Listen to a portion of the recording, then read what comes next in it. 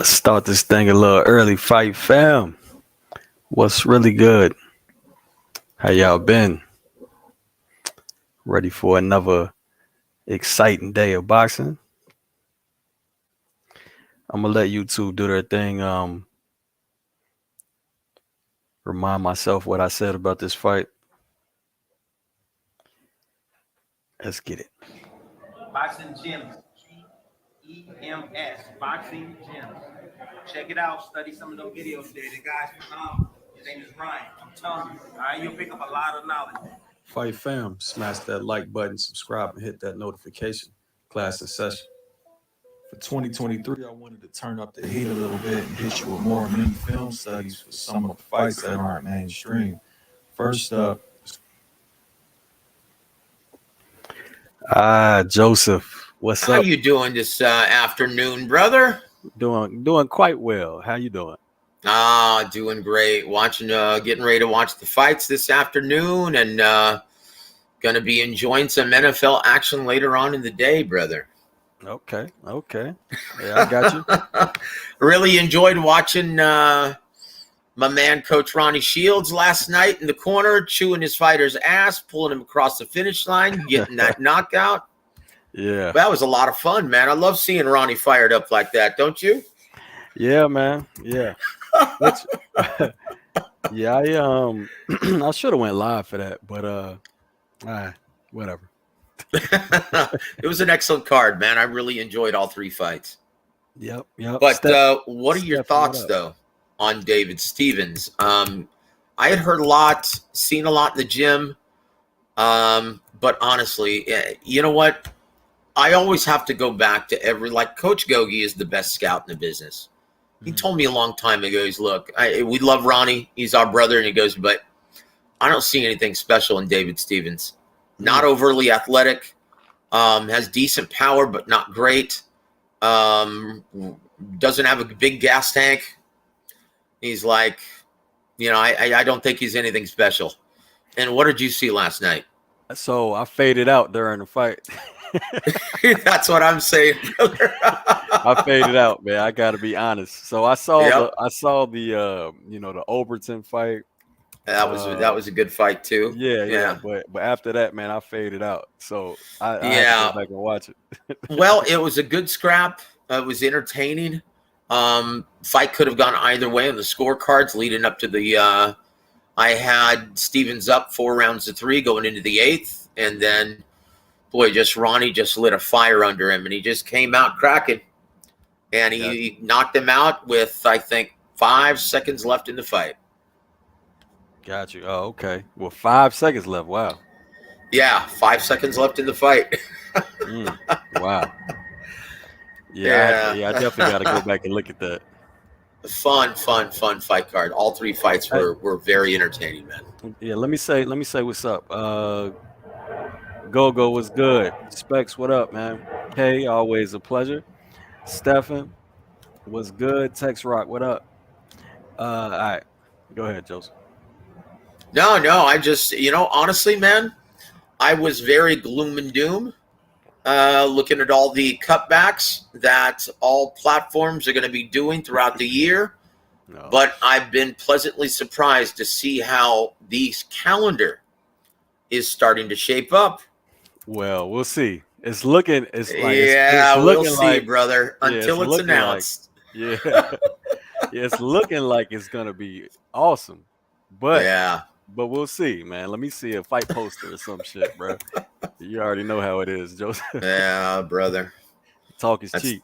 This is the business. Yep. But I'm looking forward to seeing all of these fights. I'm looking forward to seeing my brother, Russ Amber in the corner, and John Iceman Scully in the corner of Arthur Beterbiev next Saturday against Anthony Yard. Oh yeah, that's going to be an excellent fight. And honestly, I'm kind of afraid for Yard, man. but look, and once again, happy birthday to Arthur Beterbiev. He just turned 38 this morning, and Ryan, we've seen this so many times in the past where a guy looks like an absolute monster, and then all of a sudden, one fight, he starts to look human. Mm, And, just time catches up with every man. yeah. Hold on, real quick. Did Chris Eubank wear basically a gay flag Yeah, he wore the armband? rainbow colors. You know what? That's another thing that kind of pisses me off. That a minority of the populace, a small faction, can annex a universal symbol like a rainbow, and no Mhm. one else can use it without everyone thinking you're gay.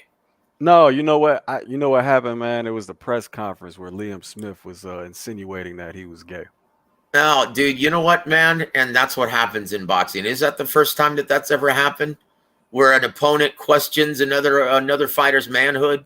I mean, come on, man. Everyone's making too big of a deal about this. It's two guys cutting weight, really irritated, trying to get under their opponent's skin, Hmm. and that's the end of it. I've met Oh yeah, Liam. yeah. Nah, I've it's never not a big met deal. Chris, and people just need to chill out. Yeah, it's not a big deal. Yeah. But it's funny that he did that though. No, I think Chris Eubank has that.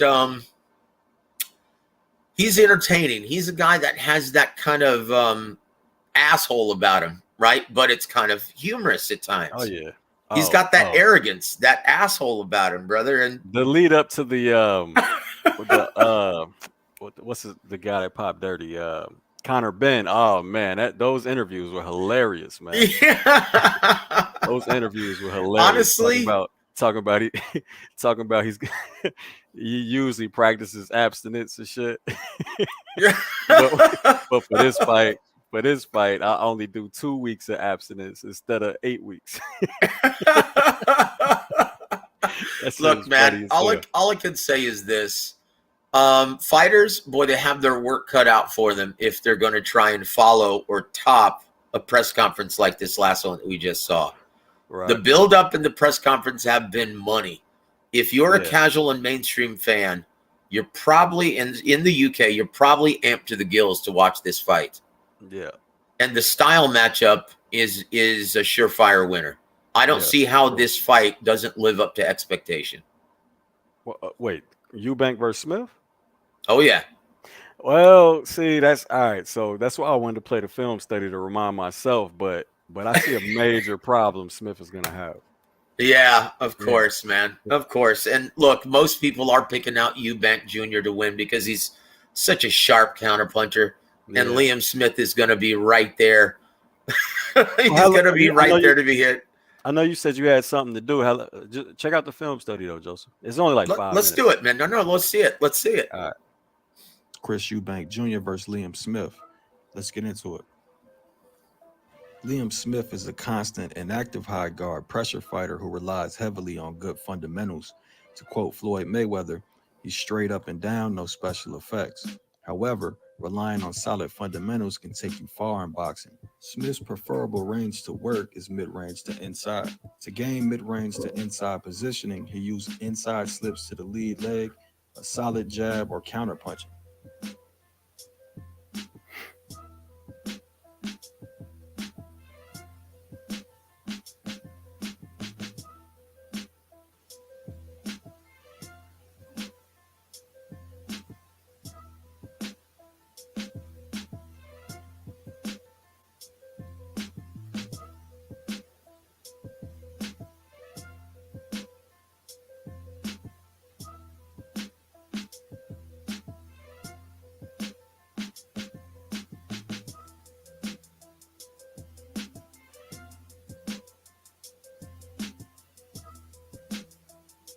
His issue in this fight is that he's moving to 160 from 154 to face a fighter that has never fought below 160 and fought as high as 168, and whose best style is controlling distance and setting traps from the edge of mid-range to outside. The guard Eubank Jr. tends to use is a Roy Jones style guard that's slightly extended. His elbows are often winged as opposed to tucked, leaving an opening to his chin. However, Eubank uses slight head movement from B slot to B slot to open and close the target and load either side. Over his back leg, his head is behind his slightly extended backhand. The likely idea is automatic punch traffic as opposed to Roy, who had unreal reflexes to catch, parry, or pull. As Eubank Jr. transitions from slot to slot or settles in a slot, you can still catch him with the jab despite the traffic. However, mixed in his defense are a series of probing jabs and feints. His normal plan with it all is to bait then counter to counter. So since Eubank Jr. is baiting the jab, to continuously catch Eubank Jr. without being countered is tricky unless you change speeds on the jab with probes or use a lot of feints, tactics that Liam Smith doesn't use very often in his constant inactive hot guard. Therefore, it's highly likely that when Liam tries to jab to mid-range or inside, he'll be countered. Liam does step in with the jab while holding the phone, so it would be harder to land the counter check hooks that Eubank Jr. likes to throw, but not impossible. It's more likely that the counter jab or overhand will be more successful. Yeah, it's that inactive high guard, Joseph.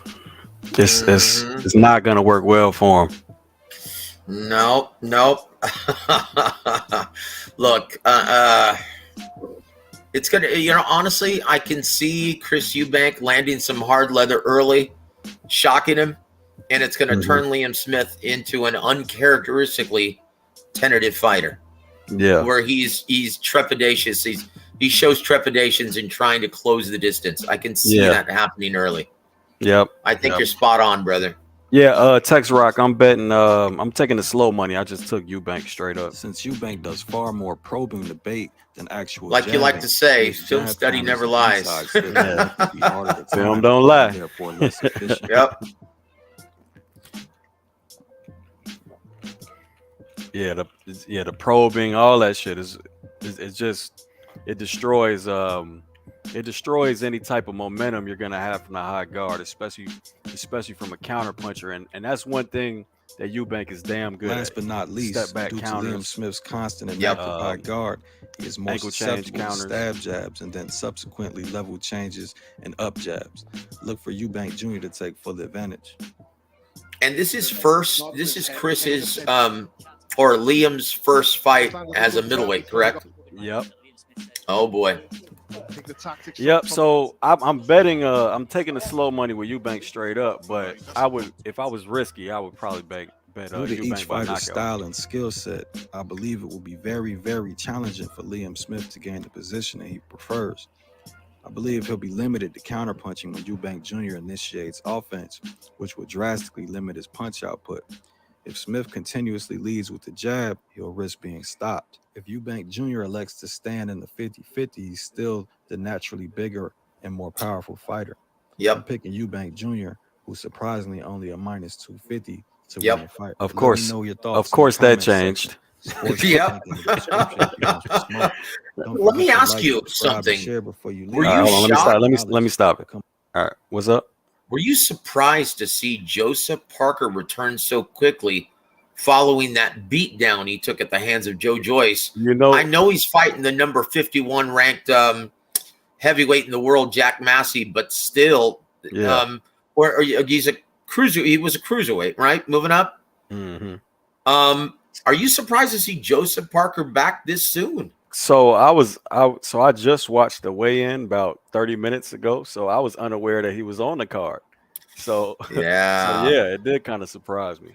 I don't know if that's a good idea, but once again, and look, don't underestimate someone who can crack, who's moving up to heavyweight just because he's a former cruiserweight. Look what happened to Daniel Dubois in his last outing. Yeah. Yeah, I got you. Yeah, it's still a softer touch though. So we'll see. Compared to Joe Joyce, everyone's a softer touch. But I know what you're saying, brother. Yeah. I think Parker just control him with the jab, probably stop him late. Yeah, well, let's just hope, man, that he's fully recovered from that beating. That was a horrific beating he took, man, from Joe Joyce. That steady drop, boy, that always fills the bucket, man. Yeah. Yeah, but a very, very, very slow and brutal beating. Oh my gosh, man. And he really put one on him. Joe Joyce punches at 2 miles an hour. But hey, hard man, as hell. Is the tortoise beating the hare, man. And yeah, you know what? It's that damn chin he's got. Yeah. He was taking some bombs from Joseph Parker. And he has some sneaky little head movement too. It's like where he very rolls with the slight. shot. Yeah, yeah. It's Yeah. very slight, but it's effective. It's that deep amateur background coming into play, man. Yeah, yeah. So what do All you right. think about him? Joe Joyce now, he's going to be fighting April 15th in London against the Big Bang Zhili Zhang. That's a good fight. That's a great fight, man. Yeah, that's a good fight, man. I might have to do a little mini film study on that one. I hope you will, man. I hope you will. That's a really intriguing matchup. And you know what? Joe Joyce had better not be looking past him because the Big Bang can crack. Look, hey, somebody would Google in the comment section. Could you please inform the people asking what time fights are? Oh, yeah. I mean, anybody with Google. Yep. Gotcha. Well, right now I'm looking at an intermission. Nah, I'm looking at ring walk. Oh, shoot. I'm behind you. Oh yeah, that's been happening lately. For some reason, my internet decided to act right. Yep. Looking at the ring walk. Yep. So this would be. Hold on. No look Yes, sir. past. Appreciate the super chat. Family says, "Hey, is this fight taking place at 160?" Yes, it is. Yes, it is. Liam Smith's first trip up to 160. Chris Eubank been down up from 160 to 168, back down to 160. So he's the naturally bigger fighter. Appreciate the super chat. Go ahead, Joseph. Yeah, so this is coming up. This is going to be Kevin Espindola and versus Frazier Clark, right? Heavyweights. Yeah, I'm unfamiliar. Yep. So Frazier Clark, he's 4-0 prospect. He's the number 62 ranked heavyweight in the world, taking on number 378 with a 7-6 record. Nice. It's scheduled for 8 rounds of action. Boy, he looks like a guy that just cut my grass. Did I just say that out loud? No, I'm being serious. I'm being serious, man. You had a big ass grass cutter. Yeah, man. Looked like he could do some damage. I'm like, shit, make sure I pay him on time. Oh man. Oh, geez. I didn't mean that to come out the way it sounded, but yeah. Hey, SSP Dive, appreciate you, bro. Glad somebody has Google.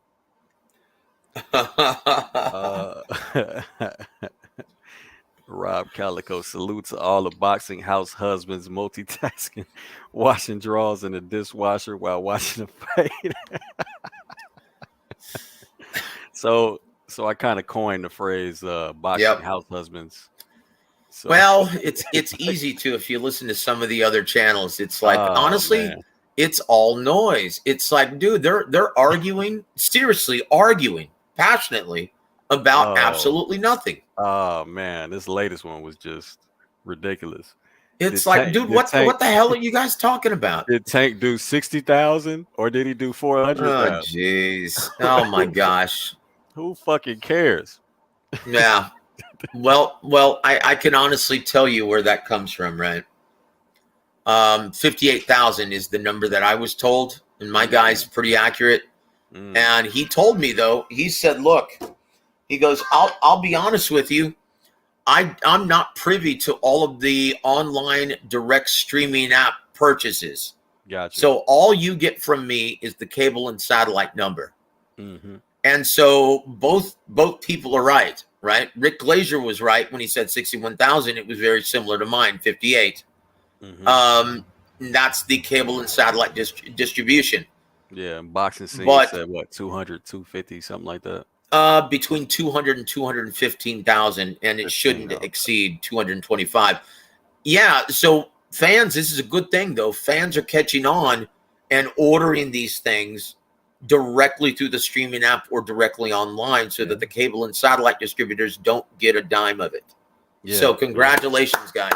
Yeah, more money for Showtime or whatever the app Well, is, more Showtime money for the still fight. only gets 10%. The majority of this money Oh, goes to okay, the I got you. fighters, and yeah, it goes to Showtime because they have a guaranteed purse threshold, and once it crosses that threshold and they make their money back, then 90% of it goes to the fighters. Yeah, So that's a great thing. You don't give anything to the cable and satellite distributors. And so, yeah, so thankfully, fans are catching on now. Bravo, guys. Keep it up. yeah. Round one, One day, no, I'm sorry. Go ahead, sir. round one started for me. I'm still watching them face off, brother. God damn. Oh, uh, jeez. Don't rub it in, brother. I'm just I've got, saying. But we could talk about whatever, man. I'm no, unfamiliar. no, no, no, no. It's go ahead, man. It's like Well, he this also is. give you good practice of calling the fights. I mean, Fraser Clark has already controlled him with a little probing jab and has him backed up to the ropes, swinging for the fences. So this not meant to be a competitive fight. Well, you know what? And here's the thing. Here's the thing about guys like this. And once again, this is the heavyweight division, though. So hopefully, this guy can just give him some hard rounds. Not looking that way right now, though. But Nah, hopefully, this guy can, take some shots. Tough, durable guy. Maybe get him some rounds. Give him some professional looks. But that's the problem with the heavyweight division. It's these guys are still learning on the job, and this is why they usually turn pro so quickly. Is because it's impossible to find quality amateur sparring as a heavyweight. That's mm, why the great majority of them turn pro very, very early, mm. right? And Yeah, I that's why got you see a lot of them, they're able to learn at a more advanced or accelerated age than most other weight divisions. you. Yeah. You see guys just putting on the gloves for the first time at 18, 19 become very, very successful. Mm, mm. Yeah, so Joseph, back to the pay-per-view thing. That's why it'd be good to take boxing off of fucking pay-per-view so more people could watch it and be Thank you. amazed and astonished so we could Yep. have more amateurs at the heavyweight division. That's it. You know what? And also, if the zone really wants to make a difference in the U.S. market, start showing the amateur competitions. Oh man, yeah. You know what? Do you remember back in the day? I don't know if you're as old as I am, but you remember back in the day when you used to see the amateur competitions on CBS or ABC? Hey Joseph, first of all, you know I'm not as old as you. Yeah, Second well, of don't all, rub it in, brother. You bastard. nah, I remember seeing amateur competitions though. Yeah. Yeah, man, that used to be a staple. We knew who was going to be the future stars of the sport. Seeing guys like Sweet Pea Whitaker in the amateurs, Evander Holyfield is an amateur. Man, we used to see all of those guys before they turned pro, and you knew they were going to be great. You already knew it. Yeah, I'm pretty And sure I the saw. fans and fight fans they knew who they were, either going to the Olympics or turning pro. Yeah, yeah. Yep. Yep. Now you got to be really into it to know. You got to be like really, really into amateur boxing to know what's what. Yeah, yeah. And you know what? You said it. And here's the worst part about pay-per-view. It's always the best matchups. It's always the best product that we have to offer. And it's being obscured by the networks. And you know what? Fans unfairly blame this on the promoters because look, as soon as they pay that licensing fee, it's their event. The networks determine whether or not this goes on pay-per-view.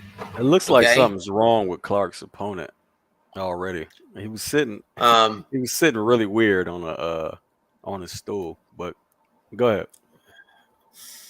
Oh boy. Yeah. Well, and once again, that's the problem, guys. So you're looking at Plant Benavides being on pay-per-view? Really? Yeah. March 25th, that's on pay-per-view. Yeah, So they you're wanna looking at how many of these fights are not going to be on pay-per-view? Okay, let's Yeah. just put this out there. Fury versus Usyk, Mhm. Tank versus Ryan, Plant versus Benavidez. Inoue versus Fulton. Thank you, Bob Arum. Haney versus Lomachenko, from what I'm hearing, is going to be on pay-per-view. Wilder versus Ruiz, you know that's going to be on pay-per-view Cinco de Mayo weekend. Spence versus Thurman, that's another one. Canelo versus Ryder, that's another one. And Charlo Zoo is going to be on regular TV. Thank you very much, Al Heyman and Steven Espinoza. But Shit. look at that. All of those, that's our best product. That's the best that boxing has to offer. And it's going to be hindered behind and obscured behind a pay-per-view paywall. Yeah. So that means it's going to be limited. The audience is going to be limited. Yeah, for sure. So I mean, you're right on the money, Ryan. You're right on the money. It is what it is. I mean, I'm sure, 80% of the people gonna steal those fights, so they're gonna see it for free anyway. But yeah, it is what it is, man. It doesn't inspire kids though. No. Honestly, kids are right now getting inspired by Jake Paul and KSI, which is a damn shame. Hot damn shame. Yeah. So, hey, brother, I'm going to step away for a second. I'll be right back. I'm just going to keep me on mute, okay? All right, cool. Thank you, Ryan. Yep. So Clark is having success just with a decent little probe game against the ropes. It's probe, power, pretty much every time. The probing jab in the middle of the ring is controlling his opponent, backing him up, and then it's rinse and repeat. But yeah, this not a fight I get excited about. What y'all talking about in the comment section? What's good with everybody, by the way? Seems like it's been another little minute. I know I skipped last week. Ryan. Oh, yeah, go ahead. I hate to do this to you, my friend. Duty calls. El Presidente is calling. So I'm going to have to jump off. But you guys enjoy the fights. Hopefully we'll be able to catch up properly some other time. Yep. But yeah, all of you guys enjoy the fights, and Gems, keep doing what you do, brother. You do a great job. Appreciate you, Joseph. Everybody God bless you, my friend. Hold on. Everybody go check out War Week Radio. He runs a damn good show. You'll see coaches and experts on War Week Radio. So if you like real boxing talk, go holler at my man's Joseph. Yeah, no husband. What's it called? What do you call House it? husbands. No house husbands allowed on War Week Radio. Thank you, Gems. You always do a great job. God bless you, man. Enjoy the fights, guys. All right. I just went Eubank by KO, hedge with Eubank straight up. Yeah, that ain't bad.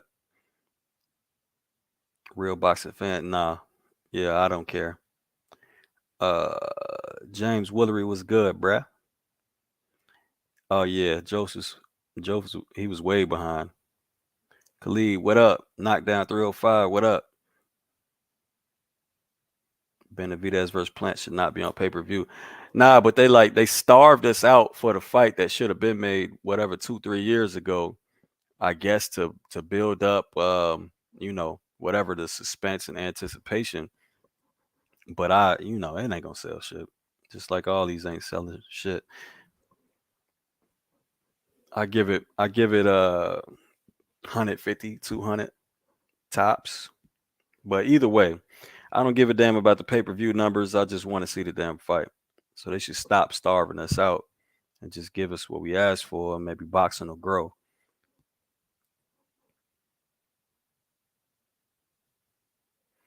Leon Smith, not the best junior middleweight, but a good one. Yeah, well, he ain't no junior middleweight no more. That's the problem. Which comps did they televise? Yeah, it was usually Golden Gloves. Could you guys give me one good pace-based pressure fighter and one good footwork-based pressure to study? Oh my God. One good pace-based pressure fighter. Errol Spence. One good footwork-based pressure fighter. Julio Cesar Chavez.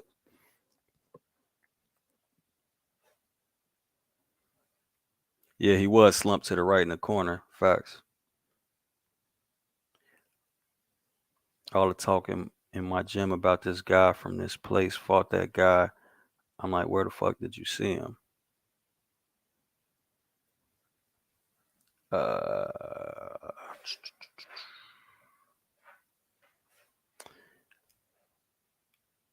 I don't know what you're talking about. Hold on.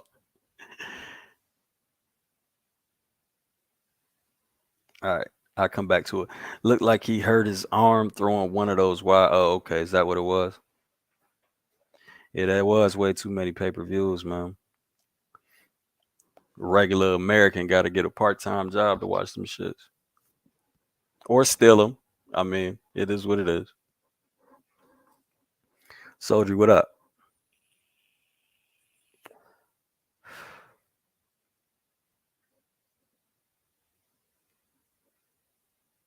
25K.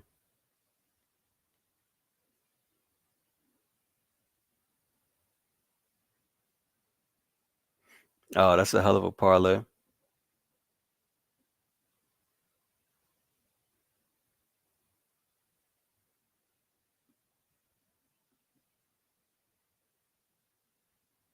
Bet with gems and they pay. We've been fortunate. We've been fortunate here on this channel with the betting. Although, what I do doesn't really cover the entirety of what you want to look for when you bet on fights, but you know what I'm saying? It's worked pretty well.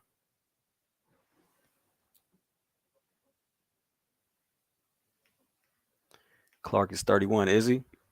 Heavyweights be older though.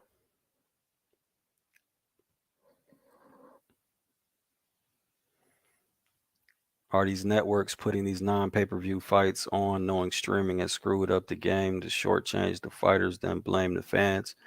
I, who knows, man? Who knows what the scheme is? Clark is 18.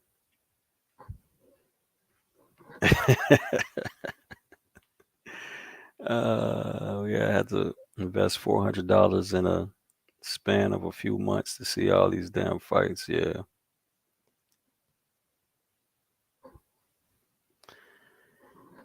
Yeah,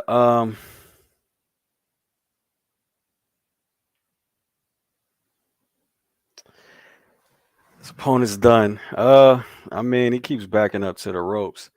That's a sneaky little after those straight probes, that's a sneaky uppercut Clark keeps throwing. Makes sense. Reminds me of Baturbiev, which is not as good.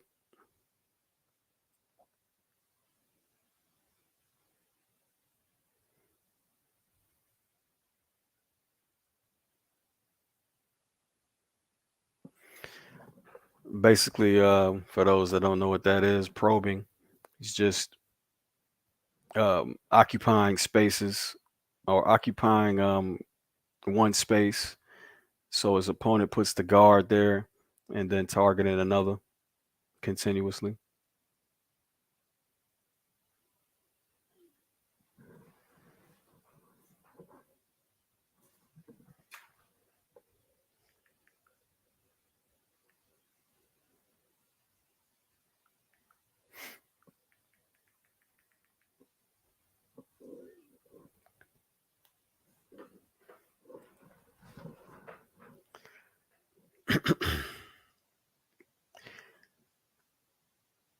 Um, so Buddy's put on the ring to get beat on a little bit. Hopefully he doesn't take too heavy of a shot, but it is a lot of punishment he's taking.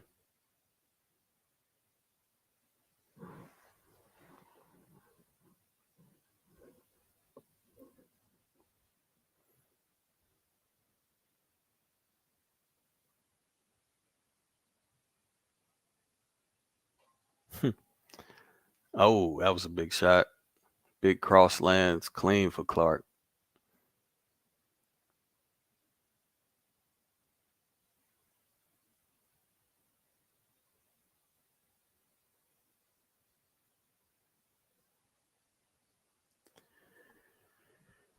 Clark fighting with a low lead hand, just closing distance like that. He's, I mean, and he's doing this little shuffle in the range. If Espindola wanted to, like a little jab feint downstairs with a followed by overhand upstairs, might beat his guard up. But I don't think he has enough in the tank for it. Yeah, the fight's over. I think Espinoza or his whatever his name was, he's in there shaking his head. Yeah, it's a wrap. I think he's calling it quits.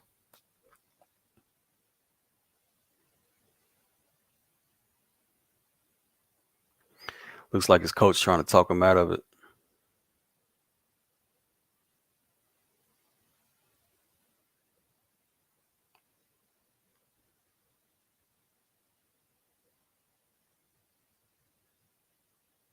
Yep, it's over. No mas. Yep, facts.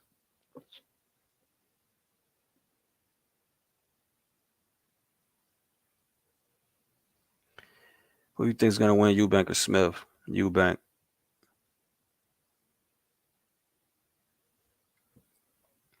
He was shaking that arm out after the first round. He was sitting weird as hell on his stool after the first round, kind of touching the arm, slump to it. You know what I'm saying, to the other side.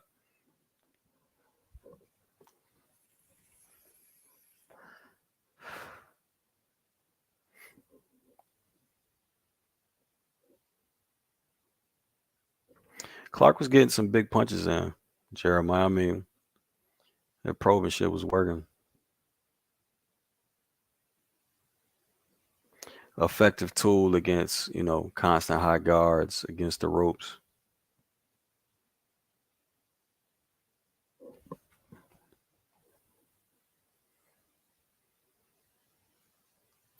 I've only seen Chris Congo fight, and that fight was Chris Congo versus Mickinson, because I was doing that Mickinson Ortiz film study. Congo is he's skillful, you know. He ain't a bad fighter, but I never seen his opponent.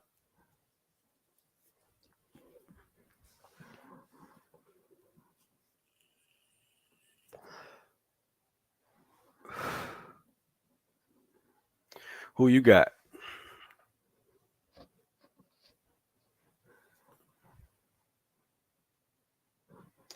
Oh, by the way, y'all want to come join me, man? Anybody's welcome.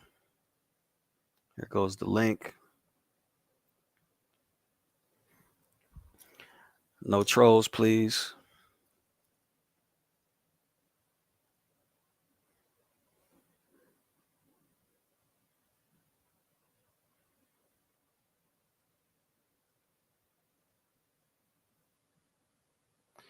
So what you're saying is Esserman's gonna beat him? I think so too. I don't know who you're talking about because that's clearly not what I said.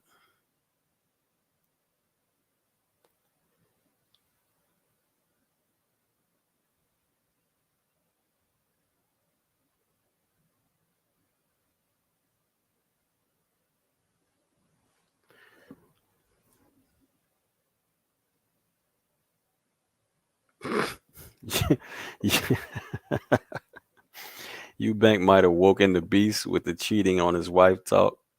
These Brits have some silly ass press conferences. I dig it. Yeah, man. Hey, they be funny to me. I mean, they doing what they should do. It's entertainment. Like I was telling Joseph, man, that the Eubank Jr. versus Connor Band shit was hilarious, man.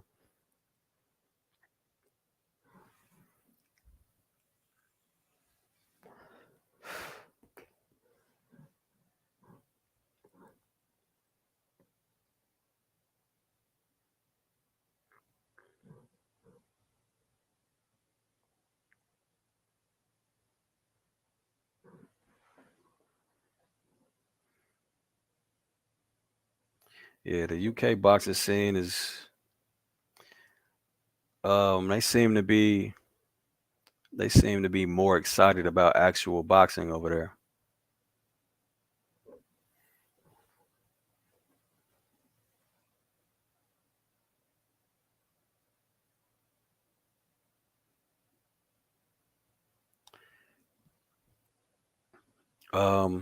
Gotta say, Gems, I respect the way you and the community discuss fighters. Too many guys call dudes who ain't top 3 or 5 bums. Yeah, that's ridiculous.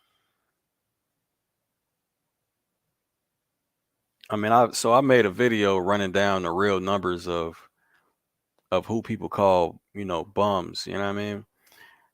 So if you got one of the belts, you're the top 0.01%.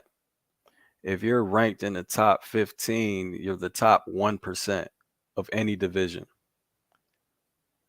So that's called in any other subject that's called elite. I don't use that word in boxing. I'm no, and y'all think of elite differently, but in any other subject, the top 1% is the elite.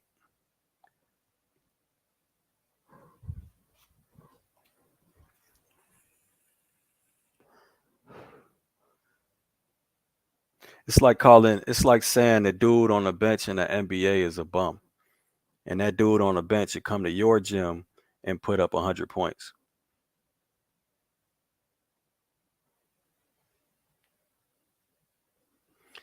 Even worse, even worse, the fans that's calling them bums and weak and terrible fighters and all that shit, they don't even box.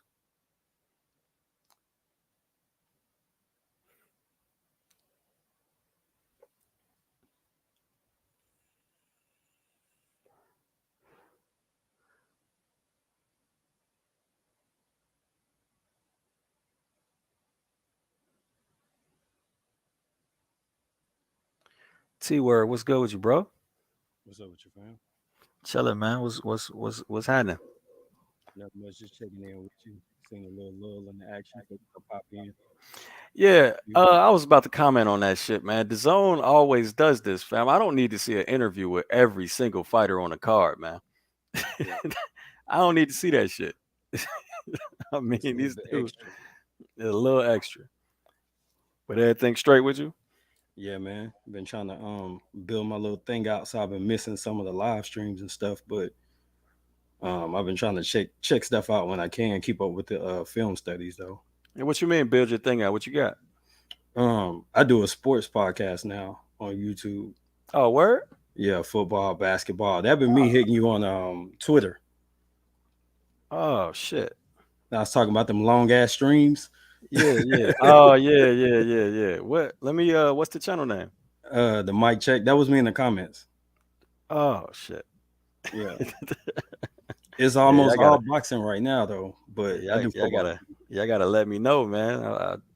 So I can subscribe and listen to some real shit. I mean, I know you got some good shit to say. Yeah, it's mostly conversation, engagement, trying to avoid the house husband topics and talk about Yeah, upcoming fights. yeah, I got you. Yeah. Yeah, nah, it don't seem like none of my long term subscribers would are about that life. Nah, I not at mean, all. cause I mean, if you like what I do, obviously, I don't do that. Nah, facts. And I send people over here, I tell them like, look, this ain't me just evaluating. I got this from somewhere. This is where I got it. This is what I think, but this is how I saw it. And the film supports what I'm saying. Yeah, yeah, I'm subbed up. I Hey, appreciate everybody, go sub up to the mic check. That spell the THA, the mic check. And what's cool about it, me and my co-host, buddy of mine, we both have varying opinions on different topics. So it's actually a conversation happening with respect for different perspectives on things. Yeah, If we do talk about something besides what's actually happening in the ring. yeah, that's dope. That's dope. Hey, put your link in the chat if you still can. Okay, yeah, I could do that. Let me see. But hey, I had a question. You've been keeping up with Figueroa, I mean not Figueroa, Fulton and Inouye. So you're gonna wait till a little bit closer to the fight to do like a study, or is that something we could expect pretty Nah, I soon? gotta say again. I gotta see a poster. Gotcha. I feel you though. It makes sense to do it that way. Yeah. Look, I'm actually about to give in and do this Ryan Garcia versus Tank shit. I really didn't want to. Um, but like the calendar is not, nothing's official yet. You know what I'm saying? None of these big fights are official yet. So the calendar is like it's kind of fucked up. So I'm either gonna do um a bunch of mini film studies. Like I wanted to do Ray Vargas versus Shaki Foster. Yeah. I might still do that, but shit, I got to get started on something. Yeah, that's the other part of it. I know, like with all the pump fakes we've been catching with these non-starters, it's hard to dedicate the time you take to do the film study, and then Yeah, it's for a fight that actually doesn't materialize. facts. Yeah, like yeah, I don't. I mean, I'm just not into doing fantasy film studies. You know what I mean? I know. So I was gonna have my guy Joey that be on here, just take care of all that, but that's on his time. You know what I mean? Right.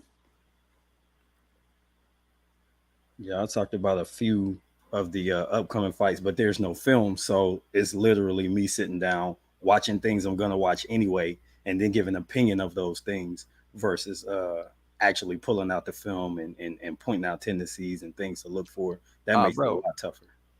Oh yeah, yeah. I mean, it takes a long ass time to do it. That's all. It's not the breakdown itself, as you know, because you're a patron or a member.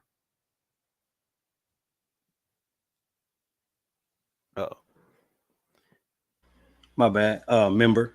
right. So the breakdown itself. I mean, obviously, if you're a member, you probably saw one of them live joints. I mean, that's really what I do. Um, when I'm studying film for the actual video, but so that part ain't really nothing. It's the editing, man. The editing takes forever. Yeah. Yeah. So, but I mess with it either way. So you more like boxing way. Are you subscribed? Yeah, I'm subscribed. Yeah, you put me on Yeah. Wave a while back. Yeah, Yeah. it's kind of sort of like that. It's conversation about what I see with each fighter, what they can do, what they're bringing to the table, and Hmm. then news surrounding any potential fights. But as far as like the back and forth of whose fault is this and that, that doesn't really matter Yeah. because as Okay. long as they fight, that's all I care about. Facts. Yeah. And if they don't fight, I mean, who is that really hurt? It don't. I mean, it hurts boxing as a whole, but it mainly just hurts the fighters themselves. Right. Soldier, appreciate the super chat. He says, "Happy fight night." Yeah, man. Glad you're here, bro. Rocking with your boy.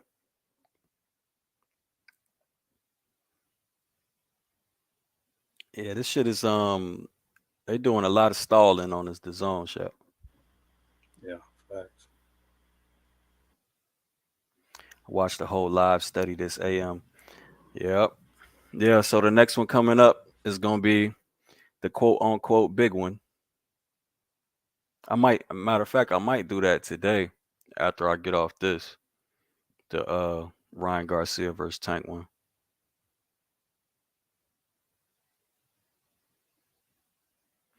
Cool with those on Patreon. I get it takes forever to edit, yep.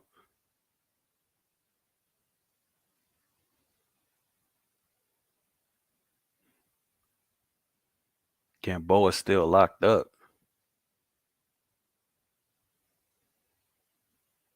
Locked up in what? He had that hit and run or something. Gamboa's in jail? Yep. Damn. I ain't even know it. Go. Appreciate you for becoming a member, bro.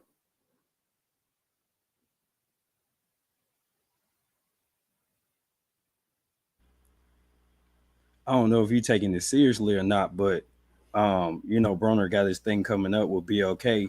Uh-huh. And it looks like I still been trying to verify it, but Lundy may not be able to participate because of some suspension. Do you God, think that there's another person that will make sense to fight Broner?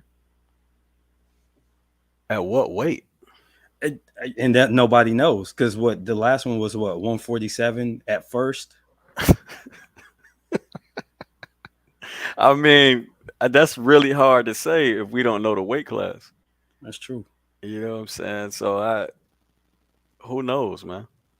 Yeah, like is it gonna happen now? It's probably even bigger thing, but it's like a California organization suspended Lundy, so but the fight's supposed to be in Atlanta. I don't know how that works either, but I was just wondering who might be a potential opponent because I'll probably watch. I just want to see whatever AB can do, but who's he gonna fight?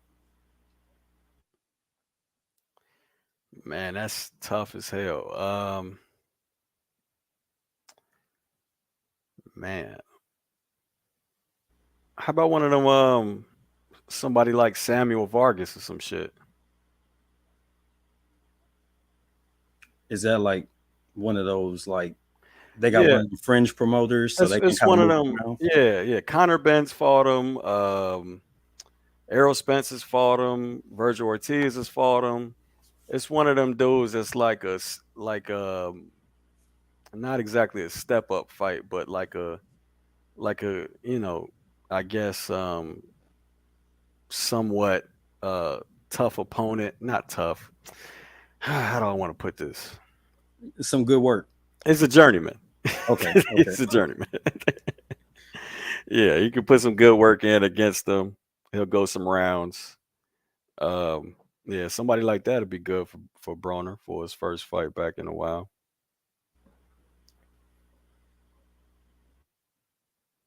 Mr. Golden, I see what's good with you, bro. Yeah, the Broner press conferences. Yeah, we all know he's a damn fool.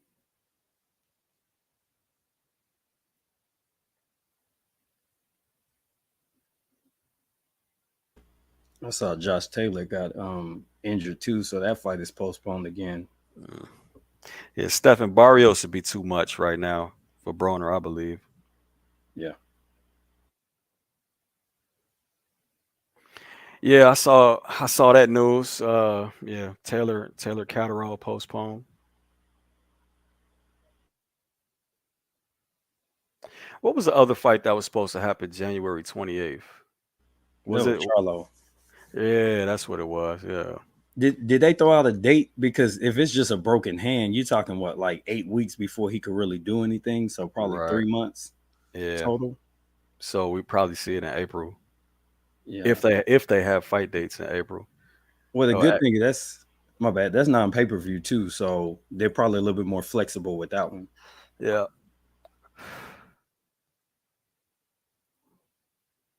Broner versus Abel Ramos. Yeah.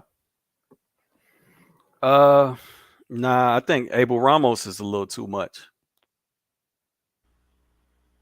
Yeah, you don't want to put him in there with a corpse, but you don't want to put him in there with too live of Nah, a dog either. nah. Cause that we talking is that Abel Ramos the guy that fought Ugas, right? Uh, not sure. I have to look it up on Boxer to be certain. But if you put him in there with somebody that's too live, you reduce the value of him for Yeah. the rest of the deal. So it's got to be like somebody in the mid that's not too much danger. Yeah, no look past you reaching, bro. You're not gonna put him in there with Jamal James, bro. You reaching hard. It can't be somebody like that. Broner gonna look bad and lose.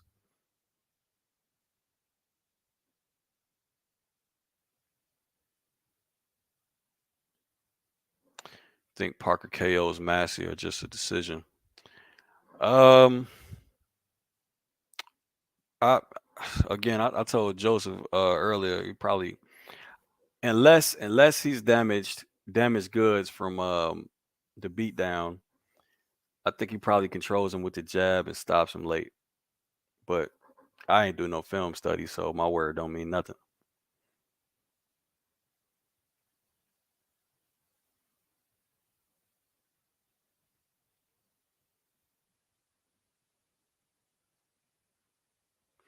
Big Smoke, what's good with you, bro?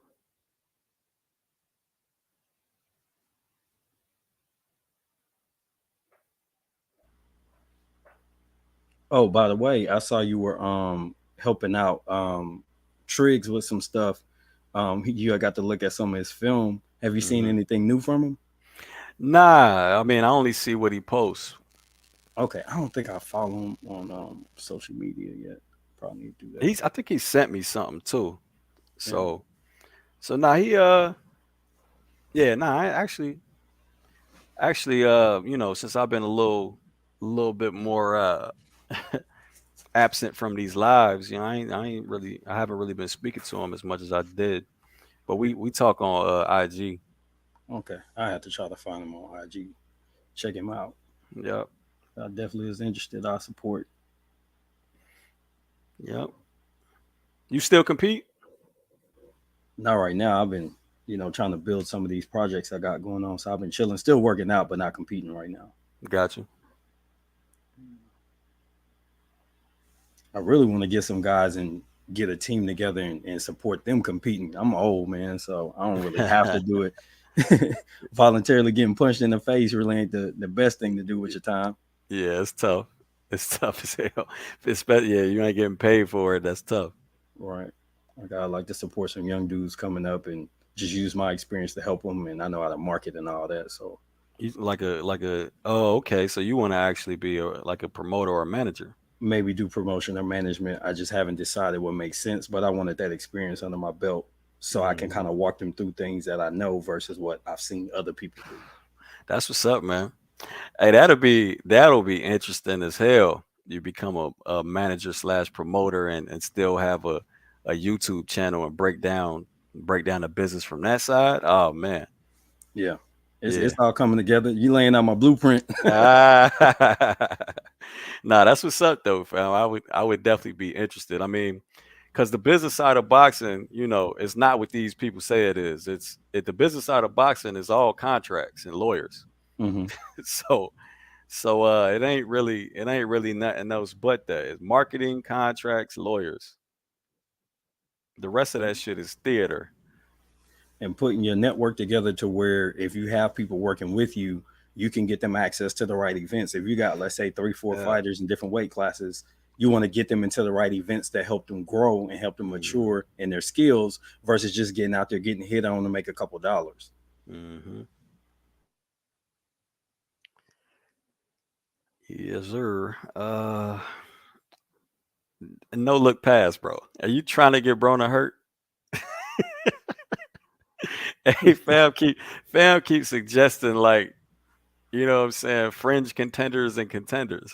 Yeah. Nobody anywhere near the top 15 should be on his maybe Nah, man. list.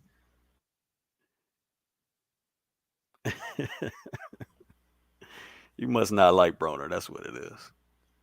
I was live earlier talking about Rosha. He's got a fight coming up, I think, next weekend. And his potential where he's gonna fall at in the WBO rankings. He'll be like number 3 on the next update, or number 2 more than likely within the next couple updates. Mm. Massey spams the jab and has decent movement, but this should be a W for Parker. Probably a setup for one more payday.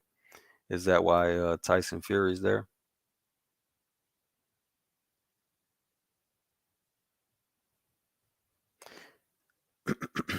Kell Brook. I thought he retired. I saw something say he wanted to fight again. Yeah, that's a bad idea though. The winner of Eubank Smith. Yeah, that's a bad idea.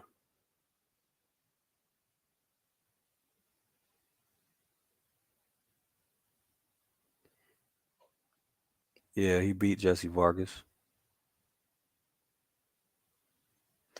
He took some big shots in that fight though, but he won the fight. Jesse Vargas doesn't have the lateral movement that Eubank Jr. has. He kept getting trapped on the ropes.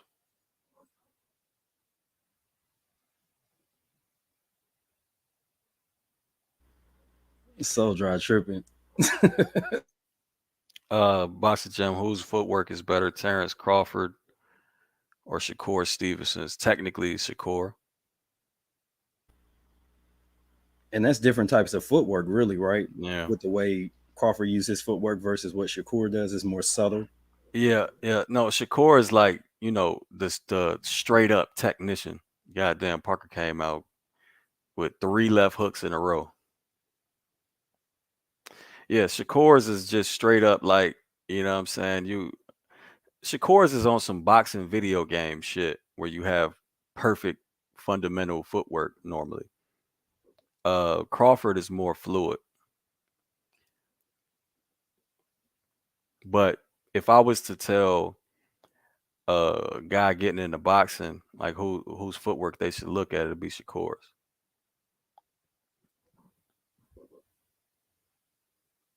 over Crawford's.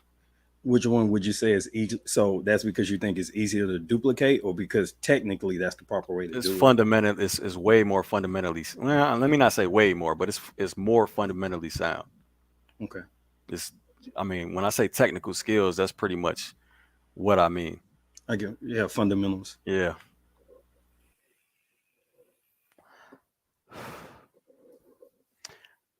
All right. So Parker's barely even probing, and Massey's already on the ropes. But I see he's sticking the lead hand out there. I guess that's enough. It's a warning already from the ref to both fighters. I don't know what really happened.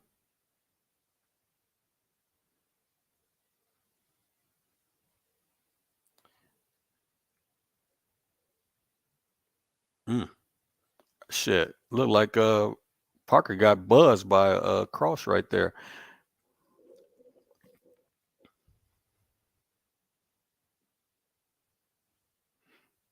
Stab jab. In and out movement from Massey. Up down feint. Probing with the lead hand. Got backed up to the ropes by a triple jab from Parker.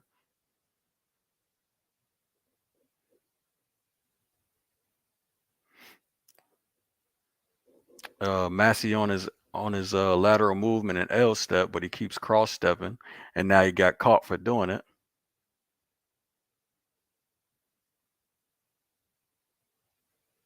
Again, I said this shit over and over again.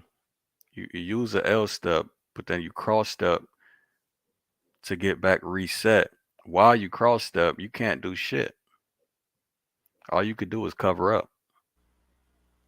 I've been seeing that popping up more in some of the recent studies you've been doing too. Like it's a handful of people doing that. Oh, it's a lot of people that do it. I mean, so I kind of been I've been repeating myself lately on purpose, just to show you just to show you common mistakes and basically the limits of boxing. You know what I'm saying? Even the good shit I talk about, I've been repeating myself. You know what I'm saying? Like fighters are becoming real uniform. You know what I mean?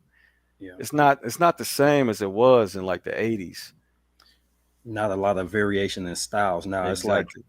similarities across weight classes and everything. Yeah. I was talking about this with my guy, Chef Chris. Like, yeah, it's just a lot of 50-50s, man. You know what I'm saying? Nobody getting off the line, nobody using lateral movement properly. Like I remember in my Roberto Duran film study and my uh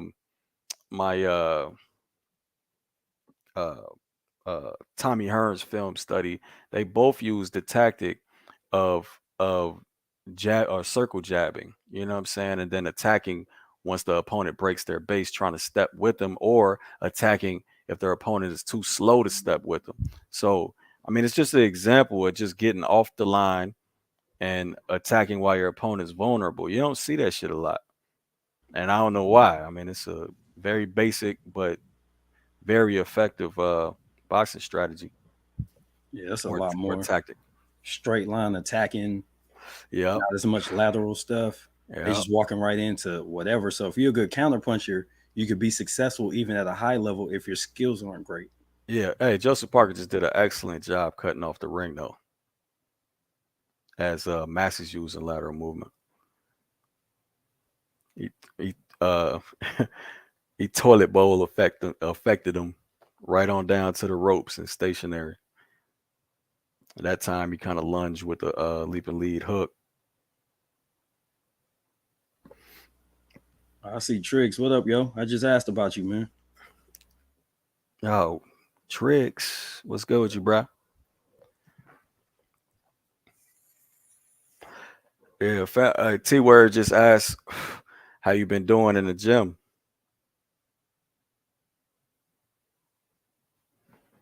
You want to hit the link? Here, I'll put it up.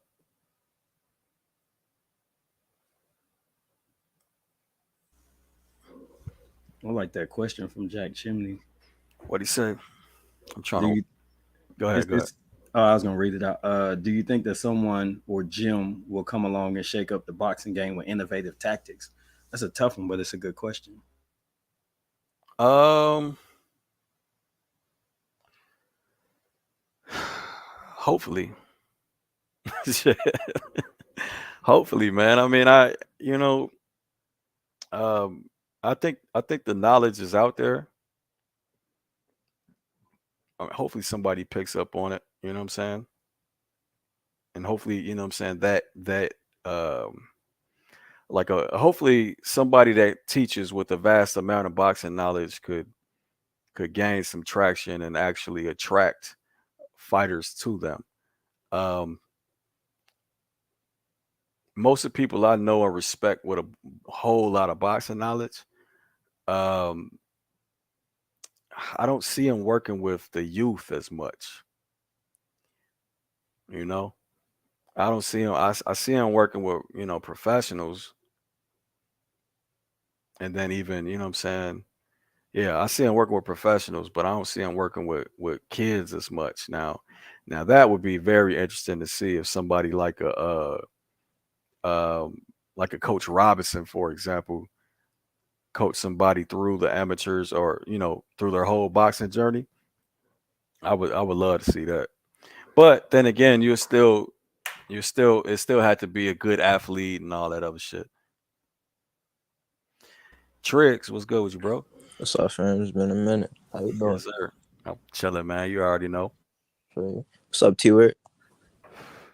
So, with your Tricks, What's how up, you been man? doing, man? I'm chilling. I'm good. What you asked? What you was asking about me?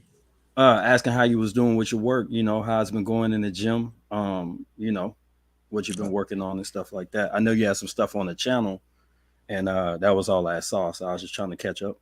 Oh yeah, no, I'm doing good. I ain't posted on the channel in a minute. I haven't been getting like a lot of stuff recorded. Like sometimes stuff just be happening. But I'm training for a fight in March. The Golden Gloves. That's what's up. Hey, good luck to you for sure. Thank you.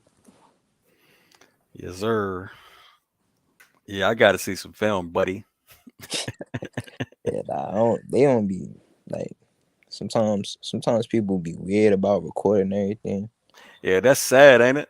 Yeah. That's sad because if you ain't got no film, how do you really see and correct your mistakes and you know what I'm saying? Like Yeah. it's yeah. But sometimes people be taking it like a little bit too far with it. Like everything I post, like I think it was like 50-50 for real. Like and like it was just like rounds where I look good and Hmm. like it was still 50-50. Like I got sparring that's like me just beating on people, but I wouldn't just post that. Like Well, I mean, because you don't get better like that. yeah. So, I mean, unless you're working on something and you know what I'm saying, working on something new and you're still beating on them, all right, that's something. But yeah. if it's just, you just doing regular and you just whooping people, that shit is almost pointless. Who fighting? I ain't even know it was a fight on. Yeah, this that Eubank Jr. versus Liam Smith card.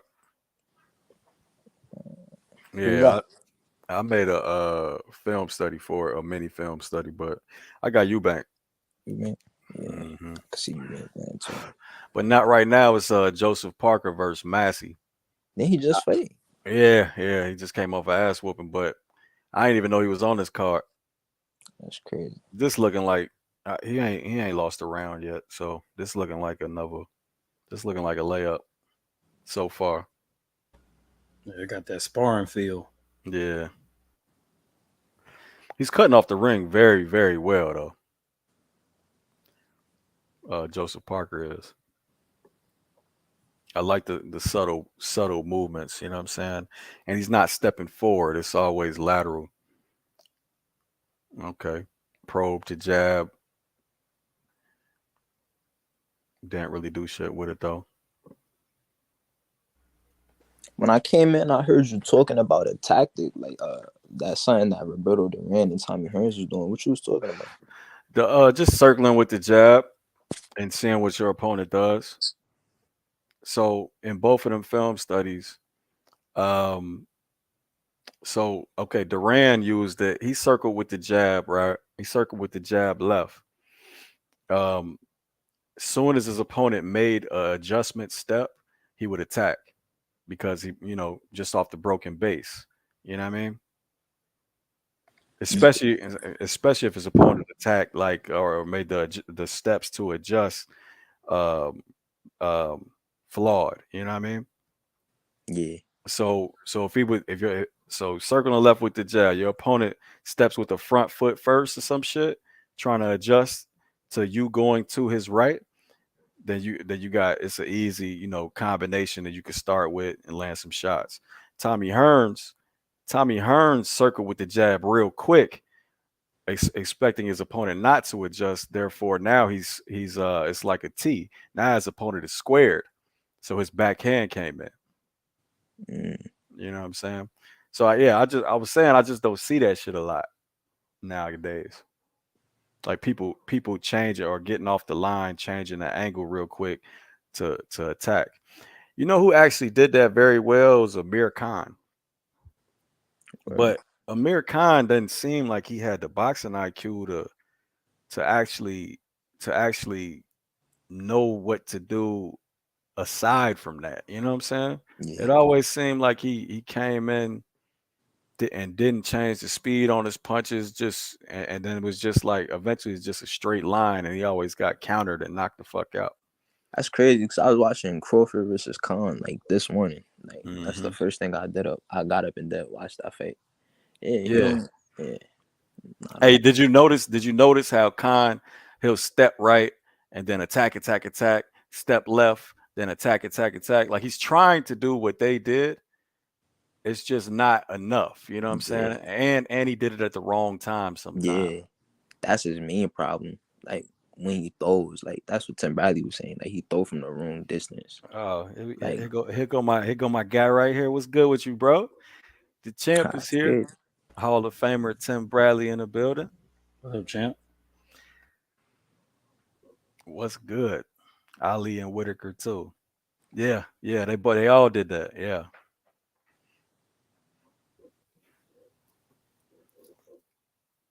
But yeah, that's what you wanted to know, Tricks. Yeah, All right. Let's see if we could get let's see if we can get Tim's rich ass on here. He said, "Missed you guys." Hey man, miss you too, man. Been busy. Everybody been looking for the fix. Yeah, yeah. I ain't been doing these lives like I should though.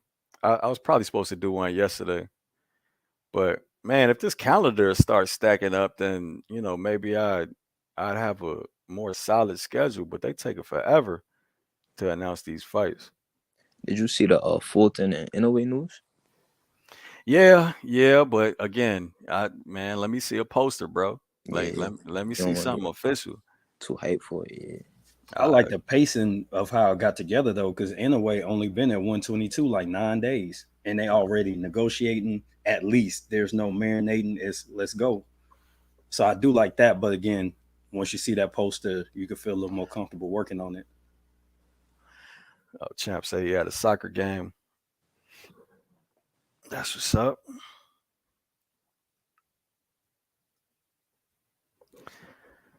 Yeah, so this should big four hook slash overhand around the guard for Joseph Parker.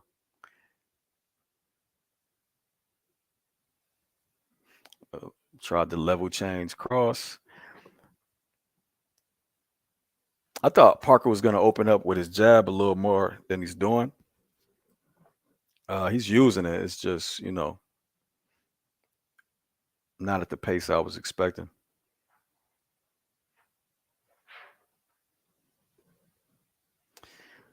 Yeah, I think it's a blowout so far.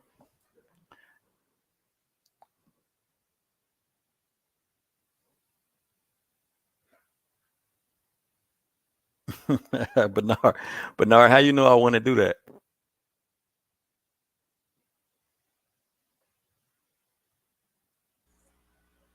They put you to work, bro. Yeah, I swear. How you know I want to do that, man?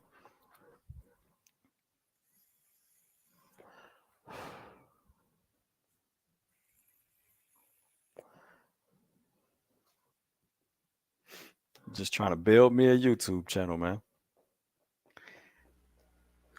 Yeah, that four was solid.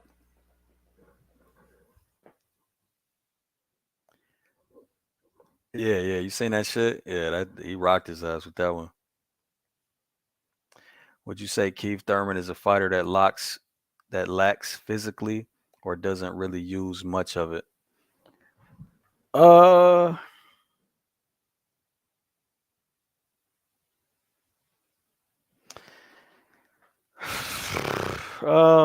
nah, he doesn't lack physically. He's just not schooled in physical controls.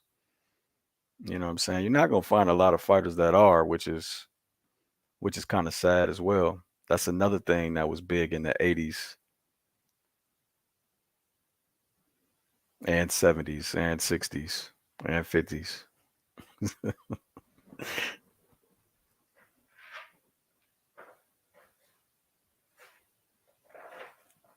Jams would be exposing people mid-fight if he commented. Shit, Tim does that.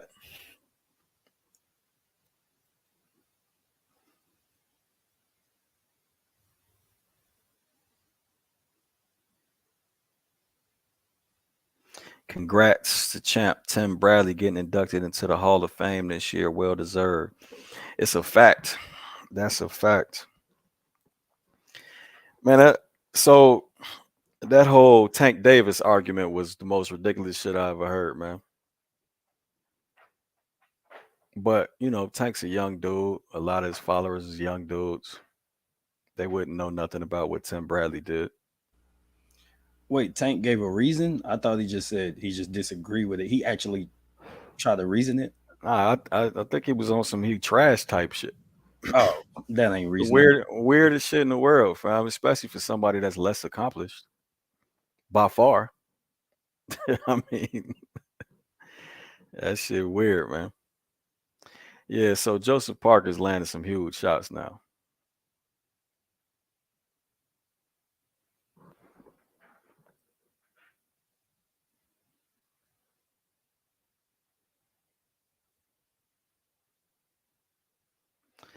Yeah, facts, man. Facts.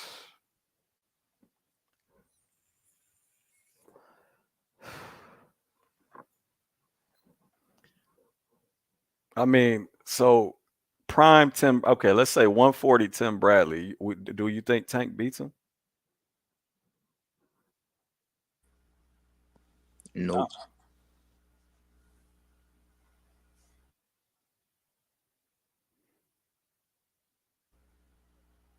that's the thing I call depth of skill. When you have to dig into your bag in like a firefight, obviously one fighter has more than the other, in my opinion. But that's just me. That'd be a tough ass fight for Tank. That's all I say about it. That'd be a tough fucking fight.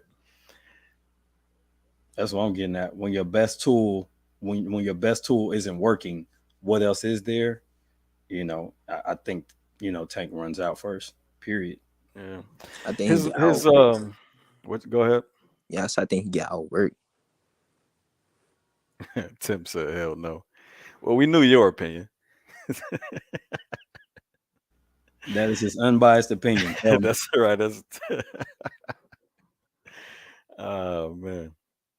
Nah, so Tank's latest shit, his latest strategy with the high guard and weight, that wouldn't work for him. That wouldn't work for him. I mean, I almost think he had to be on his bike against Tim Bradley.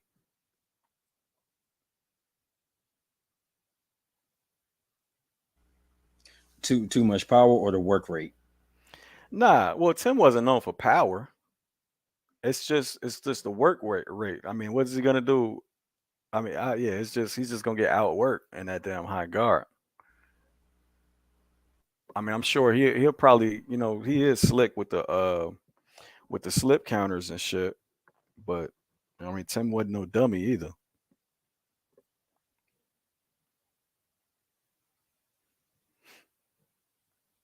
And Tim had a little bit of that too.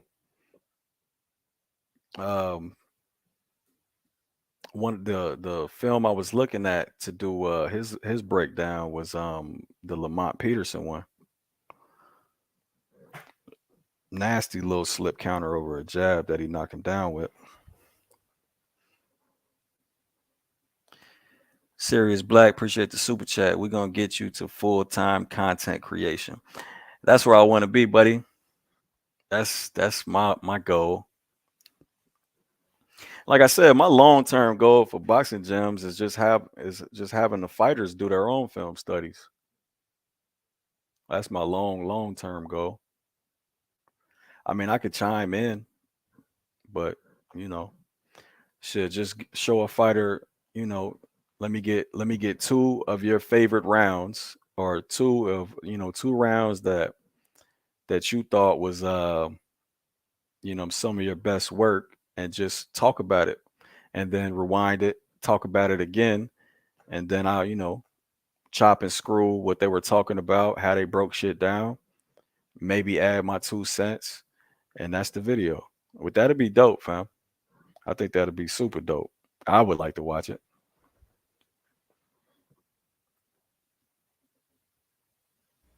Yeah, Yeah, I and think that's that'd be fly. for sure. That's two different series of things too, because you got active and retired. Obviously, mostly kind Yeah. of at the end will probably be more into doing it because they don't want to give away certain stuff, but getting their input on what's happening is like invaluable. Yeah, so but it's ridiculous to think that they would be giving away some. Now, okay, no, there is okay. All right. So they what they wouldn't want to say is I look for this, this, and that before I do that. I don't, an active fighter probably don't want to say that. But because that's a little too deep. Hmm. But if they're just saying shit that I would say, that I could see, that I say on my film studies, then I mean, come on, man. Everybody can see that shit. Everybody that knows what they're looking at. Yeah, explaining execution versus the strategy behind the execution, Yeah, two yeah, different yeah, things. Yeah, yeah. MLG Sports Talk. Appreciate that, fam. Been watching you for a while. Just subscribe to your Patreon, Eubanks for the W. Appreciate the support, bro. Yeah, man. Check out the Patreon, man. I'm definitely got some extra content for my patrons and members with the live film studies. Those be long as hell, 30 minutes to an hour. the Uh, the member joints and the Patreon. That's the same thing. We get the same stuff, or is there you something get the different? exact same shit. Okay, yeah, keep rolling with. So I mean, I honestly I'd rather people be join the Patreon, and it's actually cheaper too. If you didn't know, yeah, the membership's 5, the Patreon is 3. But I'd rather have something, you know what I'm saying? Like if you want to check out extra content from me or check out all the content YouTube blocks, I'd rather it not be on YouTube still. You feel me? Yeah. That's why I like the Patreon better than the memberships. But yeah, it's the same content. But on YouTube though, I can't upload it and have it like members only videos because they're still gonna block it. So I just got I can all I could do is send you the link in the community section. You know what I'm saying? I did notice that the last few I hadn't been paying attention prior to, and I was like, wait a minute, this is a link to go somewhere else. Yeah, yeah. I send you a straight up Vimeo link. It's a Vimeo link to the video itself. But yeah, that's all I could do for it. You know what I mean?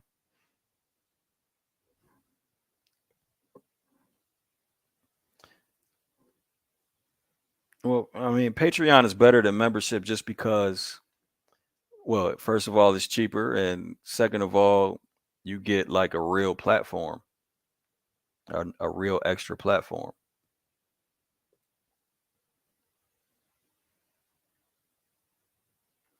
Where's your Patreon info? You could go to the about page on my main channel or on the home screen on the main channel. But it's just patreon.com/boxing gym. So I'll put it in the comment section.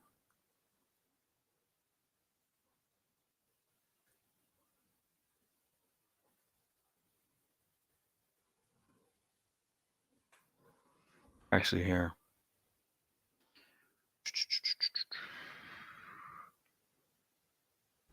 Hey, that Yeah. on air, that on air thing, is that like something where you could load up a video live and then as you're doing it, like there's comments going, or is it just kind of Yeah. you only thing? Yeah, it's StreamYard. So you can straight up, it's a live, it's just like a live on here.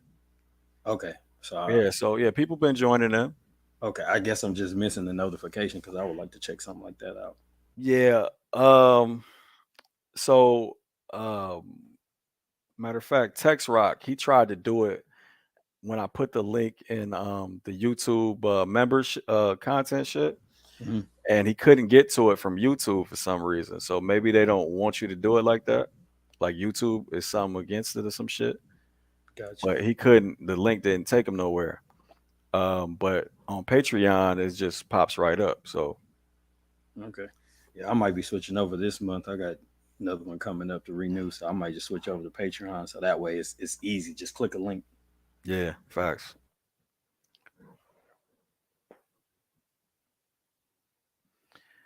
Mr. Warren, I see you. What's good with you, bro?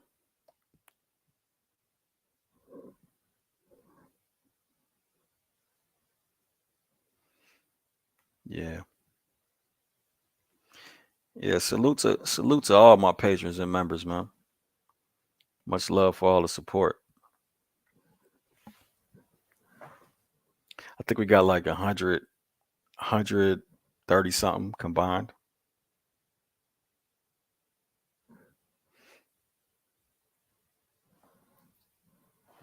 130 something patrons and members. All right, man. So has this fight changed any? I've been reading the screen. I stopped paying attention. Big Smoke say I'm on both. Yeah, it's a couple of y'all that's like shit. Champ is on both. Champ's on both. K's on both. Appreciate that, man. So that's just showing a lot of love.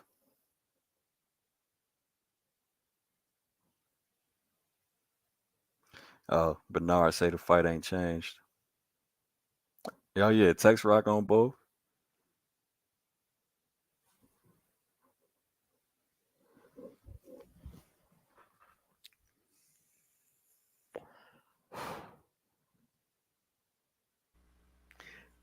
Man, It's Massey corner look tense.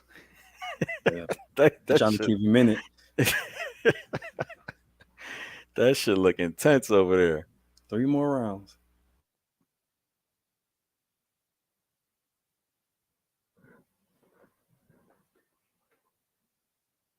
Your content, okay. I appreciate it.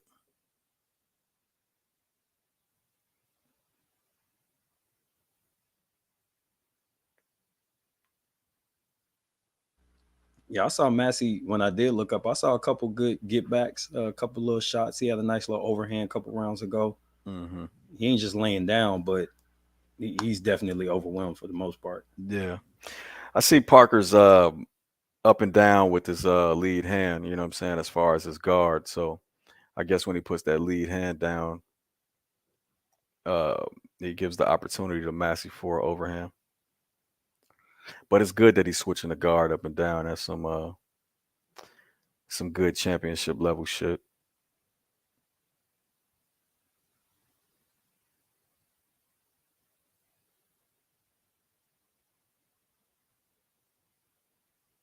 What the hell was that? I don't know if Parker's getting tired or not, but he jabbed in, then ducked over his center line. I don't know what that was about. Okay. Yeah, that time he lunged and got held. Yeah, he might be out of gas a little bit or gassing out, Yeah. dropping his fundamentals.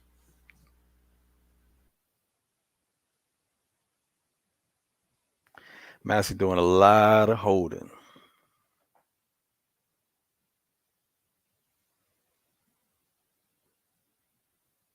Nice counter jab after the feint. He feinted. He feinted. Um, made Massey come in and countered him with the jab. Mm. Leaping lead hand hook lands behind the guard. I think the same thing landed for Massey. What's your time mark?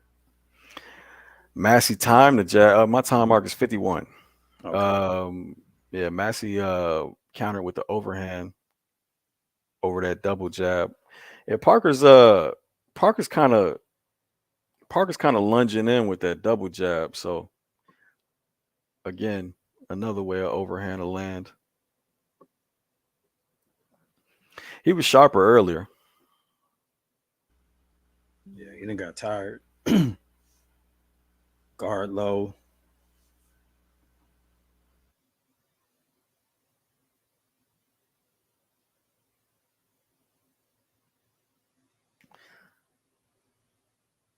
What is going on? Wow, he's taking a point. Oh, he's taking. I mean, holding his head down or what? Looks like that's the signal. Hmm. Yep. Parker lunging again, getting countered, but then landed the last shot.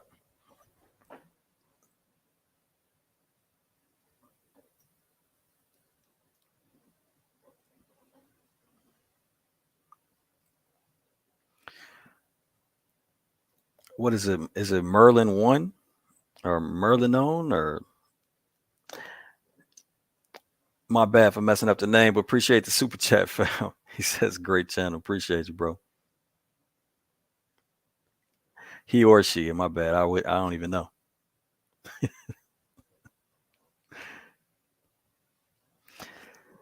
I just guess he because I got K and like 10 other women that pay attention to the channel. I think I got like it's more than 10. I think I got like 6%. And when I first put my channel together and I had like that little handful of subscribers, it was like 50% women. Well, look, I mean that's one of the keys to starting a successful channel, man. You get your friends and family to subscribe. You know what I'm saying, and at least check out a video or two. Yeah, pretty much. Yeah. So the first day I started my channel, I had 87 subscribers. Just flexed on me. It took me like a month to get to like 70. So No, but it wasn't really boxing fans, fam. It was all friends, family, and their friends and family, and you know what I'm saying. It wasn't boxing fans, but it was a good start. You know what I mean? right. Yeah, you gotta whatever you gotta do to get to that first 1,000, just do it. Yeah, that's what I'm working on. But my watch time is good. So the people that come, they sticking with it. But Right, getting the subs up is the next thing. But as long as I keep being consistent, I know it's coming. Just be patient. right. Well, hopefully you get a few subs that watch this video. Oh yeah, the folks that's in the chat already showed me love. I appreciate y'all too. I just looked at the number a minute ago, so much appreciated. Yep. The mic check. THA space MIC space check. Go sub up.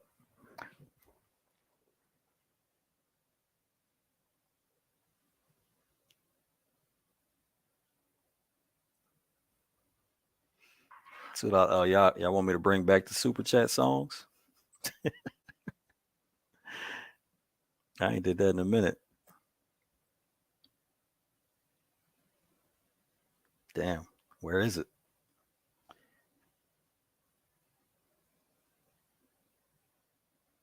There you go. But these last $2, I'm not gonna lose. These last $2.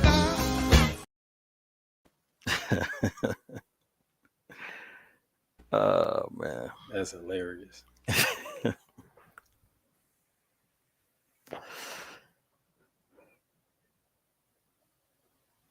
All right, so have y'all given? I mean, I know y'all ain't scoring rounds, but have y'all given? Oh, it's just tricks dropped off. Have you given Massey a round? You I could mean, give him 8, but he lost the point. Like, I mean, Bernard made a good point. yeah, That was his best round. yeah, yeah. Parker's making more and more mistakes as he gasses. Yeah. Yeah, that conditioning is showing up. Hmm.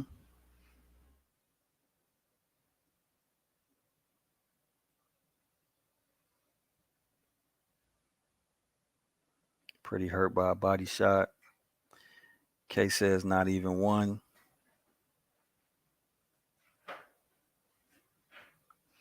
The fight's been even. When did David Hayes say that? What is he watching? Oh man, if this fight is scored even, bruh. But it wouldn't surprise me because shit. I mean, the tank shit. I didn't think Boots won all 12 rounds. I didn't think Rashidi Ellis lost. Yeah. Same. Um, yeah, so shit don't surprise me, man. I missed the stream, but I think I caught bits and pieces on the Rashidi Ellis fight. Did you score it? And if so, in that early part, how many rounds did you give him early on? I gave him the first. I gave him the first 8 rounds. I scored it the same. So mathematically, I couldn't put that. I couldn't put that final score together. Right? No, it was impossible. It was impossible. They said so. Even if Ellis wouldn't have got knocked down at all, they scored it a draw. Yeah. You know what I'm saying? Like regardless if he got knocked down or not, the fight would have been a draw. So I don't know how that's possible, bro. Yeah, because even I did the worst math possible by giving that 3 knockdowns, giving it 10-7 in the final round. I still came up with Ellis by 2. Yeah. So I think I did the same or even Ellis by 3 because I thought I thought at most it should have been like, straight up it should have been 9-3. okay. You know what I'm saying? But with 2 knockdowns. So straight up 9-3 is 117, 111. So that means 115, 111 with 2 knockdowns. So I mean, I wasn't nowhere near their scorecards. Yeah, I was sitting there scratching my head like, wait, what? That's not computing. Bro, even Steve Farhood had Ellis winning by 2 rounds. Right. Dragon Leg, I see what's good with you, bruh. Big Smoke, appreciate the super chat, fam. Playing the cuts. All right. So now I gotta do it. Well, around here, between Normandy and Weston, we call this here a little twin.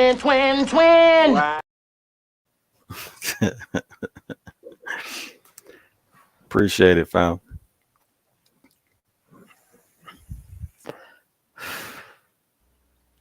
But honestly, after that, even with Ellis losing, it kind of made me want to see him and Boots get in there even more, though.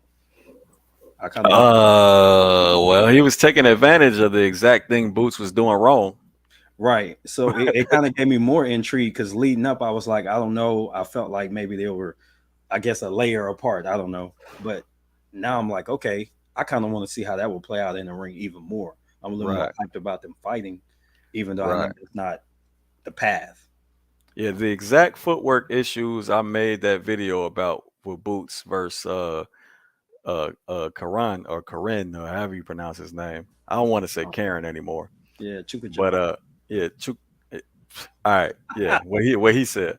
Uh the exact issues he was showing, Ellis was just taking advantage of those issues the fight before until he gassed. When he gassed hard.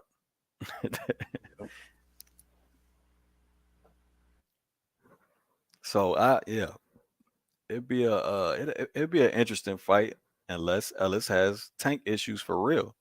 You know what I'm saying? It'll be a real interesting fight. And I know this isn't something you typically really address or talk about, Oh, but Ka something is coming. Karen. Oh, Yeah. Karen. Okay, go ahead. Um, the guys with snack. Like I'm always looking at people's fitness level and conditioning. Even though that's the design of that program, I see a good handful of their top level fighters have a little bit of issue down the stretch with getting fatigued. So I don't know if it's doing what it's intended to do. Hmm. Damn, that's a hell of a holler. What's this dude in his red hair getting binked up like this? You see all that shit? Yeah, and he made it to the that's that X series stuff. He made it What to the final bell too. Look like what is X series? that's like those celebrity fighters, the Oh UFC man, fighters, I I'm believe. sorry I even said anything. You just saw highlights. It's fighting. Yeah, it's fighting with your hands completely down. Oh man. Ellis Boots or Ellis Via Boots, Stanionis, Karen, Butayev, Santa Maria. Just throw all their names in a hat and let them fight. I wish. I don't even know if you put Villa in there besides the fact that he is always in position to knock somebody out. But he kind of gave me put me in a mindset of Jose Benavidez, the way he just kind of stalked in and he's not real active with his hands either. Nah, I wasn't impressed. I wasn't impressed. Like I said, again, same footwork issues as Boots, and Via's an actual pressure fighter. So I mean, if you do that as your style, you know what I'm saying, constantly, and you got the same issues that Boots had, who's you know what I'm saying, and he got, you know, five different styles, then bro, you ain't nah, I ain't impressed. Yeah, it just looked like that zombie just follow you around and try to get a couple shots off. All right, do I need to listen to this?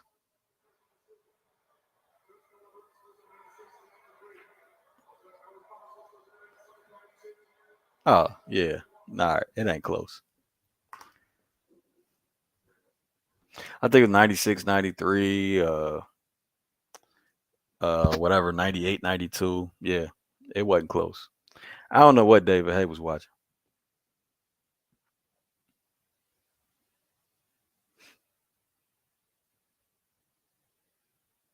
Josh Taylor ain't in a boot, somebody lying. Oh, his foot's not injured for real. That's what you're saying?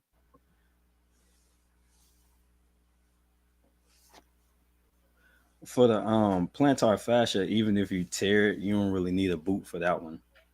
But from a safety standpoint, maybe. Yeah.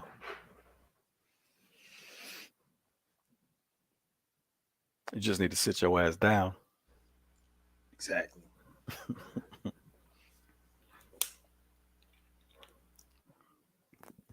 Hey, Kay should know about plantar fascia injuries. If she's a Saints fan, she should know a lot about that. Hmm. Who was injured like that? Jimmy Graham in like 2014, 2015, he Uh, was removed. hmm. It was a nasty looking little thing, but he played on it like half the year, and they were like, "We want you to go ahead and just fully tear it, and then you'll be good to go." They need to scrap the Catterall fight. Well, I definitely scored the first fight for Catterall.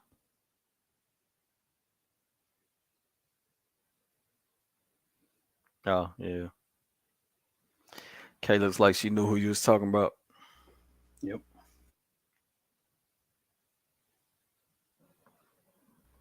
That little February 4th card gonna be nice. February 4th. Yeah, they Oh, got the graphic up now. yeah. Serrano, you got Baumgartner on there. That should be some entertainment right there. Yeah, you got to watch it with the female fight. So Serrano and Baumgartner are two of the best. So the rest of the top don't really compare to them. Besides, aside from Mayer and you know what I mean, the the Taylors of the world. Yeah, skill gap. Yeah, it's a big ass skill gap in women's boxing. Yeah, and what's funny, I see where I get into some conversations with people and they talk about McCaskill and they put her in the upper, and I'm like, you're really ranking her achievements and not her skills. That's two different things. Yeah, facts. Kay said Jimmy was a beast, but he ain't block worth a damn. Agreed. Who you got, Gems, Usyk, or Fury? Pre-film study, I got Fury. I think the size difference just too much. I tell people that all the time. If you can find somebody else with the same combination of his skills and as big, then you got somebody that could really put a hurting on him. But other than that, he's tough to beat. Very, especially for a guy moving up from cruiser, man. Um, if that fight ain't in his hometown, Taylor would have lost. He should have lost, regardless of where it was. Didn't he get dropped twice in that fight, or was it just once? I didn't watch that one that I recall. I haven't even gone back and watched it. It was a good fight. And That's the true. consensus is, he lost, like you and many others had the same opinion. So I tend to believe it. Yeah, he lost.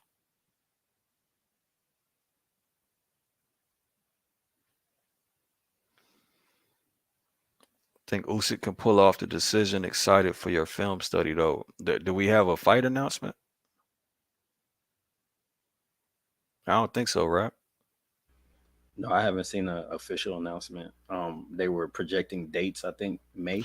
That's what I'm saying, man. We got a lot of talking going on, man. I don't see nothing official.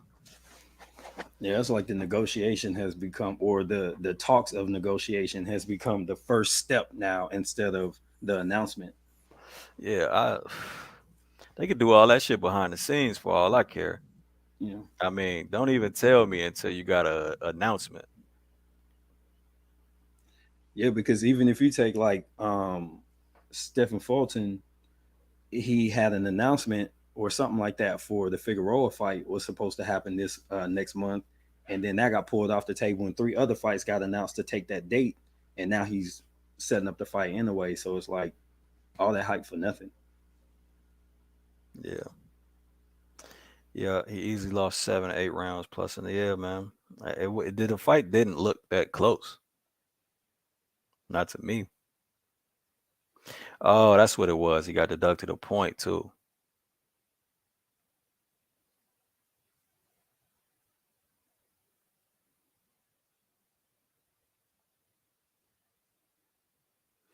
Yeah, I've been seeing I saw that on my scroll that Japan was already had them in newspapers and shit. Fulton versus Inoue already promoting.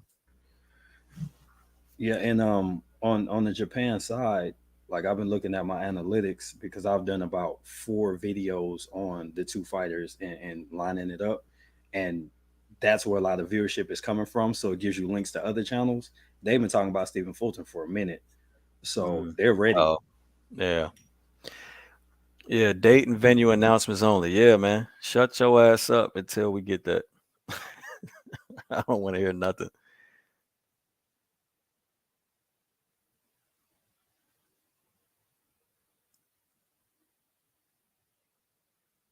Uh-oh.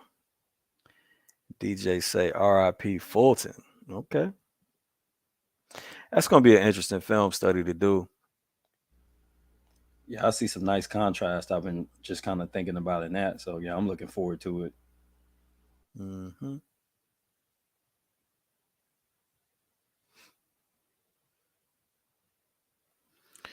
Usyk's proven over his career that he wants the undisputed fight. I have high hopes for it as long as Fury don't play around. Well, found that's what Fury does. That's all we've seen.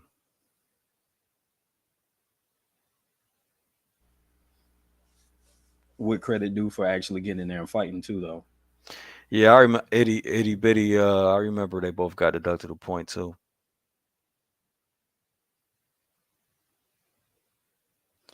Anyway, by knockout body shot.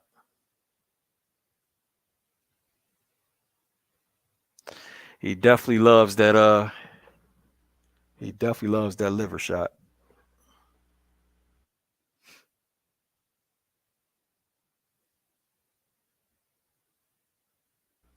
I think it's 50-50 also.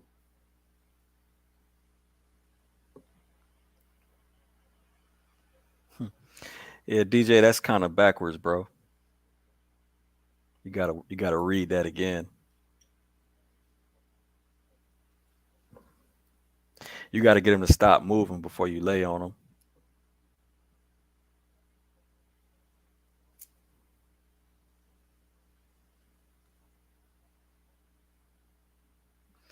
Took a chance on over 1.5. Not damn, they let you bet on knockdowns. Who you betting with pugilism? Let me know. 114, 111 Catterall. That sound about right. Fulton got a skill set. Yeah, he's a complete fighter. Let me have hope. Got anyway over Fulton. I would be surprised at all. Fulton edges out a victory. Yeah. And that's almost a 50-50 or a 50-50. I would say it's about a 50-50 before film study, but I might pick something up in film study that convinces me either way. Yeah, I think with a closer look at it, something is going to tip it one way or the other, but just at a glance, it's enough contrast to make it 50-50 for now. Hmm.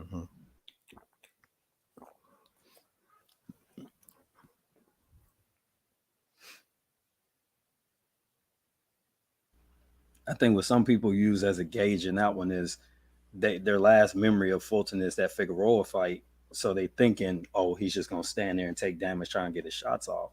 I think that's the mindset that some people are making their picks on, and not the fight after that. Wasn't it what Daniel Roman?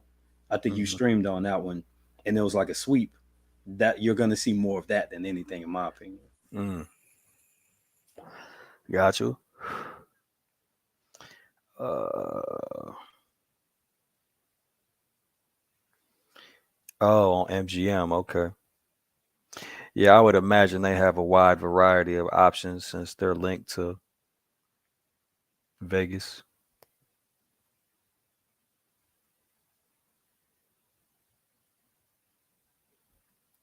Yeah.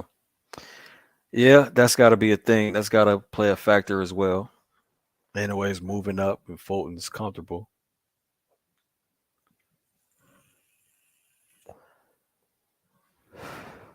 But Fulton's not no huge puncher though.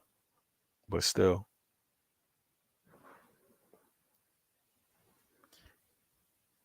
Yeah, Fulton showed that shit. He could outfight Leo on the inside. I remember that fight well.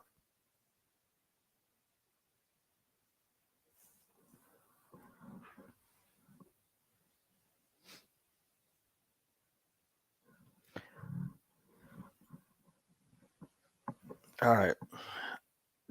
All right. Is it even important to know what they was talking about in this fluff?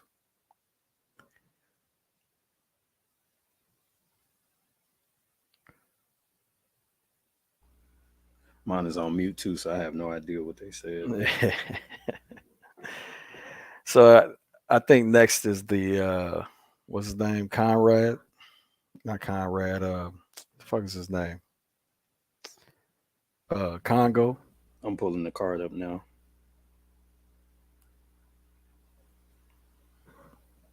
That was just Massey Parker, right? Mm-hmm. Uh, Congo, I got a right? 10 round cruiserweight fight in here first, unless something got pulled. 10 round cruiserweight. All right. All right.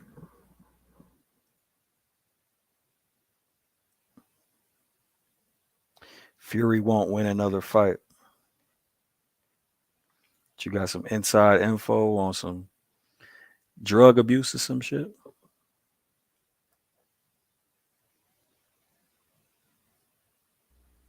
I mean, and he's been one of the most active fighters the last couple of years. Yeah. Like I think 4 fights in 2 years for the way things been going, that's fairly active in my opinion. He said it like he put the hex on him or some shit. Like he know voodoo or something. Yeah. He's speaking it into existence.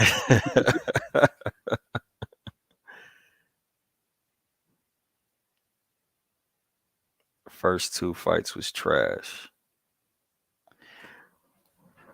Uh, I mean Parker Massey. If you talking about tonight, Dragon Leg, yeah, Parker Massey was alright. It just played out the same until Parker got gassed. Yeah, the first fight was just a beating.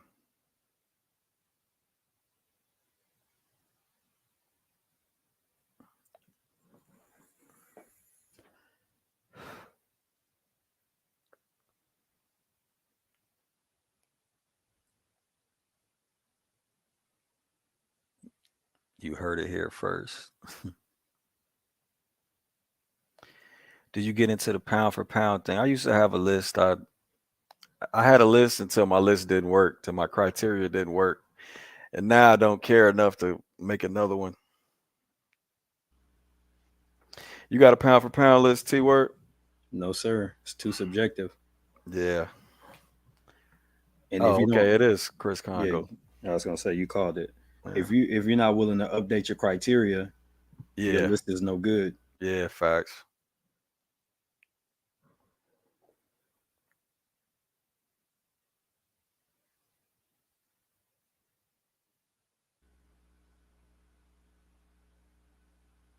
Celtic, they're in super bantam if you were looking at the Inouye Fulton. Yeah. You're a division up or two divisions up on everybody you named.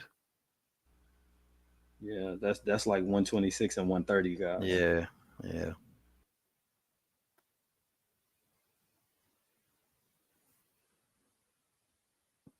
Pound for pound equals my feelings. Yeah. Pretty much for everybody. That's accurate. That's my criteria, my feelings.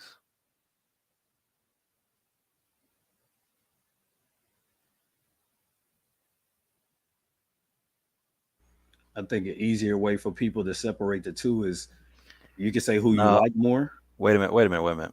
Now the main event is not coming up. This is Chris Congo. It might be after this though. But go ahead. Go ahead, T work.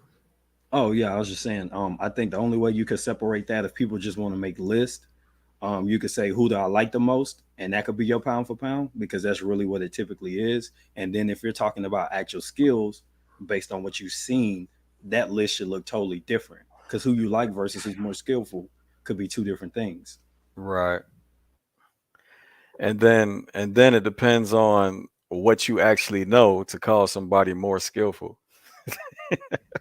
Yep. So we back So, to square one, no list. right. We back to your opinion on skills, man.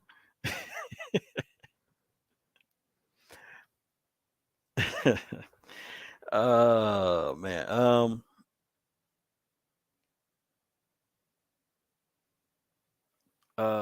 Thoughts on Maxayo Figueroa. That's gonna be what they call a fan friendly fight. I was gonna say that sounded a little rock'em sock'em Yeah, that's very rock'em sock'em. because that's how Vargas and Mexia was, if I'm not mistaken, because they both went down in that one, if I recall.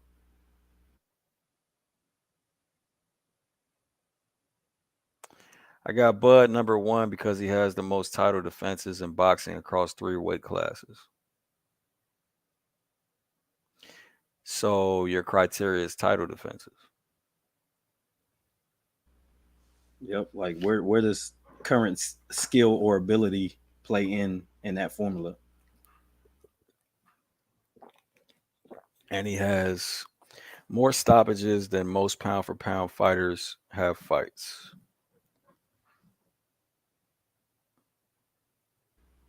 I think Crawford should be somewhere or at the top or somewhere near the top just because um he's been on the list so long. I mean, he's been on everybody's pound for pound list for so long. I mean, it's been like what? It's been like 7 years. Yeah.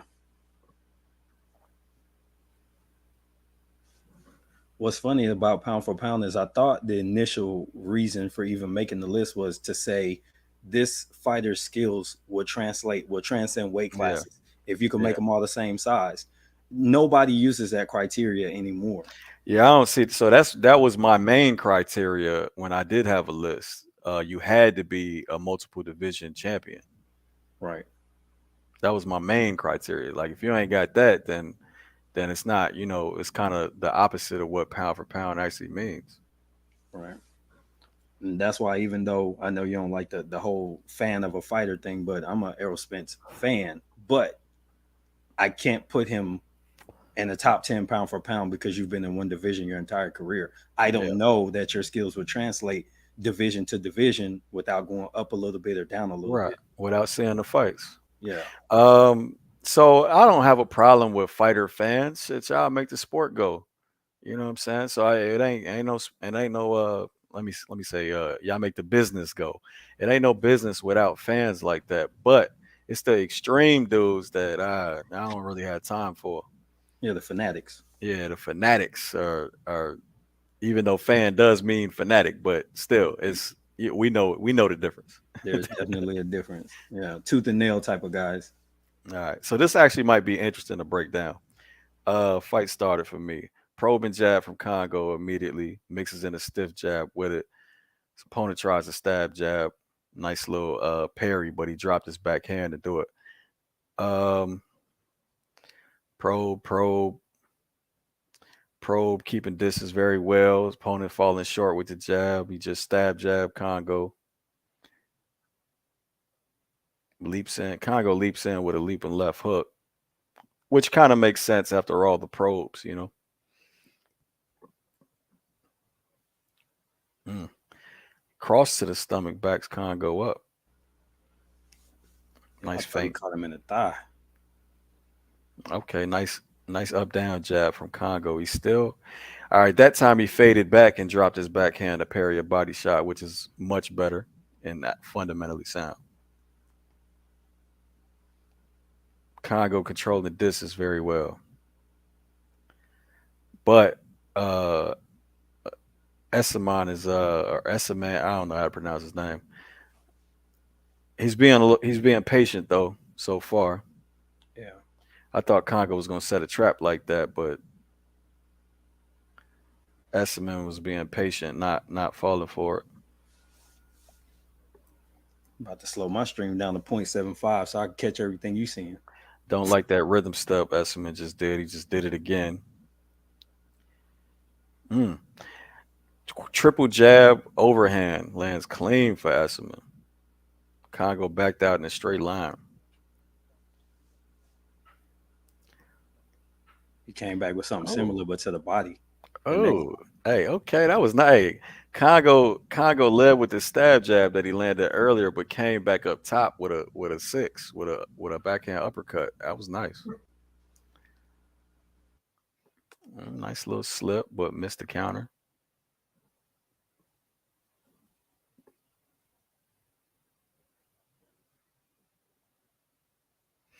Tried the 3-2, missed the two. Yeah. So Congo controlling distance, but backing out in straight lines again. Nice little backhand six lands on Esserman as he tries to change levels.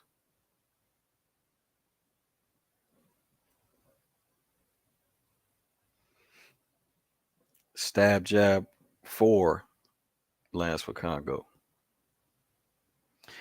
There goes Congo slipping and landing the overhand. Slipped the jab, landed the overhand.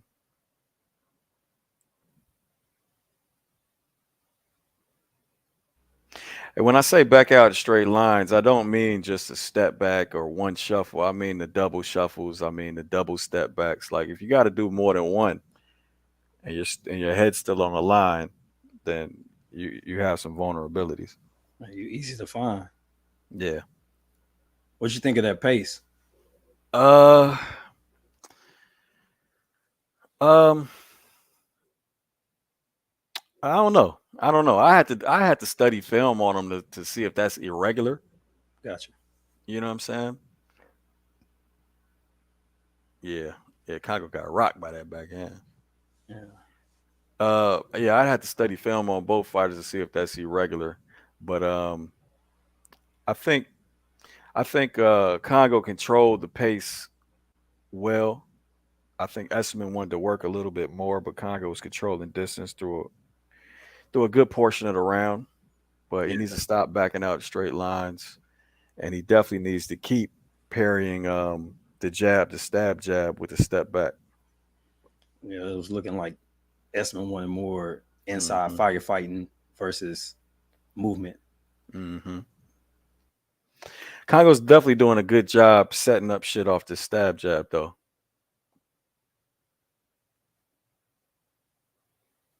Let's see what he does again. I want to see yeah, he almost did it again. That stab jab uppercut again. Because when you take small steps back and then you come with a stab jab while your opponent's walking forward, you break their base and you get them stuck in a with the gathered feet. You know what I'm saying? So if you come back with an uppercut, they're mostly squared. That's why that shit it worked well.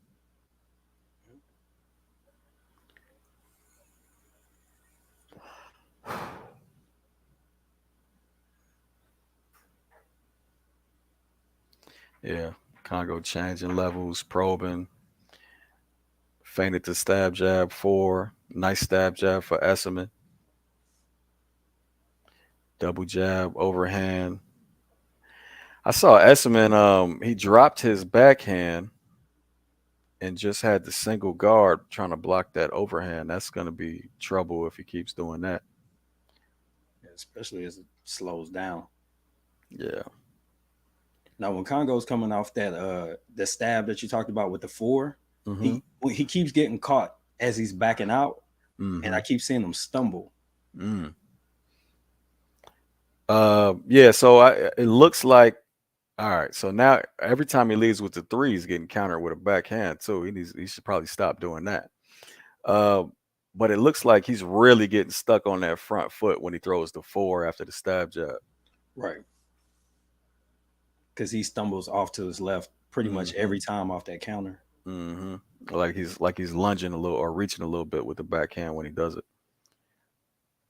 instead of just jabbing to distance and then just throwing a regular 4. Yeah. Getting in range a little bit better. Try to step back counter right there, but Esserman looks like he's gamed or he figured it out.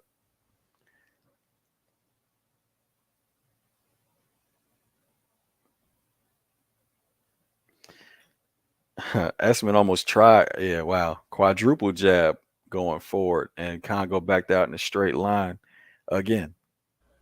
Yeah, he literally was right where he wanted him to be the Yeah. whole way. Yep. Yep. That's why you don't do that shit.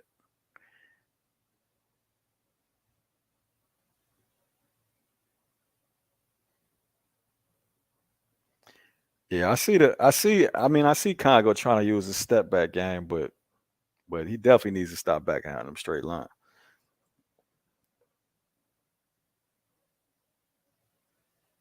Oh, Triggs, yeah, I got you.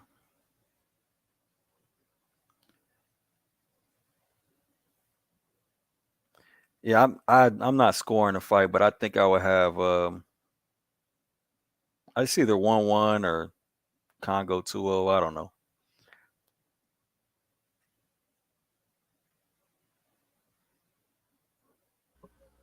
Yeah, I ain't have a score either, but 1-1 or 2-0 Congo is good with me. You know,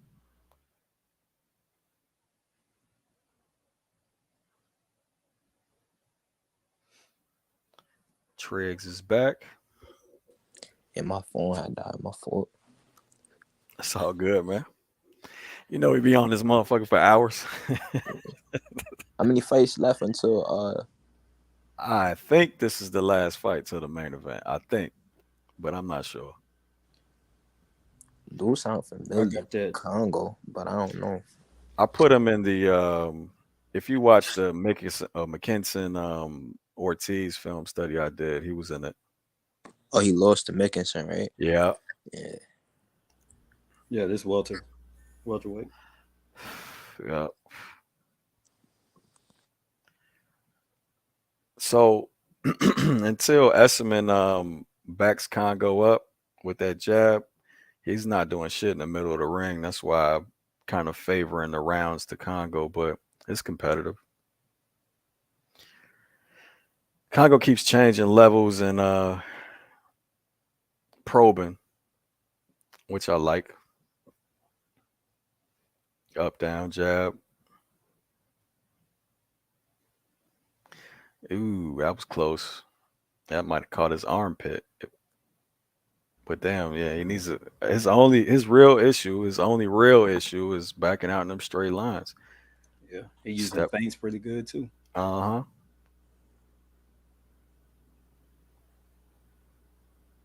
And with the way Esman is getting his offense off, the feints will help because it's going to get him to do things and give him a chance to counter. They just did it.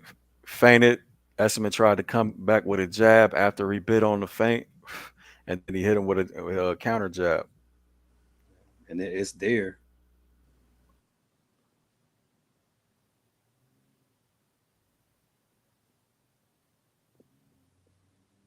Ooh, nice shot. But I mean, everything is still on the line though with Congo. He's not really trying to use angles or no shit like that He not stepping over to the right. at all.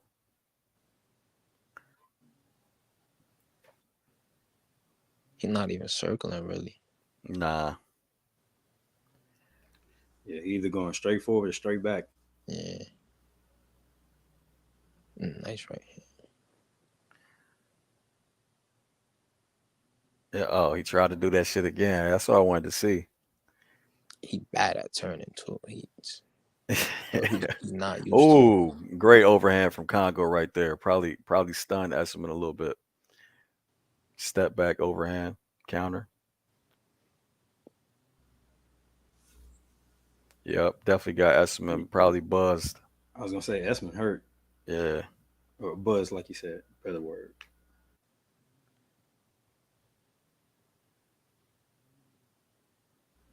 He don't look as willing to engage as he did about a minute ago.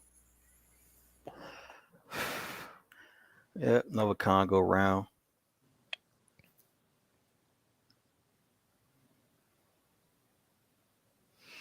Yeah, I said 1-1 or 2-0, but now it's either 2-1 or 3-0. Ooh, good shot. Ooh.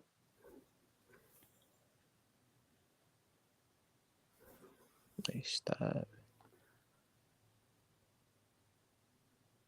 Yeah, you see a lot of skill from Congo. It's just, you know what I'm saying, the shit he's not Footwork. that great at is His feet. yeah. Celtic, what up, man? Yo, what's going on? Chilling, bro. What's good? Just joined the live. I know.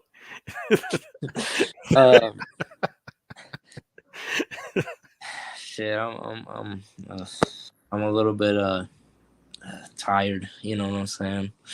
Got you. All right, so So you watching the fight? Yeah, Congo. Yeah. Oh, by the way, the thing I commented earlier about Fulton and the Division 126, I was actually replying to somebody that questioned how Fulton would do at that division.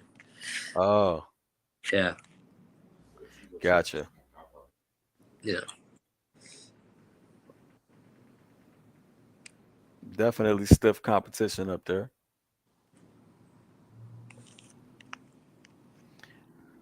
I don't never get nobody a division up. That's why I think Inoue is definitely the goods and a top pound for pound fighter, but hey man, I gotta see you after the division. Hmm.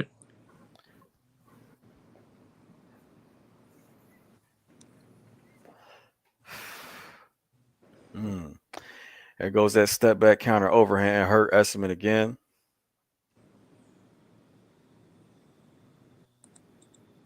Anyways, I'm gonna do my thing. I'm gonna watch the fight, and I'll join in later. All right, thanks for popping in, man. Okay, I'll see you later. All right. Yeah, sometimes I be wondering if like some of these pros like they just don't know what to do or they just can't do it. Cause like even me as an amateur, like I still know like I know it's different on this level, but I feel like some of the stuff that he need to do is stuff that like I definitely would be doing if I was in his. You talking about Congo? Yeah. Like what? Like stepping to the side? Yeah, he not using no lateral movement. He not stepping to his right. Like, oh, he just hurt him though. Oh, he might. Oh yeah, you're a little behind. Hey, but Trig, sometimes dudes that excel to like a high level, sometimes their path there, they lose some of the basic tools because Yeah. they've been getting away off talent for so long, and then Yeah. it don't show back up till they get up to the top. Or they're too Right. comfortable. Or they're too comfortable with doing some shit that's just working. You know Yeah. what I mean?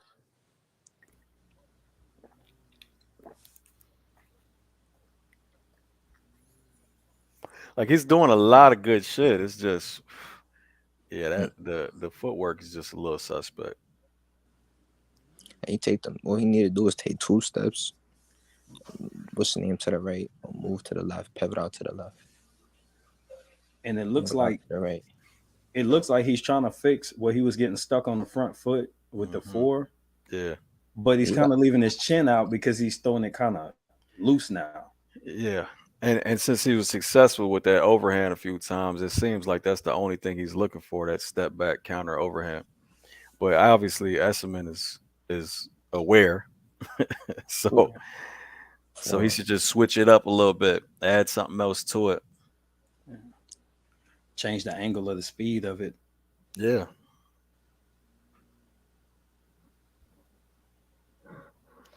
it's 12 rounds. For what? It's a title. It's a European belt. Mm. It says it's the I got it pulled up. IBF European something.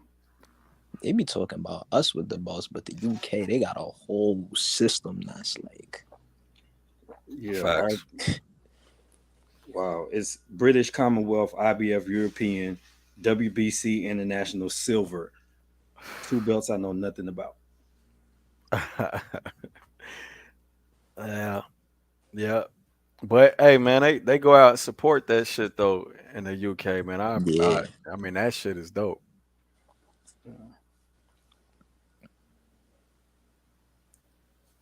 But I mean, we got that structure here too. That those what the NABOs and all that stuff is the same level, in my opinion, of those belts. Yeah.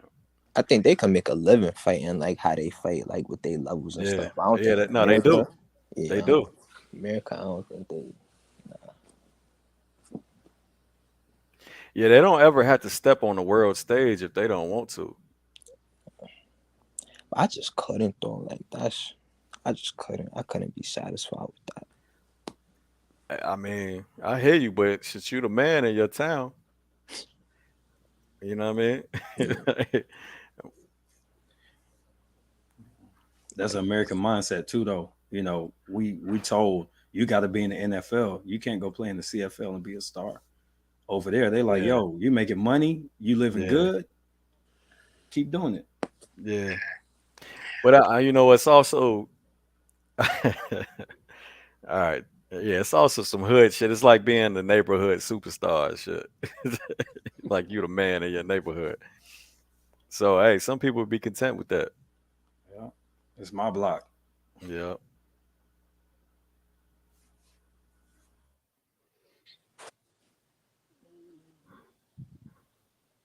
Yeah, matter of fact, I think that Congo McKinson fight was for the same thing.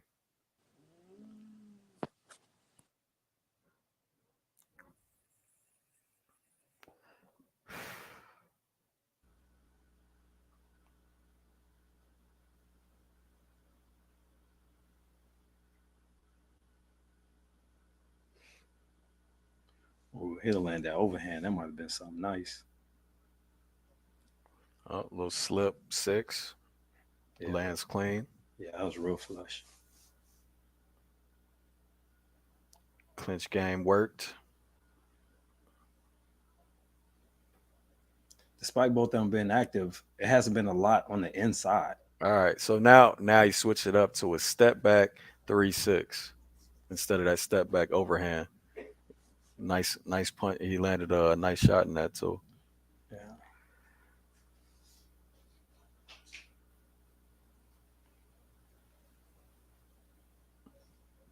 Working the clinch game. I don't know why he's doing it there instead of controlling distance, Yeah.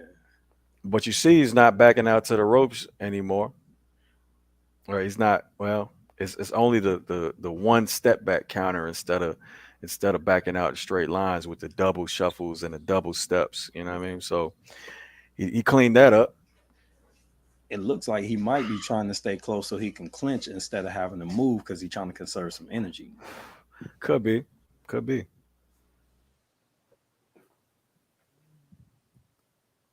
I'm the toughest dude on the ninth floor.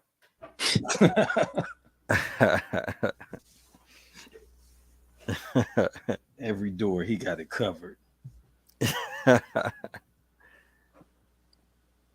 Yeah, Congo's made some adjustments and he's winning more clearly now. Nah, I could give it 4-1 to be fair. Something like that. Now, who is this man? I mean, I'm I'm sure he's somebody. I never seen him before. They don't even put labels on the screen. Right?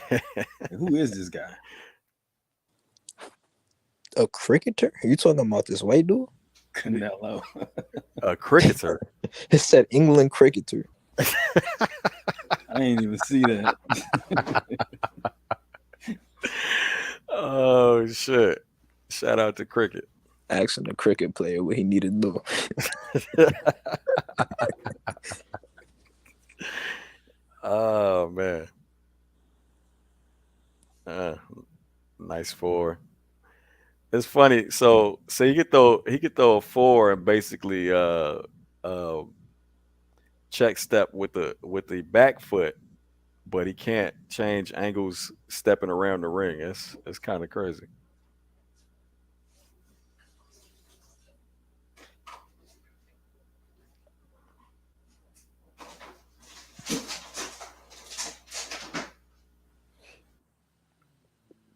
Somebody in the storage room.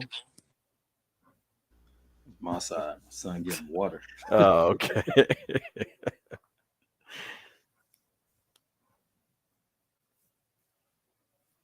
Yeah. So Esserman definitely has to make a lot of adjustments here, or this is just gonna look like a beatdown. Yeah, he keeps doing the Sean Porter, Yeah. and ain't nowhere near the athlete of a Sean Porter. No look offense. Yeah. Hey, but that high guard that they keep jumping into, I don't remember that when they first started, like at the top of the fight. Who Esserman? Yeah, I don't He remember was he doing was it. high he was high guard. Remember Congo was probing the shit out of it. Ah, okay. He should go back to like doubling and tripling the jab. He just Yeah, jumped what in with happened? the Yeah. high guard. Yeah. Yeah, yeah. What happened to that? backing Congo up in them straight line. I mean, I know what happened to it. It started getting countered, but Yeah.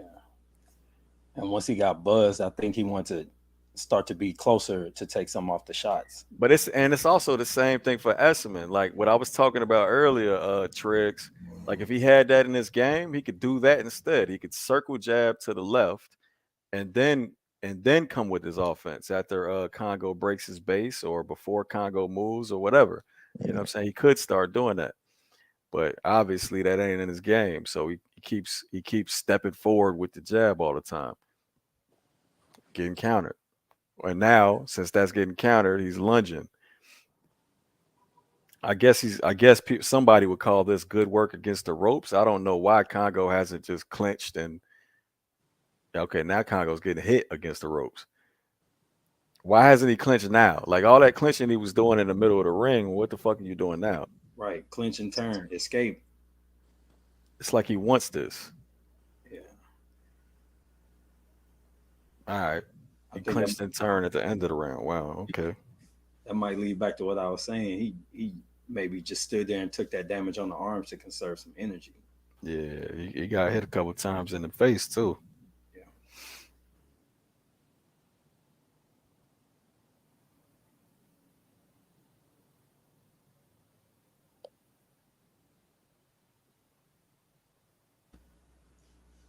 I mean, he got a fairly comfortable lead. This is a good time for his corner to let him know, like, hey, we need to see you work on some of these things. Like, we need you to move a little more laterally, something, work on some other wrinkles to your game. Mm-hmm. You think he might end up gassing out? Who, Congo? Yeah. No. I think that T Word's point is that he's conserving not to gas out. So probably not. But I mean that was a horrible way to conserve though. Yeah, because he's just getting roughed up, and that's going to end up making him tired too. Exactly.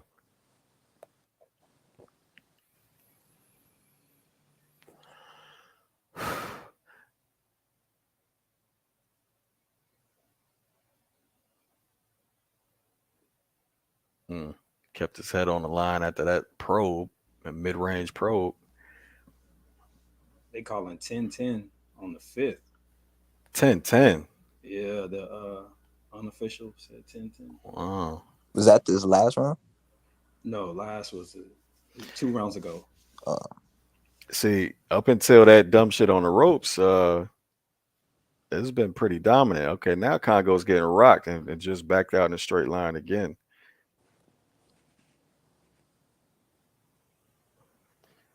Hey, maybe he is getting tired, man.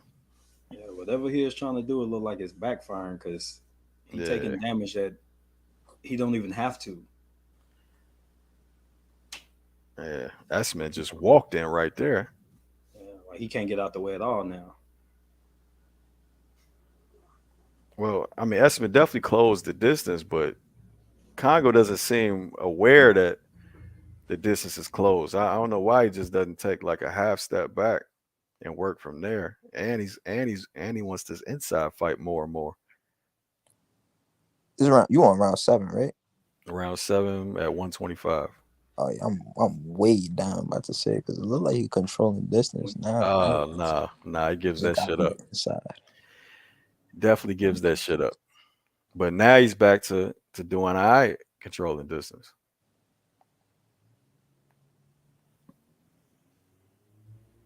Hey, James, you got a comment. Patrick said Congo is getting too comfortable.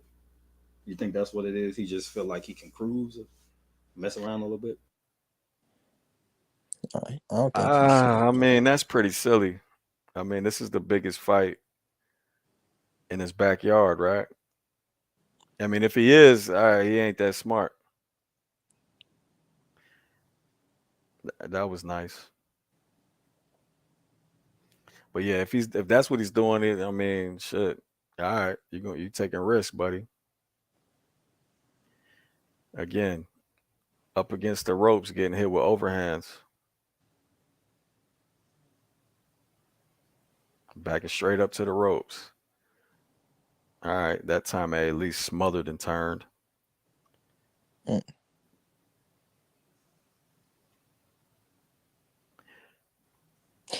He just pushed him with the shoulder bump. Just got cracked by a 3 punch combination.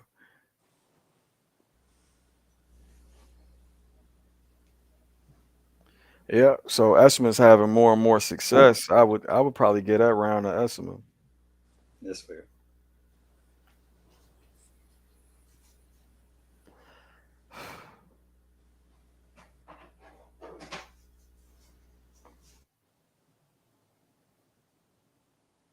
But it doesn't seem like it was. I mean, I'm sure Esserman's made some type of adjustment, sort of, but it seems like it's all Congo and like I don't know. It seems like he's comfortable fighting Esserman's fight at points. You know what I'm saying? Where controlling distance and range Ooh, would have probably been his best bet to cruise to a victory. But it is what it is. Shit, you just saw that cross. Yeah, Triggs, where you at in the round? it just ended.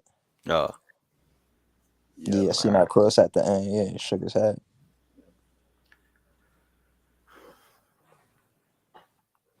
God damn, bro. Congo just literally tried to probe with a jab on the inside. Like Like a a elbow. soft probe. Yeah, like a soft elbow probe on the like when he was on the inside and got cracked with an overhead like an idiot. Hey, wait till you see that shit, fam. It's at the start of it's at like 2:45. I don't know what that was. I ain't never seen that one. Oh, he trained with Ben Davison. Who Congo? Yeah. Oh, Oh, yeah, I see it here. He came out doing it. He's too close. He's doing it. he Like, way too close oh, to be yeah, probing.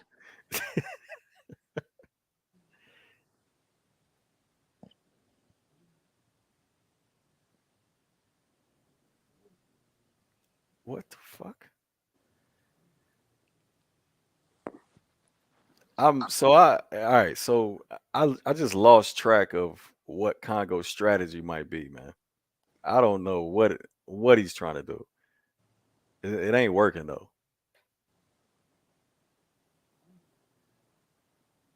He ain't taking a whole lot of damage, but whatever he's trying to do, it's just real random and all right, I see that. I saw that little setup, but yeah, keeps backing up to the ropes. It's a nice little clinch and turn though.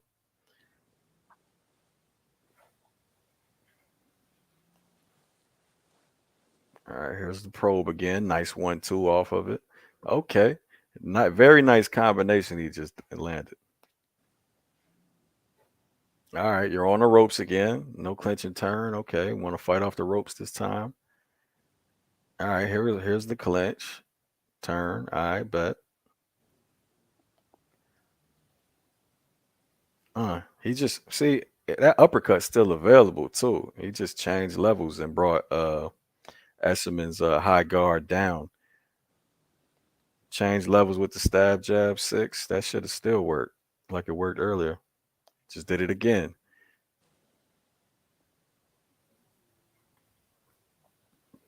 Now he's doing better with controlling the fight. Let's see if he keeps it up. Step back counter was way too slow. I was gonna say, look like he getting back to controlling distance. Yeah. Staying Yeah. out safe. Yeah, he wins easy like this, it looks like. You know what I mean?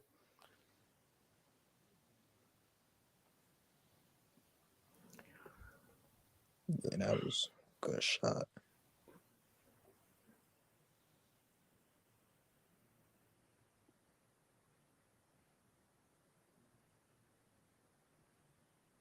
Turn. It's easy.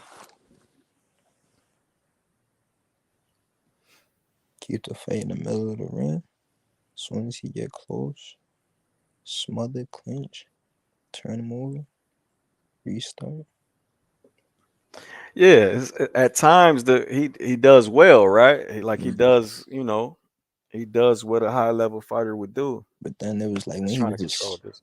staying there too long, Right. like on the ropes and stuff.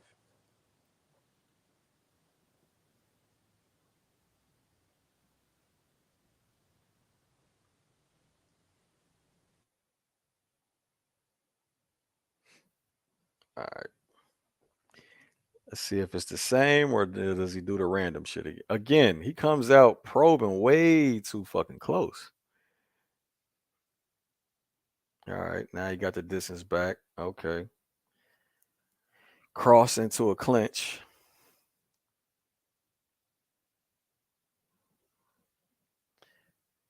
Keeps on getting him with that level change, man. You get it? I mean, so I think the most optimal thing to do when your opponent level changes is level change with them. But what Esserman keeps doing though is he keeps bending forward. You know what I'm saying? That's why that uppercut's available. Like he'll level change with Congo, but he'll bend forward and shit. And he keeps getting him with it, but he's not throwing an uppercut.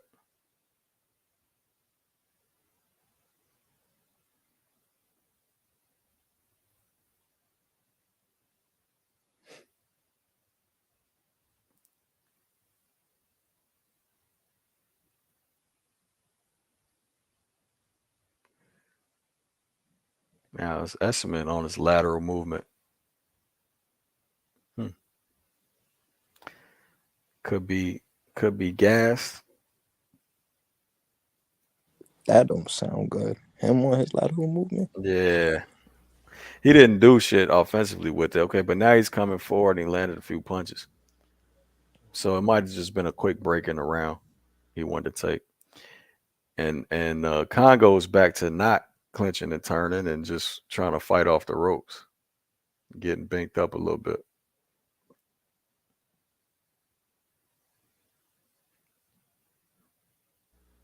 And that He's big giving ass up. overhand he just gave up.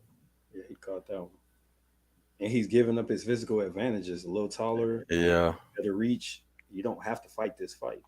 Yeah. So I watched the weigh-in and he's talking about skills pay the bill. All right, he's getting banked up. He's about to get dropped. All right, yeah, you better clinch. I mean, what the fuck? So in a weigh-in, he's talking about skills pay the bills, insinuating he was more skilled. But you know, when the actual fight happens, you resort to trying to bang off the ropes. Like, bro, you not looking like you're not walking how you talking. Yeah, he's not looking more skilled for sure. Nah.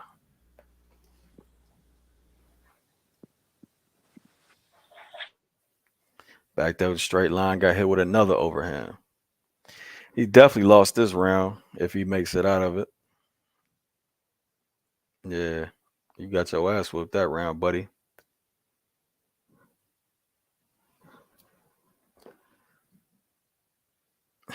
He's getting skilled.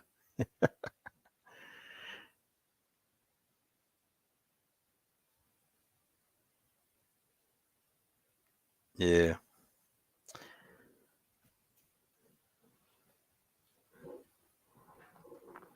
Yeah, he got rocked a couple times that round.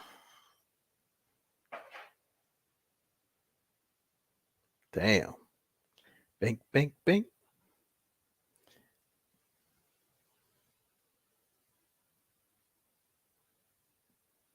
Mm.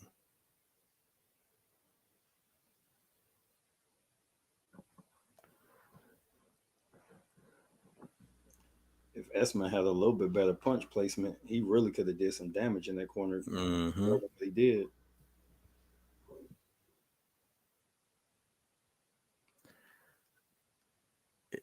Yeah, I'm sure Ben Davis has said stop doing that dumb shit. All right, but he still backs himself to the ropes in a straight line.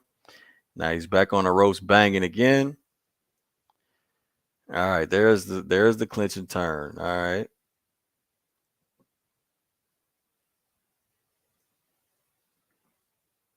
All right. Long guard circling out. Nice clinch again to avoid the rope damage. Yeah, I don't know if he's gas. I mean, he's all over his front foot. I don't know if he's gassed or what, but probably. It's a lot of banging. Pause. But yeah, this dude is So he's skilled for a number of rounds, and then he's not.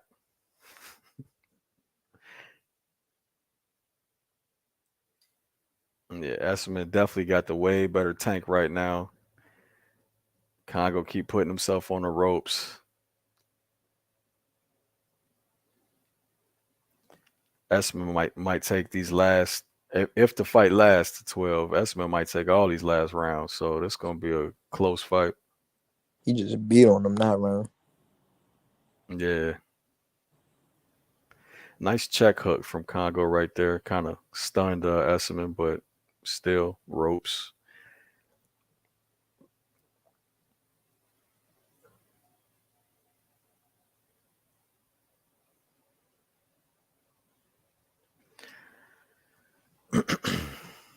So you can't really you can't you can't say it's not effective aggression.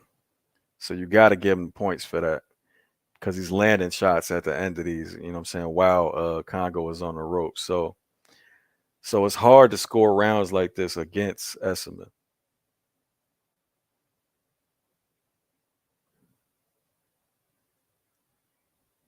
And I mean, even in the same sense, he's also the ring general because he's controlling where the fight starts at. And don't neither of them have that much defense. So that goes the criteria. Yeah. So I think maybe even since round 8, Esserman's won all the rounds, including this one.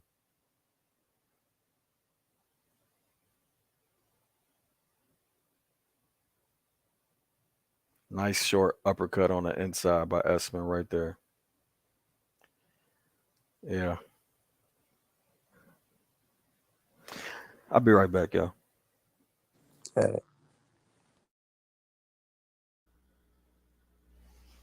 Hey Trick, so how far is the Golden Gloves that you're gonna be participating in? Where you gotta go? It's in Jersey, so it's not going like they're gonna have different like they're just gonna be in different cities. Like one gym will host one round, Mm-hmm.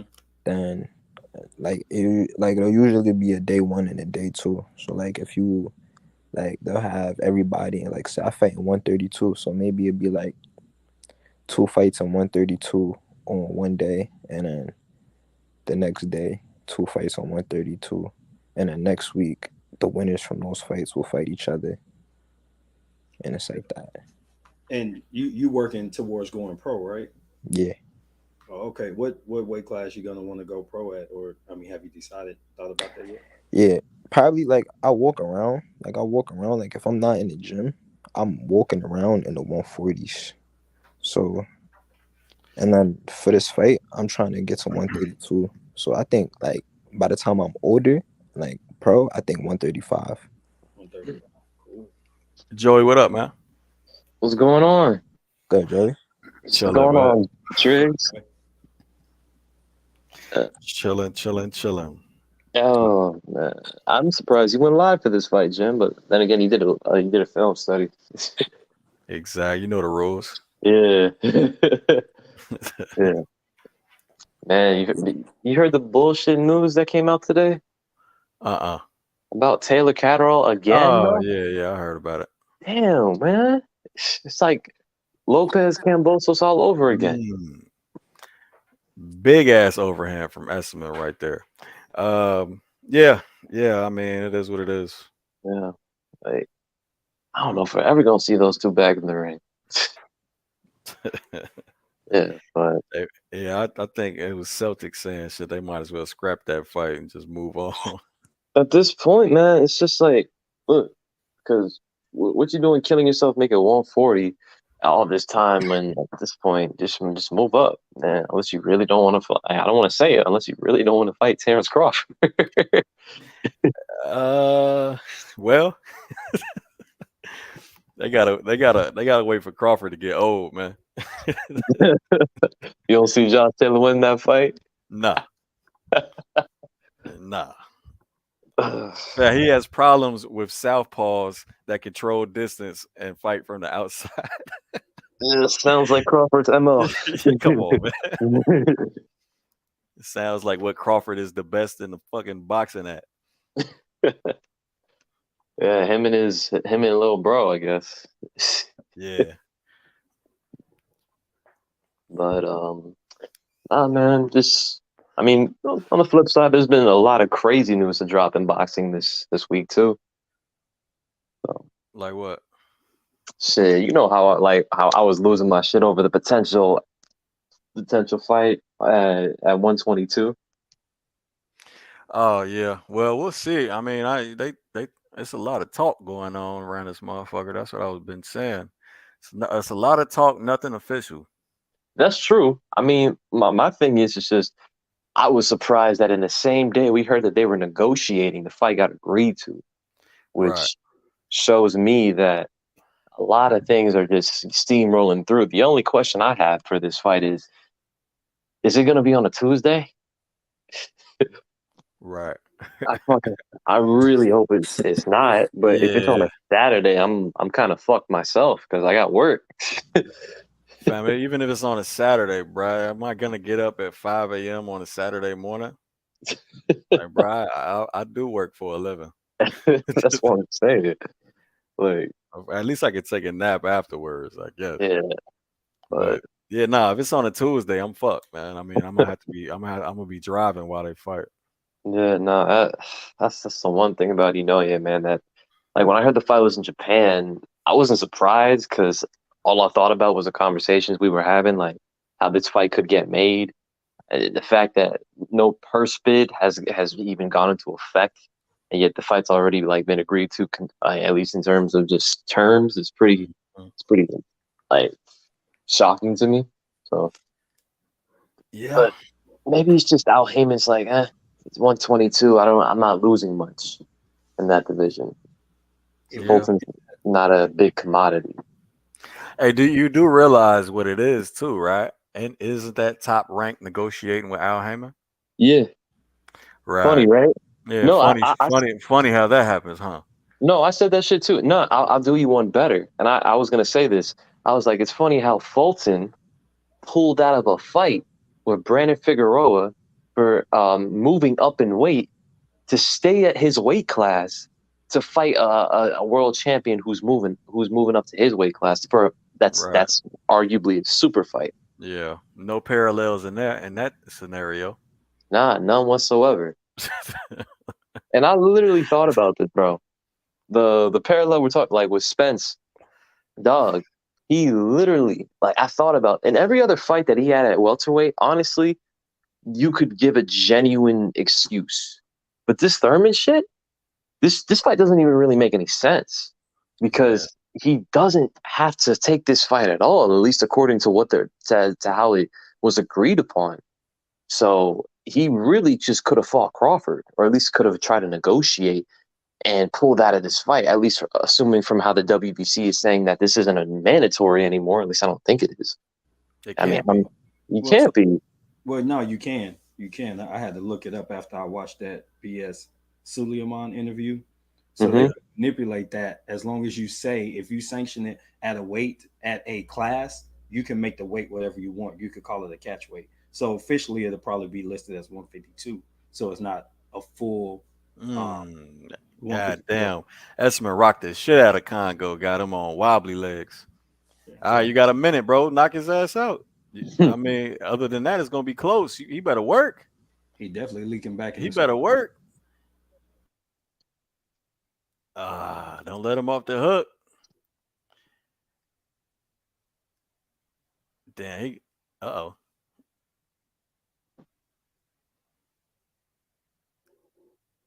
Fam, tweaking, bro. You do not want this to go to the judges, my boy. Hmm. And the unofficial got it close. See, he don't want it to go to the judges. He had him too. Yeah, I think he let him off the hook. But yeah, go ahead. What you were saying, my bad. And I'm gonna wrap it up, keep it short. But basically, if they could put it at a different weight than 54, they can sanction it at welterweight.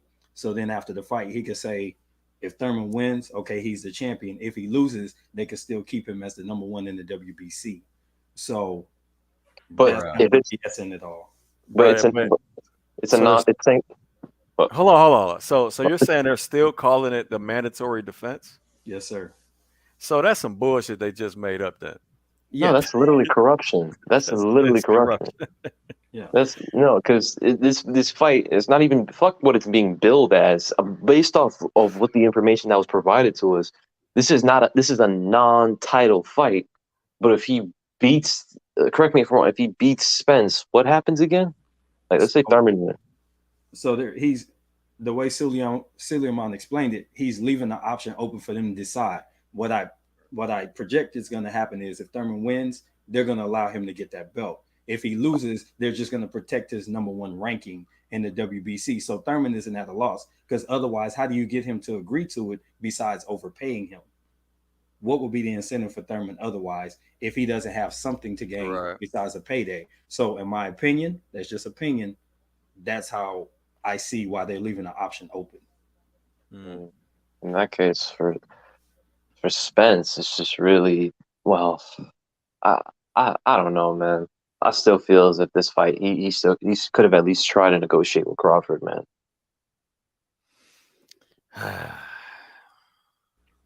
Well, I don't care. Yeah, That's I'm my done, point. man. I'm that's what done. makes in a way Fulton so special though because of how quick it's going. And Yeah. again, it ain't Dog, official, but it's Bro, already further ahead. bro, I made a film study the Christmas before last. it's it's been a been whole last it's been year. a full year since I made that film study. So bro, hey, it is what it is, man. I mean, my thing is, like I like to pick and choose little things about each of those biggest fights, what makes them so special. And for Inoue Fulton, I found something that they have in that fight that Spence Crawford, Better Be Bivol, and all those other big fights that we love don't have. Both of these guys, on top of being undefeated world champions, the best in their divisions, both of them are actually complete fighters. Figure it out after the results are in.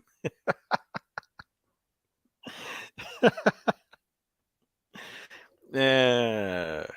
Yeah, that's some straight up bullshit. I mean, no doubt about it, bullshit. Nah, it's just corruption at its finest. Now, why the other sanctioning bodies aren't stripping this dude immediately is some more bullshit.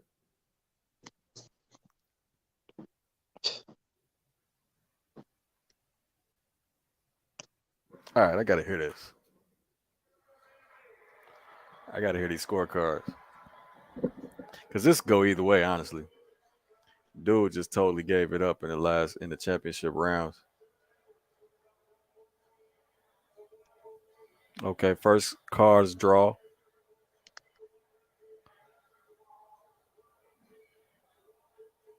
Uh, Somebody won.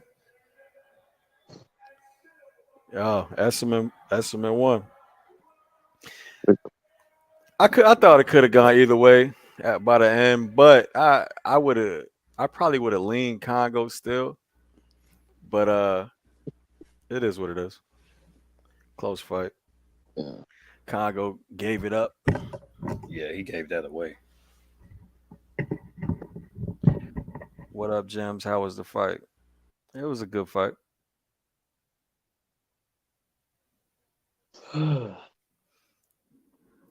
Or do you Yeah. want me to break down every single thing I broke down for your late ass? Nah, it was cool, man. Did Congo perform well? He at first, nah, it was a mixed bag. It was a mixed bag. He was looking good, skillful at some points, and other points he just let it all go to hell. Feeling like he gassed out. Yeah, that's what it was looking like. Yeah, he had horrible ways to conserve energy, like hanging out on the ropes in a high guard. I called it. I knew he was going to gas out. He was on them ropes and stuff, just letting them. Yeah, you and T Word said it. Not controlling distance.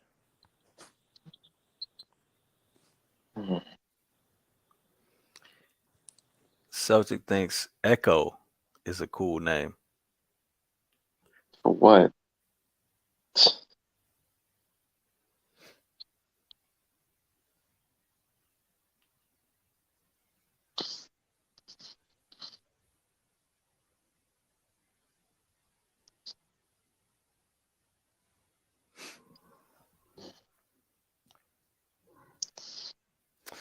Yeah. What else going on in boxing? I know they're going to try to fill us up with some other shit. I mean, I know Ryan Garcia and Oscar De La Hoya took a Snapchat with an unsigned contract. We got it, y'all. It's here. Get excited. He asked for the contract on the holiday weekend at that, though. That shit had me dying when I saw that. I was like, people were excited. I don't know if people were excited or people were like, man, I'll believe it on fight night. But that shit was just funny. Man, De La Hoya's a clown for that, dog. I mean, can we take 3 a.m. tweets seriously?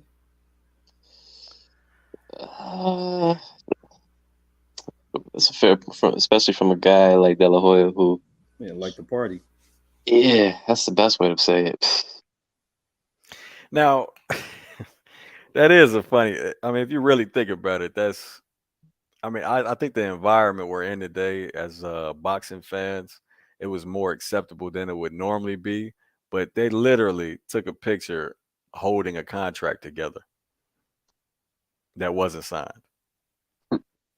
Talking about we still got some details to iron out, but we got it. The fuck does that mean? I heard the same shit about Spence Crawford too. People forget about that. Oh, we just got to fix up the language in the contract. The boys running them political playbooks. Yeah. Smoking mirrors. But yo, I heard that Usyk or Fury Usyk might be like pushed to April, and I'm like, you all want to compete with Davis and Garcia? Yeah. I'm just saying. Jacob Sims appreciate the super chat. He says, does Fulton have issues with the single mid-range jab? Watch the Lopez fight and he got countered over it. Jacob, you answered your own question. Did you? I mean, if you saw it, I was like, what you want me to say? The funny thing is, the question literally leads to that fight in particular because that's where it was most apparent by the fact that he was just getting countered by it all night through Lopez's cross. But yeah, like you said, Jim, he answered his own question. Man, you got the eye, Jacob. You got it now. Yeah. But yeah, no, speaking of that fight, man, not Fulton Lopez, but yeah, man, like I said, these are two complete fighters. So it could be, who knows how the fight could look like, really. That's a fight for where, honestly, for me, it's hard to really imagine how the fight's going to turn out. Yeah. Oh, I said 50-50 pre-film study. Same. I've already started film study, and it's still difficult to call. Oh, are you going to do it or what? You never gave me a real answer. I'm like, I'm borderline like good. Still stuttering. Bro, it's one of the best fights. So, all right, what that mean? What I mean is that, for one of the best fights, you might want to have the best guy for it. Bruh. That's audible. It is what it is, man. So I'm about to fold and do Ryan Garcia versus Tank Davis next. So oh man, you going for the bread on that one. Yeah. Fuck it.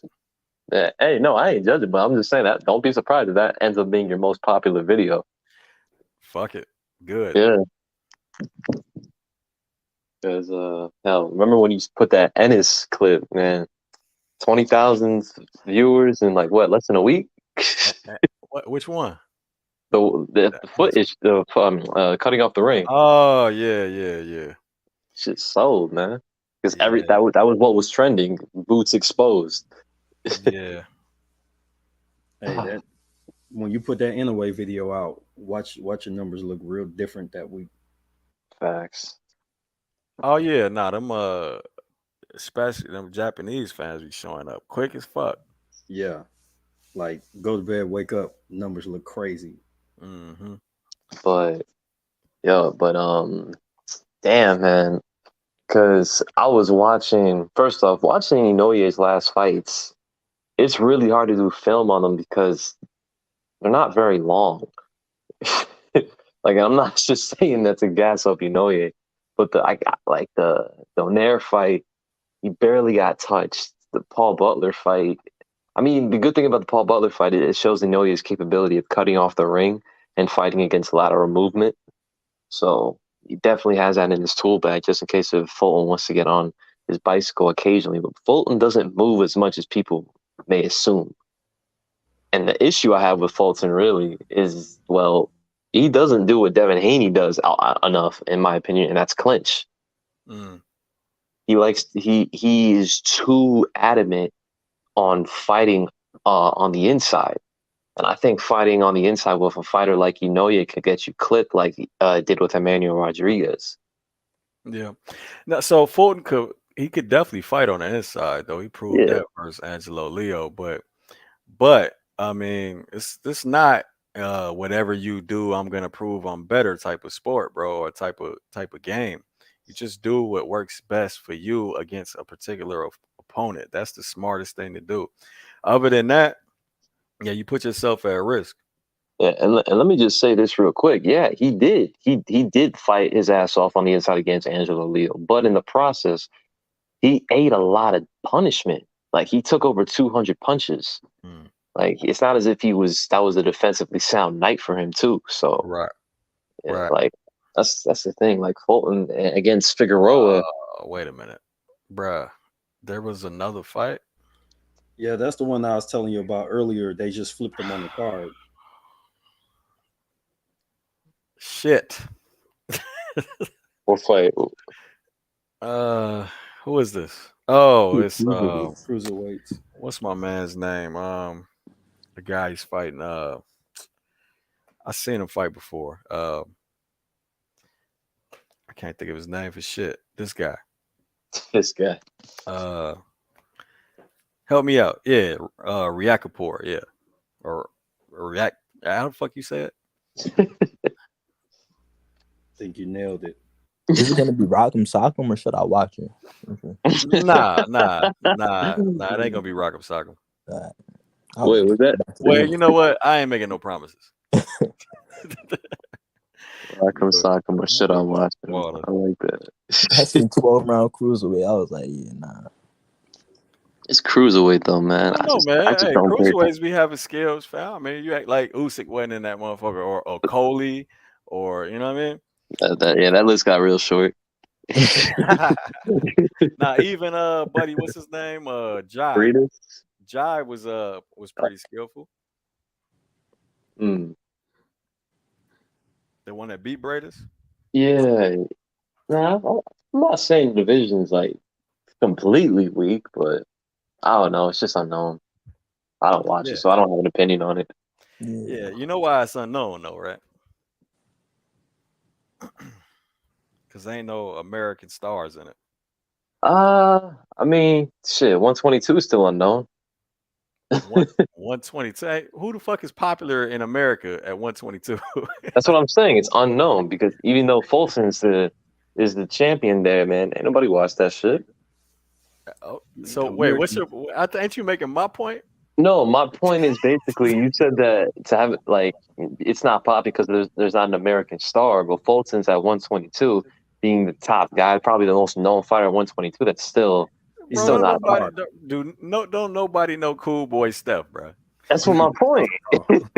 Oh, you're trying to say he's not an American star? Exactly. Oh, okay. I mean, aren't there like? And he's got what? He's got one or two belts. You got two. Yeah, he's unified. Yeah. Leo and Figueroa. I mean, So my, I'm saying at cruiserweight though, the last fucking American standout was in the 90s. shit, you telling me? I've never watched Wasn't it. it? Wasn't it Holyfield? Holyfield, Oh, damn, that would be the 80s then. 80s, 90s, yeah. Oh yeah, by the 90s that motherfucker was a heavyweight. Exactly. Yeah. Nah, so it was, and that's who a lot of people compare Usyk to, not stylistically, but in terms of what he's trying to accomplish. 'Cause as still to this very day, Holyfield's the only two division undisputed champion in boxing history. Yeah. Not to mention 5-time heavyweight champion. Yeah. Well, Usyk or Crawford would have been the first in the 4-belt era. Yeah, Crawford's never gonna get that, and Usyk's probably gonna. And Usyk may lose. In a way, Honestly, two fights away.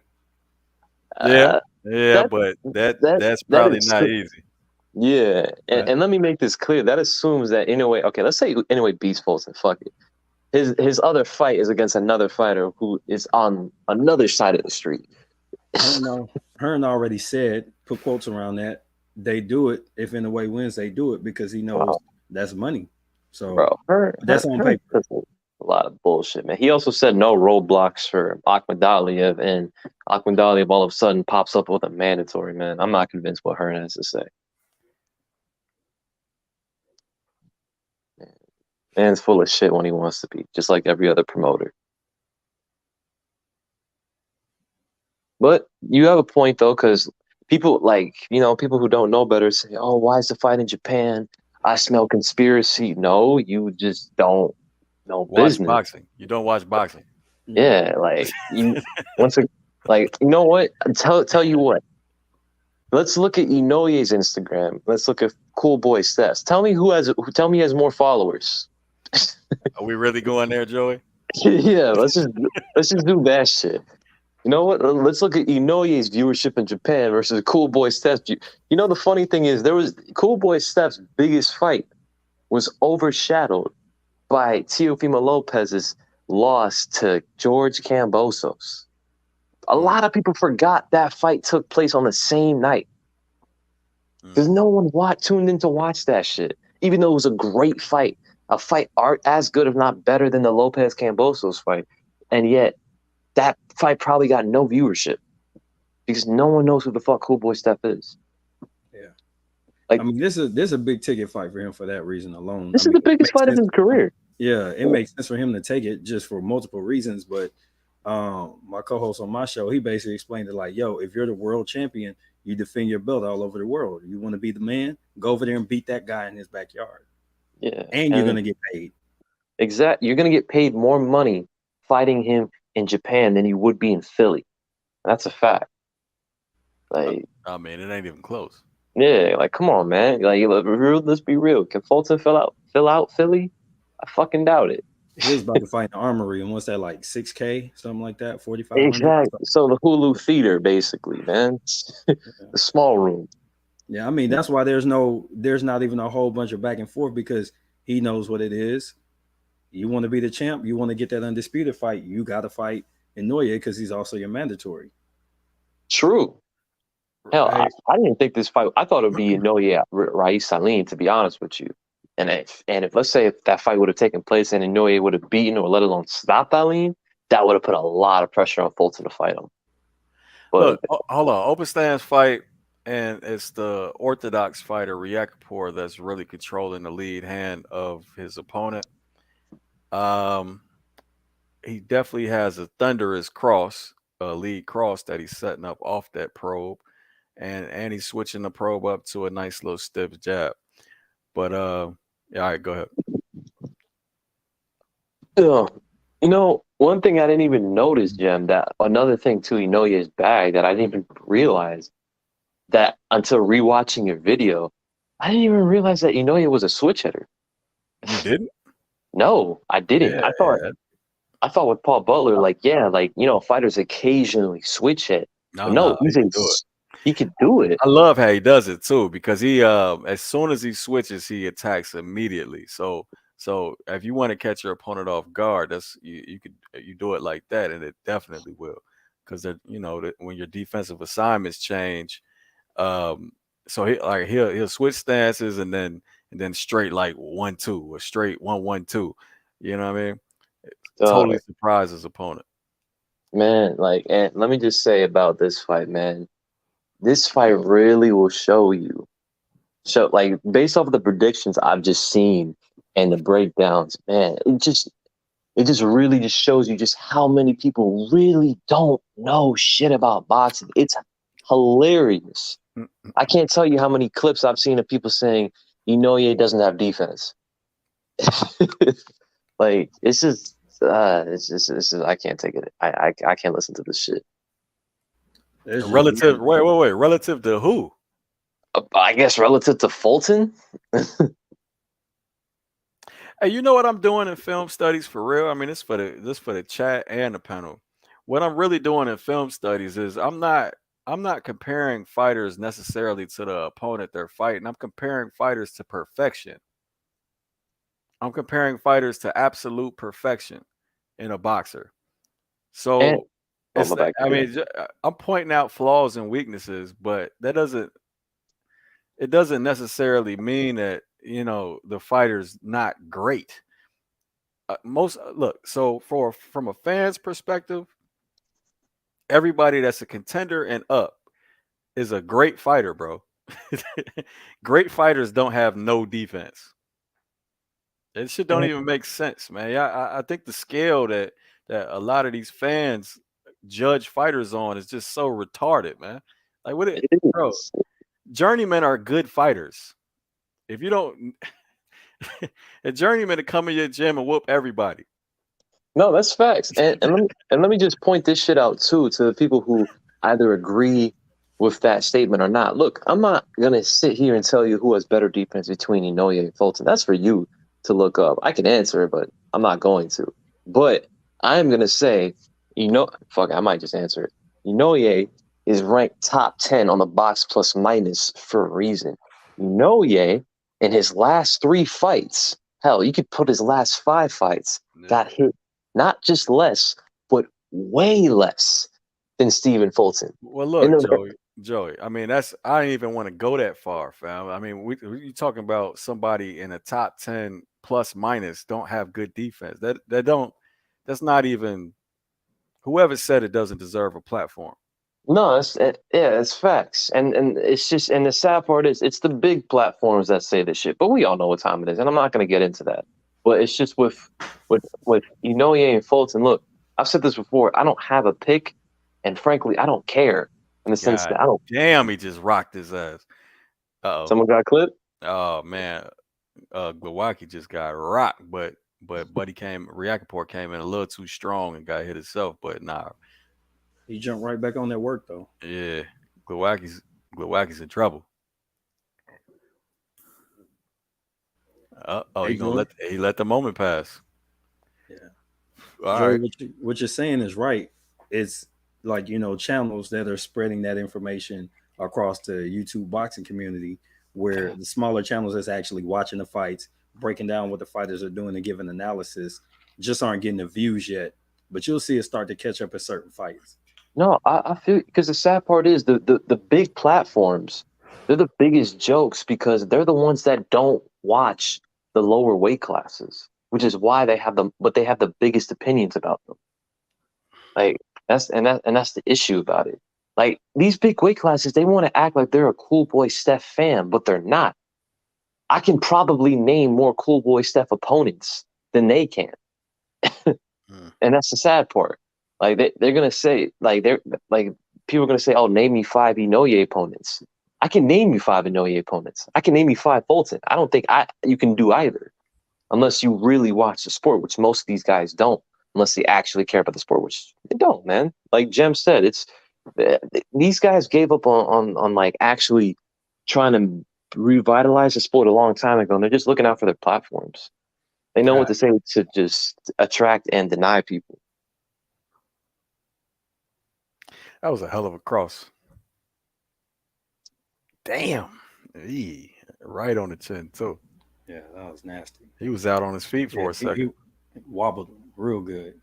Ooh, did his glove touch the canvas right He there? did. That should have been a knockdown, shouldn't it? Yeah, ref missed it. He was looking at his head. Hold on, let me see. Let me see it again.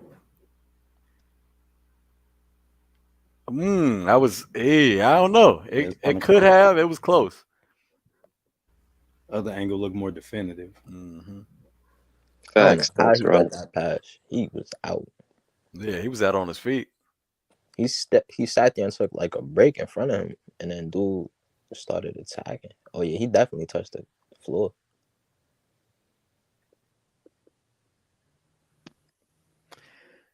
Yeah, man. So, I mean, clearly, I'm only subscribed to a few people. No, I know, bro. I'm gonna be honest. I've been waiting for Boxing Waves breakdown of this shit, dog. Yeah, I want to see. I want to see that man's breakdown. yeah. So that video he dropped wasn't a breakdown. That was just him reacting to the negotiation thing. Yeah, the announcement. Oh, Yeah, okay. because like I said, this is if you really know the sport, this fight isn't like breaking down a fight between two complete fighters is just But it's hard. It's hard to like to really put because once again, they're complete fighters. They know their best abilities is that they can do anything in the ring. yeah, by the way, shout out my guy Boxing Wave, man. Go I mean, all of y'all should be subscribed already, but Oh if you're yeah, not, go do it.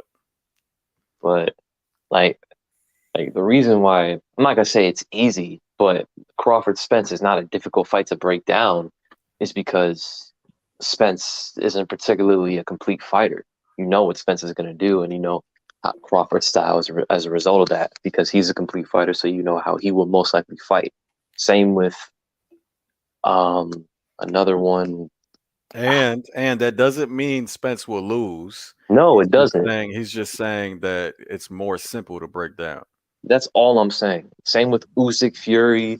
Same with Shakur, like the film study I made, Shakur Haney, because once again, Shakur is a complete fighter and Haney isn't.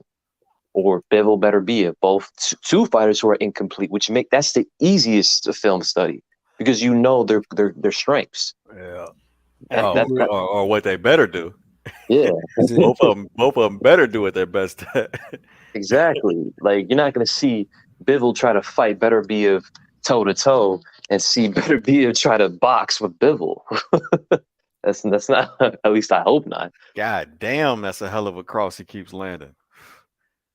That Like shit look. Look who's stepping to the side, control the distance. shit, the best example of a fight between two complete fighters is really I think of on the top of my head is Leonard Hearns.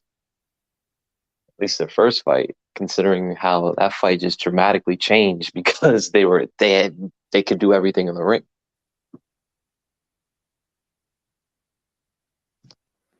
Uh, mm, uh, oh no.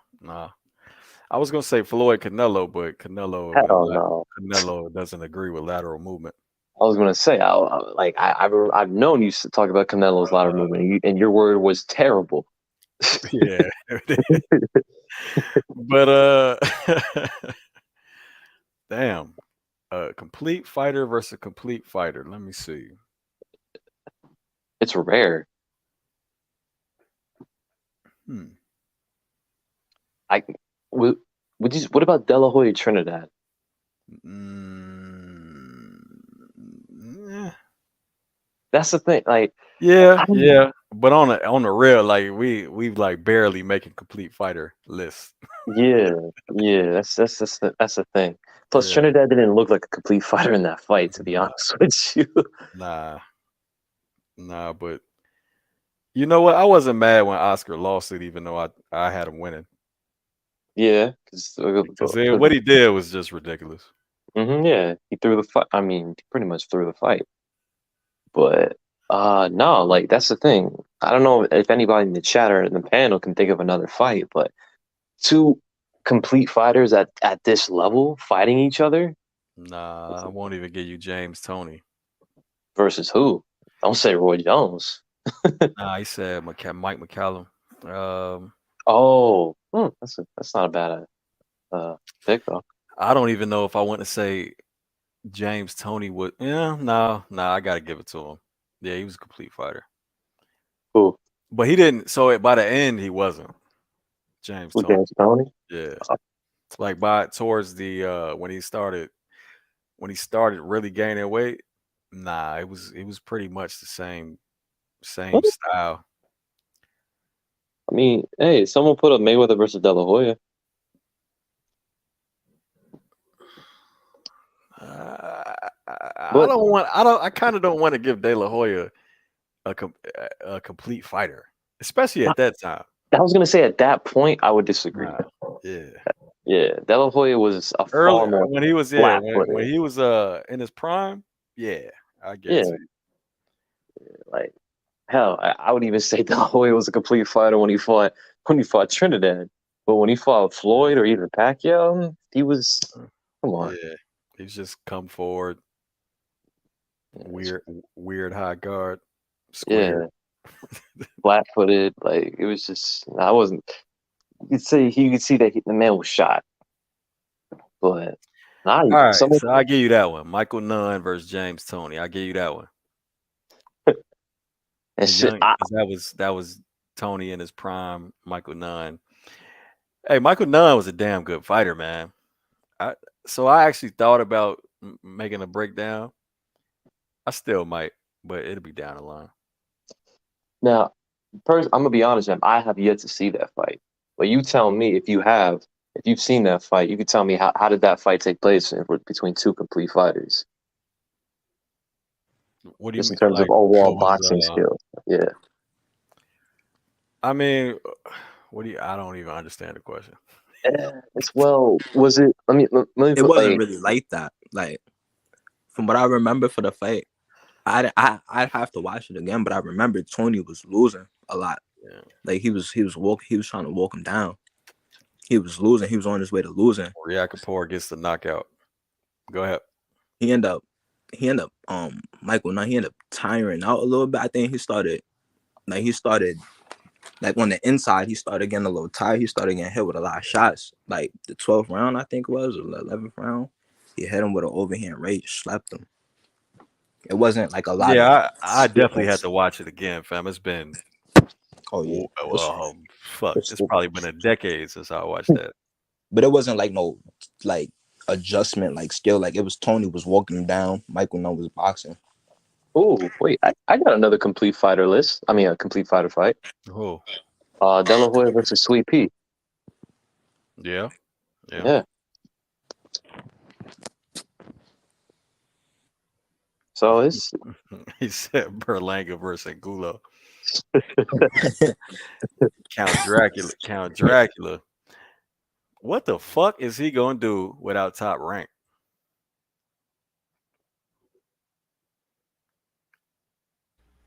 I can't think of anybody touching him. Well, no, somebody gonna touch him. All right, but shit, Top Rank was moving him along like he kind of should have been moved along. So is he gonna take some money somewhere and get his ass whooped? You think he could be Steven Nelson? Ooh, I had to see Steven Nelson again. Yeah, he That been was my out first. a Yeah, long time. the Bud card was the first fight I've seen of his. Period. Oh, that's the first fight you seen of him. Mm-hmm.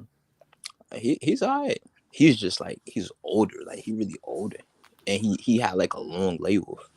Like Yeah. Hey, what's his name? What the fuck is his opponent's name? Rockport's opponent. Anyway, Buddy was in real danger at the end of this fight. I'm glad they stopped it. Joshua Clottey was not a complete fighter. No. Wow. The high guard king. Wow. Are you serious? I saw that shit. I'm like, nah, man, come on. um,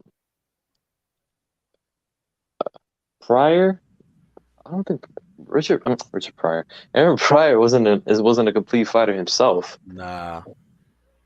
What they say, Pryor and Gulo? Yeah, Nah. I mean Aguayo. But War Kovalev? Or Kovalev? what did I say? Angulo? Yeah. You still thinking of Berlanga. Right. But Ward Kovalev? No. Nah. Well, You think Kovalev was a complete fighter? I don't, man. Kovalev is damn skilled, or Oh, was no damn question skilled. about that. But Um, could he do everything in the ring though? his inside game wasn't really shit. That's what I'm saying. I don't remember Kovalev for having a very good inside game. That shit was prevalent in, especially later down his career as well. Now, if you say complete, Yeah, you nah, we were going. So no need to even name the '80s. We were going past that because in the '80s, so this is kind of the conversation we were having earlier, man. In the '80s, you saw a lot more skill, Yeah. so it was more prevalent back then to have a complete fighter versus a complete fighter. You know what I'm saying? Like you would have both opponents be able to bang, be able to box at range, be able to use lateral movement. Like every day, both could do both. You know, all that shit. Pugilism. I would agree with Marquez, but I don't.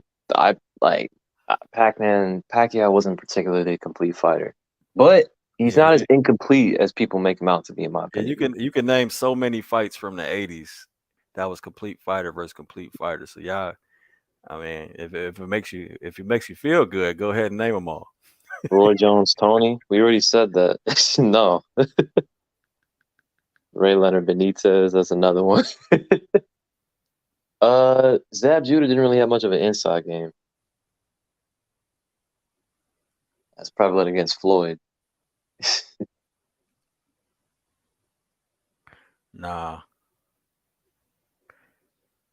But yeah, I guess. But if we're talking about modern day, that shit, that list, you'll be lucky to come up with 3 of fights like that, especially at the If world class level. I might give you that one. Morales Barrera. It's Mm. just I was you would thinking just about have to at the time of the fight though. I don't know. I don't know because Barrera had a pretty solid one track style, Holyfield, Bo. but I've seen him do a lot of different things in the ring. But in that fight in particular, I don't know. I'll give you that one. Fuck it.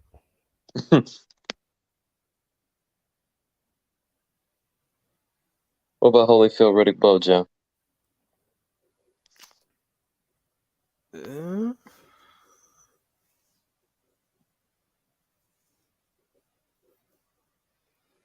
I had to watch it again. I don't even remember. So I don't remember Bo's inside game.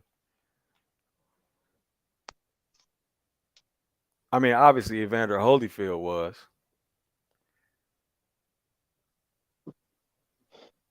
Yeah, I don't remember Bo's inside game. I mean, Hey, this Creed 3 don't look that bad. what do you mean, Creed I'm 3? seeing a commercial for Creed 3 right now. Oh, I mean, you don't think I it thought. look bad? Wait, Nah, y'all thought it was bad? I don't think it looks that bad. I just I don't mean, like the concept behind it. What do you mean?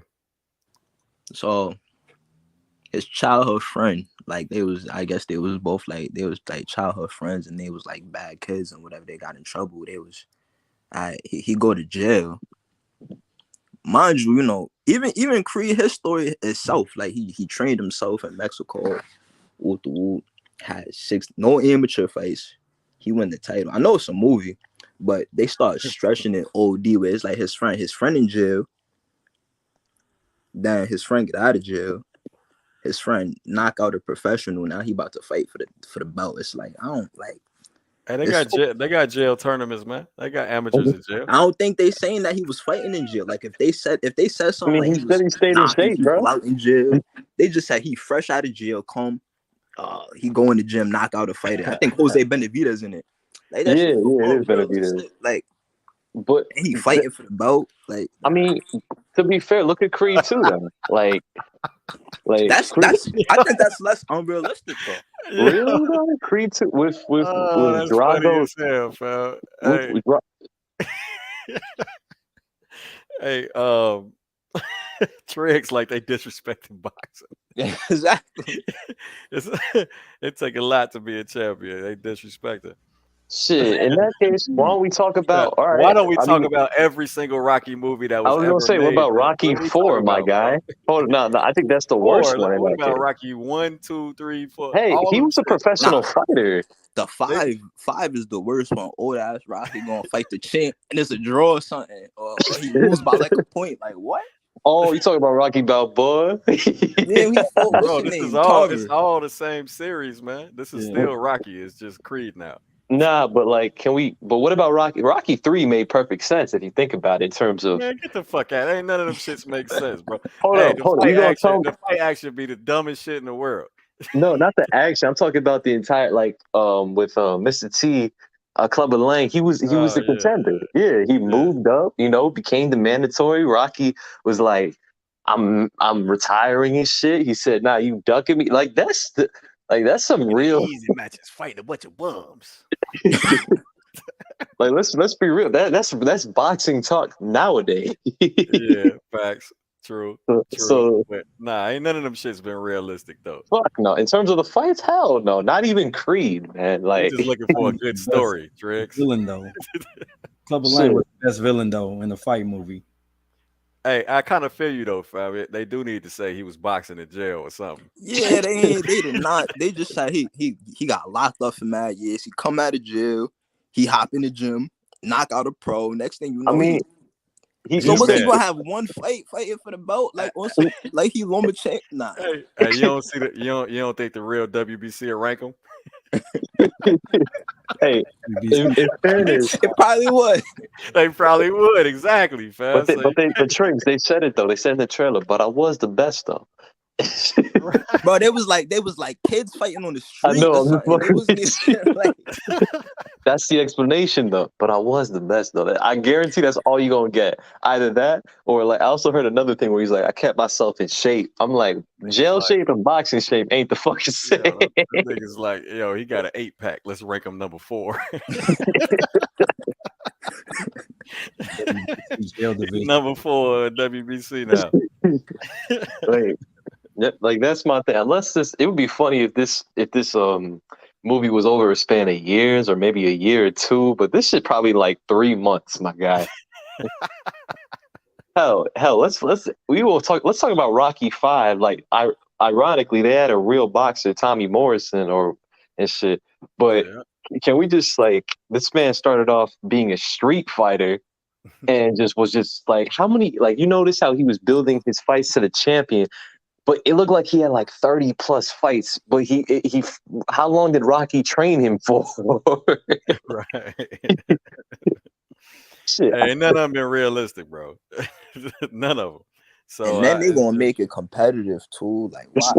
He gonna get knocked down or No, something? I Like, feel you how? on that. I feel you on that. Now that's some bullshit. That shit gonna be competitive as fuck. When I think Creed, unless they're gonna use the excuse of Creed being in his head and some shit. But even still, man, I don't know. I guess the idea is like, oh well, every top fighter can have a bad day, but a bad day against a motherfucker who just got out of jail, though. Green, he's green. You got to turn your gyms off to watch that movie. Turn your gyms right. off. Yeah, you gotta. Yeah, but that ain't got nothing to do with this channel. Yo, we might see two I complete couldn't even. fighters in that fight too, Dem. I couldn't even do a review on this. Couldn't even do a movie review. Holy shit! Hey, man, look. I don't know, man. Creed. What's his name? Michael B. Jordan. He got a half decent jab, man. Got a good lead hand. You always notice, like, here's the thing. Here's my question: how is it that Rocky? Let's be honest here. If we're gonna talk about a fight, like we brought up how if a fighter's in the contender or plus level, they have pretty good defense. Can we just agree how Rocky had fucking terrible defense? None of them. Yeah, awful. And then, but then he's training Creed, and you see Creed like being extra slick as shit. Mm-hmm. Can someone explain that to me? Hey man, hey Rocky knew of it. He just didn't know how to do it. Hell, no, I don't even think. Or I liked how Ward came in there. That was realistic. That was realistic. And then you got to remember that Apollo Creed was slick. So, you know And what I'm saying? You put two and two together and voila. I mean, shit. Bro, I ain't finna explain no fucking movie, man. Hell, even Rocky's style, like Rocky said, like his like Creed's style of fighting Drago, you got to use my style. I mean, like your style was damn near brain damage, my Yeah, God. hell yeah, his style was brain damage. It was Bro, it's supposed to be Crawford's like you hit me, I'm gonna hit you harder type shit. they was heavyweights taking flush shots constantly. Oh my God, that first fight, like oh man, like oh look at that, Balboa has brain damage. Rocky 5. I'm like, Bro, no shit, he should have brain damage after Rocky 1. bro, I just look up and I see Liam Smith in a fucking sweater, but they're showing the weigh-ins and What shit. is it? Duran Leonard 3? That's a nah, never mind. I was gonna say that's a nice coat that Eubank got on, but something about it I don't like.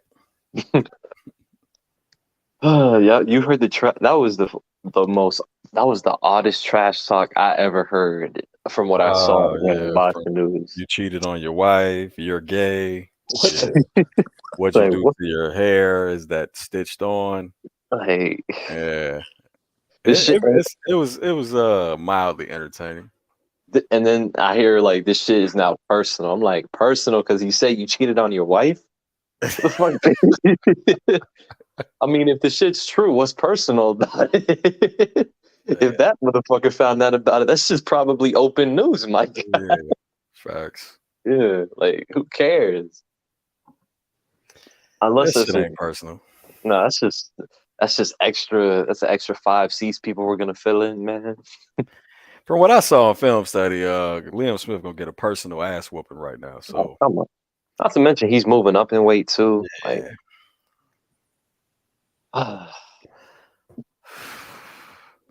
anybody know when Triple G's gonna retire, man? I'm sick of seeing that dude. Joey gonna get excited on a retirement announcement. Yeah, man. Yeah, I'm tired of. I don't even. He's holding the belts hostage. Yeah, Like I rather see Lara get it. At least maybe he can unify with someone at Showtime, like Charlo, if that shit would ever happen. Shit, I might just favor Lara in that fight. Fuck it. hey, the zone should have been on their no fluff game if they're gonna give us Chris Eubank Jr. versus Liam Smith. Hey, I don't even think they gave us fluff for Joshua Usyk too, if I remember correctly. At least it wasn't bad. I kind of wouldn't have felt no type of way if I turned this shit off and took a nap. And this is one of the first few times I'm on your live. It's a fight night, and I'm not grabbing my computer to turn that shit on. Like, I'm sorry. I just want to see if my film study was accurate. That's all. And let me just say, I just don't care for Liam Smith, man. Joe Joyce, Zhang, I'm down to watch that shit. Yeah, that should be interesting. You see Man. the trailer is on. You said the what? The trailer was on. Ah, nah, it's not on no more. You probably missed What trailer? for Creed? Chris. Yeah, it was quick. It was some quick shit. I thought. Nah. They played a long ass trailer earlier. That's what I was talking about. It. Yo, Trace, to add on to your point, this man been champion for like 7 years. Oh, Creed? Yeah, man. Toughest fight of his life, about to be a dude that's fresh out. You gonna have a dude coming out of prison thinking he like the next thinking he the next Mayweather. So shit. Oh man. That's funny. I could have sworn in one preview he was getting touched up in sparring and then lost his cool. Yeah, something like, or rather, they clipped it so well. Right.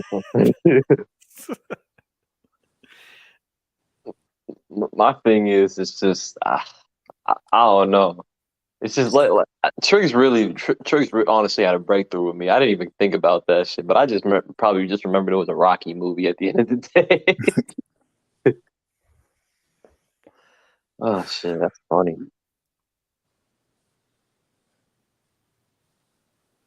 Damn, he learned his defense in prison showers.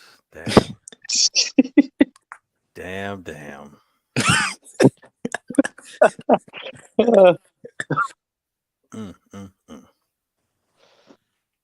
Oh, that's just got out last week. So you got out last week trying to get back in the gym. That's funny. The first thing you think about after being in jail for like 15, 16 years is, man, I want some gloves on real quick. Right. Like the story sound realistic. Like I could picture like an old head getting out of jail, be like, "Yeah, I used to be nice back in the day," but when was he the get best, in the though. gym, he get fucked up. He get gassed out one round, start throwing up or something. You know what, Jeff? I'm gonna tell you what's gonna happen, man. Hey, I'm gonna get Bernard Hopkins to cuss Triggs out. I'm gonna tell you what. I'm gonna be a boxing guru real quick. The prison dude, he's gonna get fucked up by Benavidez for like the first 45 seconds. Man, it's gonna be easy work. I don't know. He's gonna have a bad memory of some time in prison that just woke his ass up, and before you know it, he just goes on just wailing on dude. No technique, nothing. Keep swinging after the bell. Calling it now. Don't be afraid. Don't be surprised if you see a flashback during that. That's Hey, yo, low key, this KFC jack is kind of dope that Chris Eubank Jr. got. Is Roy his head trainer? Yeah. Oh, that's dope. All I'm saying is, ain't nobody got nothing on Jared Anderson's Grinch outfit, bro. Yeah. Grinch. Building. Tony Tone was good. Think it stink. What's happening? A lot of fluff going on, so we just got carried away with some other shit. Oh man. See, because I mean, well, oh yeah. So you was in on it. Jiu-jitsu prison shower defense. I thought he was a boxer. So somebody coming in just now with that comment on the screen, what would they think? Wrong stream. Wrong stream. Get the fuck away from him, man. Oh my lord! So that's Jim's cue to get back on topic real quick. No, it's not. They don't look like they about to do shit. I mean, oh wait, no, ring announcer to the ring. Nah, he still ain't doing shit. He just backed up. I thought he was walking the center ring. He's just chilling though. It's been fluff between every fight. Every fight. That's not even normal on these type of shows like for the zone. Yeah, I mean, I saw you went live at 1:50 Eastern time, and I'm like, oh, he's probably done. It was 5:00. Yeah. Earlier, somebody said 4:00 main event. We about 45 minutes late on that. Shit. Now I hope they don't purposely wait till 5 or 5 my time. We still have 19 minutes. I want to tune out to that shit. Yeah. Oh wait a minute. No. Hey, dude, keep walking to the center ring, acting like he gonna do something and don't do shit. Ooh, Triggs, who you got for playing Benavidez, man?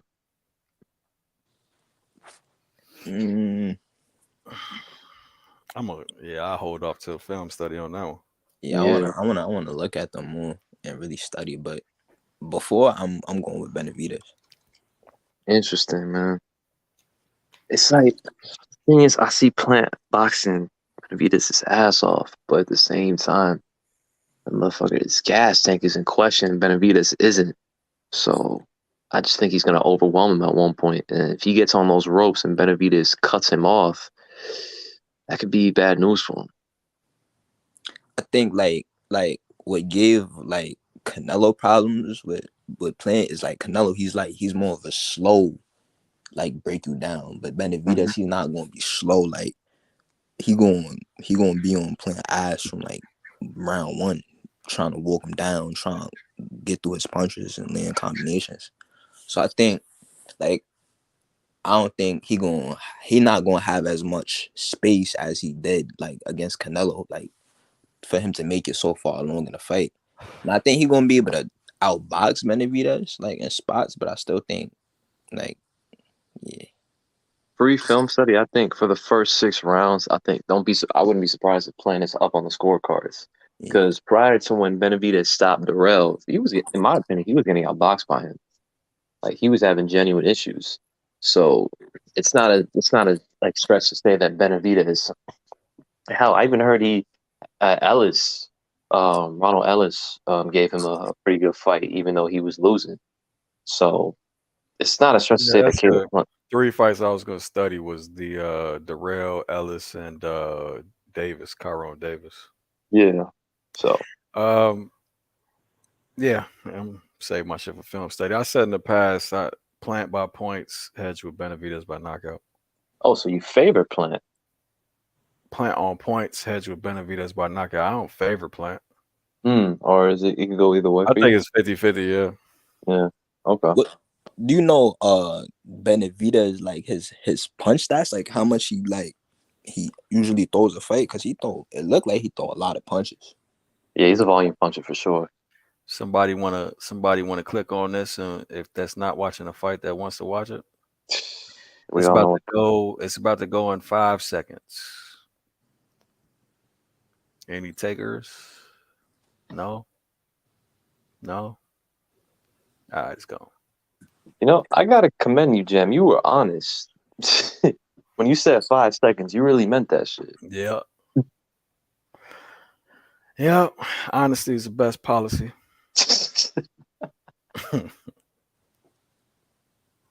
Yeah, but April looks like it's gonna be a hell of a month for boxing, man. We might get Shakur. Oh my God, man. What? Fuck that. Let me get an announcement. I said, what? It's on my. This might shit, bro. Oh yeah. Yeah, with these announcements, I want the fight to be done. Don't like why are you talking about it? Yeah. Not done. Don't tell me you got a contract. Don't tell me nothing else, but the fight is here at this time for sure. I think Spence Crawford. There was a time where like fight announcements, not even announcements, but like that shit used to be like intriguing. But I think Spence Crawford kind of sucked all the fun out of that shit. Liam Smith looked like he's 52 years old. I was thinking that same thing. What that gray hair? Like how old is he? I'm pretty sure he had gray hair against Canelo. Yeah, nah, he just got gray Like what? early. Even Steve great. Martin or some Was he shit. like 35 or some shit? Something like that. Let me see.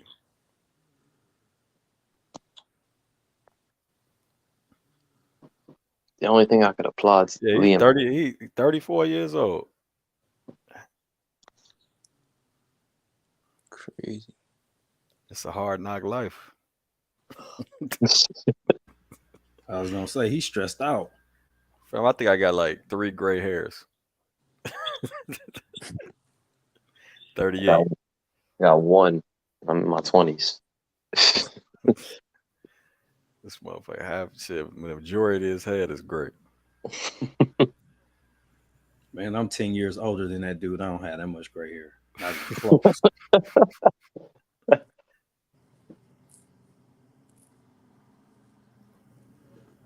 Benavidez has the highest punch output in boxing, both jabs and power punches. Yeah, I think he's gonna give Plant problems. That's honestly why Benavidez is ranked even in the box plus minus CompuBox list. Because that man has a ridiculously high landed percentage because he throws so many damn punches. Well, he's got the weakest competition in that group. Definitely. You said it, not me. I'm saying in that group. The plus minus list, yeah, definitely. Actually, you know what? Yeah, nah, he's got the weakest. You think weaker than Boo Boo? That's a. Mm, I mean, you tell me, has Andre beaten a fighter better than Durrell?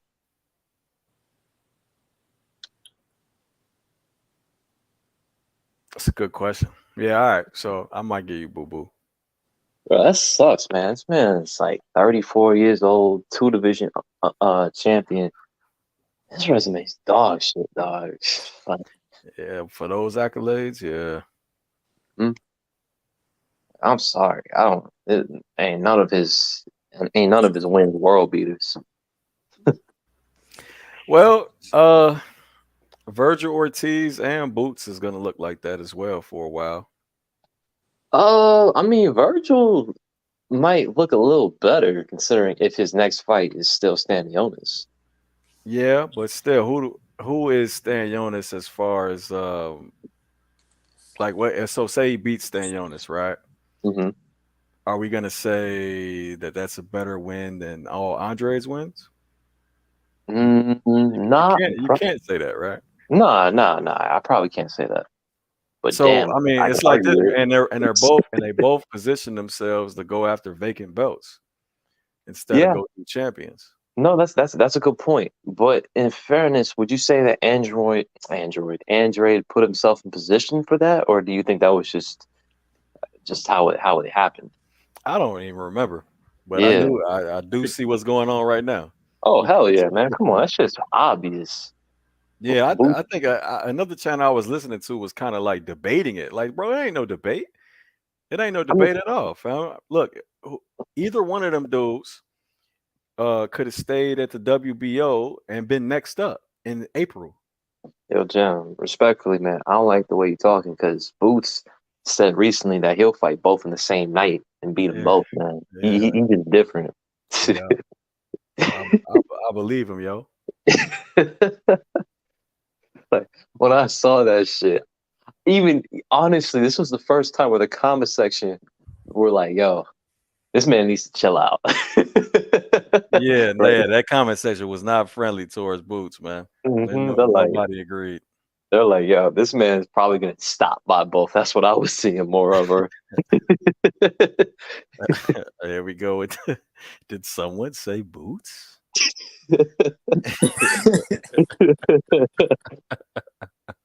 No, but no, that. But I agree, man. His in terms of what you said about him cutting off the ring, that shit was terrible. It's Like, awful. yeah, I was very unimpressed by that. That shit was frustrating to watch, It was like actually. comical. It was, Like bro. I mean, I was watching it live. I'm just like, I just know that he's just gonna go back to fundamentals and cut off the ring properly so he could get this guy out of there. And that shit never happened, bro. Uh-huh.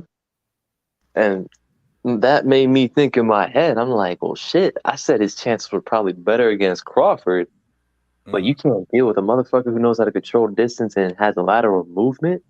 And mm. all I thought about was Crawford versus Postal. Well, I mean, even if he can't move like that anymore, he doesn't have to, fam. So all that will really take is side steps to an angle or Yeah. side. You know what I'm saying? Like that, they don't take much to set traps like that. And Crawford, that's what he does best. You know what I'm And, saying? So like if you're okay, so Crawford takes them little back steps or the back shuffles and then tries to angle out. If he takes a back step and Boots does back foot first, it's a wrap, man. It's a wrap. and, and let me just say this, man. Like Boots' defense, I'm not gonna say it's not bad, but damn, that shit is like it's heavily relied on athleticism. Reflexes, yeah. Yeah, that shit's gonna pay eventually against a fighter who's skilled enough to like really like time that shit. Cause yeah, no question he beat Karen, but hold but up. You know what the counter argument that you'll hear against that. I'm not saying that this is what I've heard. no, you say He's it, only doing that. He's only doing that because of the level of competition. That's which not makes actually how he'd fight Crawford or Spence. Yeah. And that doesn't sounds make crazy to me because why would you even develop those bad habits? Well, T words, you already know, fam. I mean, every single one of my film studies pretty much been for a step up fight or a better fight than their last fights had been, right? And they still do the same shit. I've been calling it pretty fucking accurate. Like, so, so, so I mean that argument is null and void if you watch the channel. look, Definitely.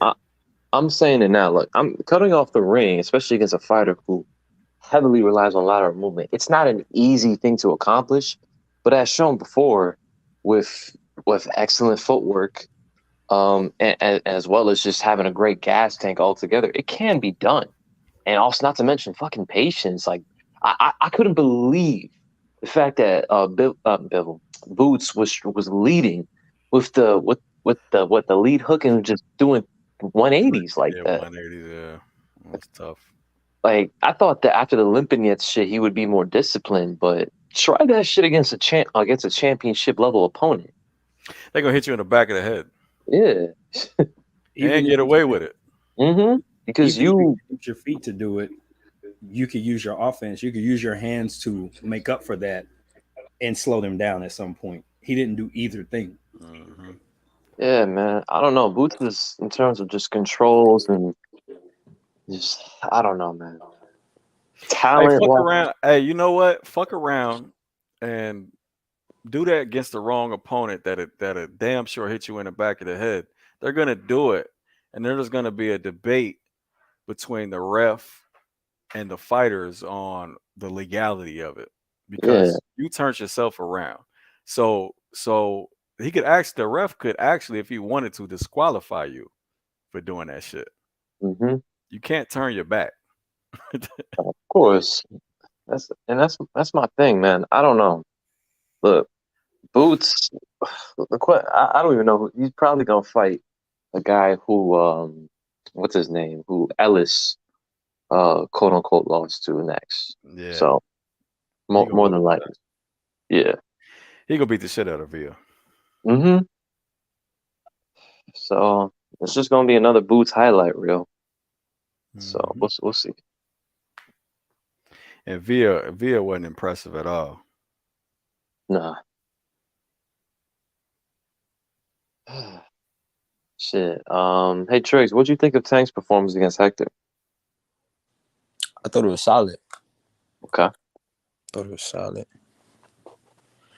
I think he started a little bit faster. Like it didn't look like how when he was fighting Rollies and when he was fighting Barrios, it was like, dang, he losing. Like I thought when it got to that point, it was like competitive. Like Tank started pulling away with some of them rounds.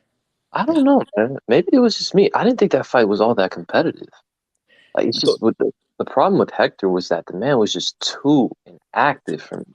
yeah, Like he was just like it was just like I don't know. Maybe the rounds were competitive at moments, but it was hard to give Hector any more than maybe 1 or 2 rounds for me personally. all right. Because because I just like I didn't see him really take momentum in the fight at any point except one round. And the other round might have just been a round that I just gave him just for fucks. But like, 'cause I didn't want to be like, man. But it was just hard to pick against Tank because Tank landed the more meaningful shots. He was controlling the pace. He was forcing the action. So based off just how judges score fights, that shit just made it easy to score. No, I think I gave him the first because I don't think Tank was doing a lot in the first. I think he had like landed probably like one. Like I think maybe he was more active in the first. I think I gave him the first. Hey, I got keys to victory. I got one for each. Oh shit! Nah, for on some real shit. For Liam Smith, he's gonna have to rely on countering to gain the positioning that he needs to let his hands go. Because if he doesn't, he's gonna find himself in trouble. Um, for Eubank Jr., he's gonna want to make Liam Smith pay every time he throws out that jab. On Showtime for Liam Smith would have been counter him with explanation points. Counter, counter punch. Counter punch, explanation point. You been Show your make him miss, make him pay. But yo, look who's in the house, man. Hey, shit. I don't know what it is about this. You say Boots' name and his fans just appear out of thin air. What's up, Who's Dirk? in the house? Oh, Dirk's here. What's going on, man? Somebody said boots. Yeah, he said Joey sound like a hater. That's funny. Oh man. All right, here we go. Tell me how that shit goes. I'm gonna just listen.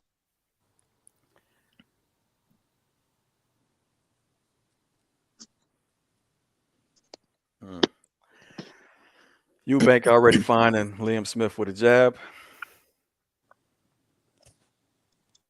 Probing with that lead hand as well.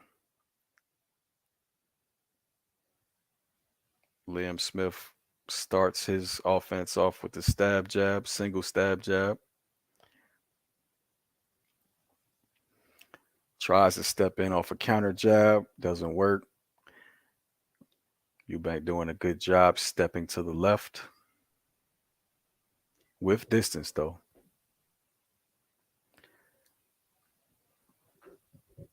Liam Smith is being very patient like he normally does. Tried to step in with a stab jab again. Got clinched.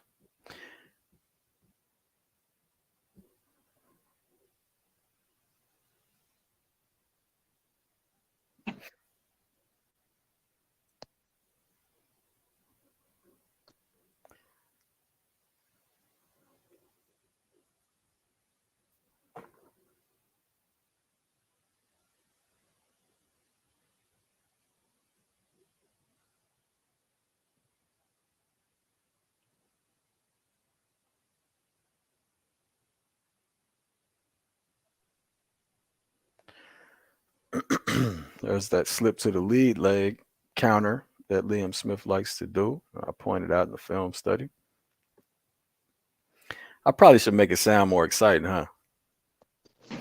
I mean, you just sound like Crawford when he's talking on BLK Prime, man.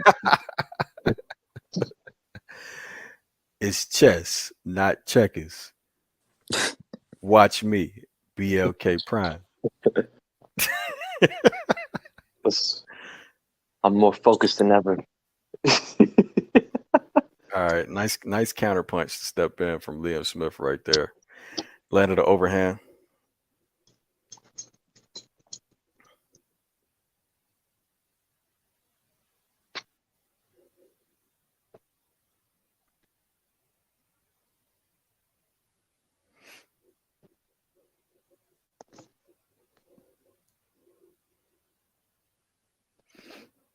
So yeah, Liam's not doing a bad job counter punching. Like I said, my key to victory. But like I said in the film study, his activity rate is terrible because of it. Jim, tell me, can you see the Roy Jones Jr. influence in Eubank? Yeah, that's in his guard. What you think about Roy Jones as a trainer? Like, I don't. Looking at Eubank, I don't know if that's like the greatest idea. Like, how you think he look? Like a fake Roy Jones. Yeah, it's not. He not Roy Jones, not at all. Like, he not. Nah, man. How do you think Michael Jordan do as a coach? Terrible. I didn't get to see MJ in his prime. Like, I don't even know. Like, he was like really good, like a really good athlete. Like, that was his. To see how he handled. He's an incredible athlete. He ain't had like the fundamentals and stuff. Oh yeah, he had the fundamentals down packed, yeah. solid, and I mean that's what made him truly great. Yeah, his efficiency was ridiculous, but this, if you look at the way he handles his team, I'm not talking about the Bulls. I'm talking about now, just the way he just has his team set up. Man, the Hornets. Man, it's fucking terrible. I think he'd be terrible as a coach. Yeah, Eubank picking up activity now. This pace is going to kill Liam Smith. Double jab, overhand lands for Eubank. Now, ironically, I think Kobe would actually be a pretty decent coach. I don't know about that either. I don't know, man. Because if a player wasn't as dedicated as he is, he'd be pissed all the time. Possibly, but I just seen the way this man breaks down film But of the game. It's head just clash, overhand lands for Liam Smith. Duck that overhand. Uh-oh. A little extracurricular activity. Both of them get warned by the ref about behind the head shit. what's up, Joseph? Oh, he's back. Yeah. Let me put the link in the chat.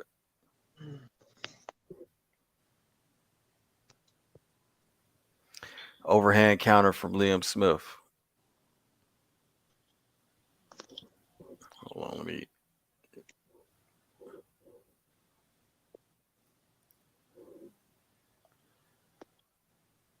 Nice head movement right there for Eubank. Clinch.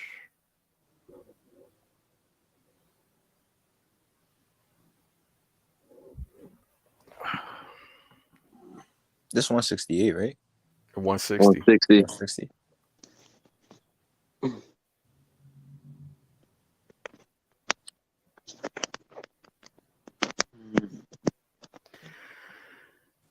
Again, Liam Smith's problem, man. I mean, stuck in this high guard, it makes his against Eubank Jr. is going to make his offense so limited that he'll just have a low punch output. Again, another counter overhand from Liam Smith, though.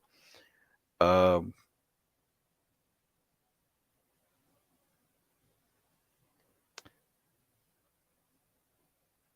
think you could have gave the first round to Liam Smith, but the second round I'd probably get a Eubank. Nice hook, nice jab after it.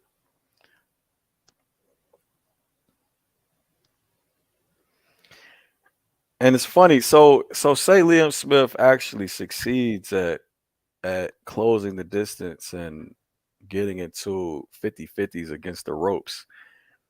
Is that smart? Do you see a better chance of him winning than doing anything else? Okay, Liam Smith with some nice little backhand feint, step to the angle and try to do some work. Didn't really land shit, but what'd you say, Joey? Do you see better keys to victory? I mean, staying solid defensively, relying on counter punching to get into your spot, and then letting your hands go. Mm.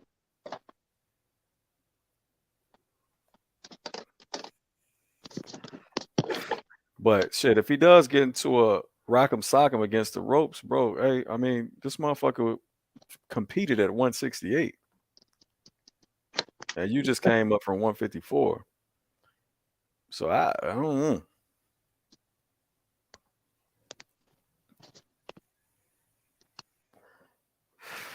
We gonna see though if it happens. But I got it 1-1.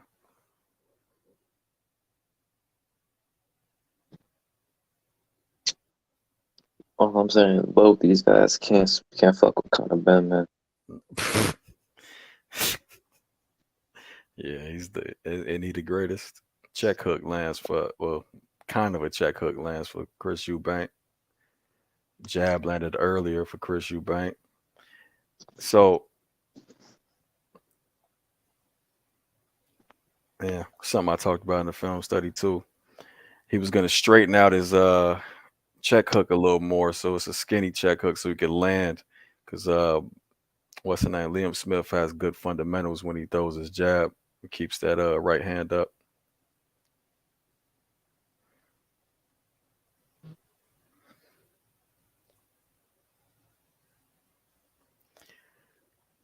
That's a lot of waiting from Liam Smith. Just a whole lot of waiting.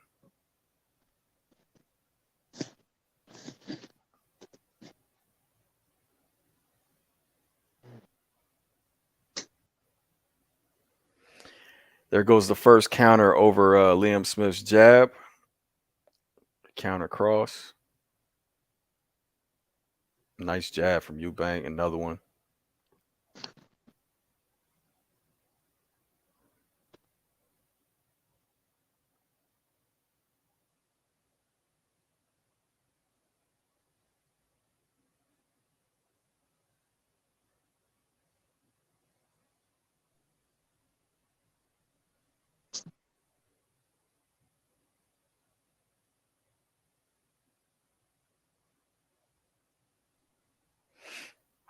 Little 2-1 from two swivel jab from Liam Smith. Swivel jab looked like it hit Eubank in the chest. Might have caught a little chin. Nice check hook. Actually, Eubank got the better of that exchange. It was like a little skinny check hook versus an overhand counter jab. All right, so my film study's looking pretty fucking perfect. All right, well, there you go, man. You can click out now. Ugly, long backhand uppercut from Eubank.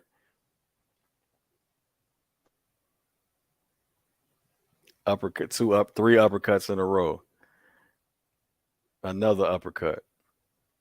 Trying to bust through that high guard. So now Liam Smith's got his high guard a little forward. He could probably sneak in that 4. There goes the 4. Another uppercut. Went back underneath. Another uppercut. Yeah. So getting a little lopsided. Getting a little lopsided. Go for Eubank. Yep. Got a little ugly at the end of that one.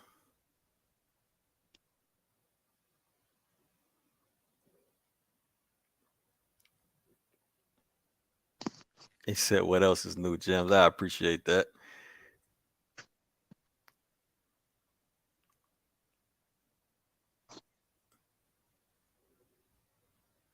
He's putting it on him now. Yeah. Got ugly at the end of that motherfucker.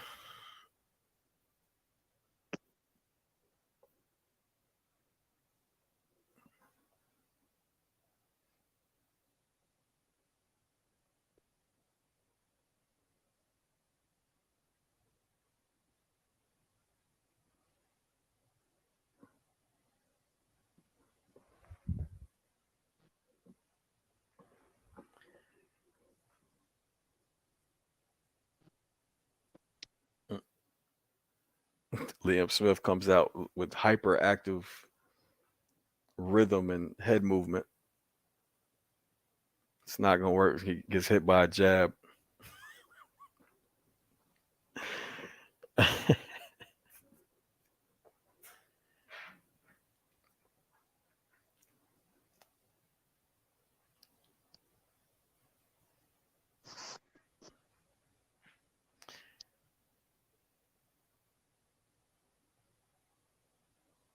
Yeah. So wow.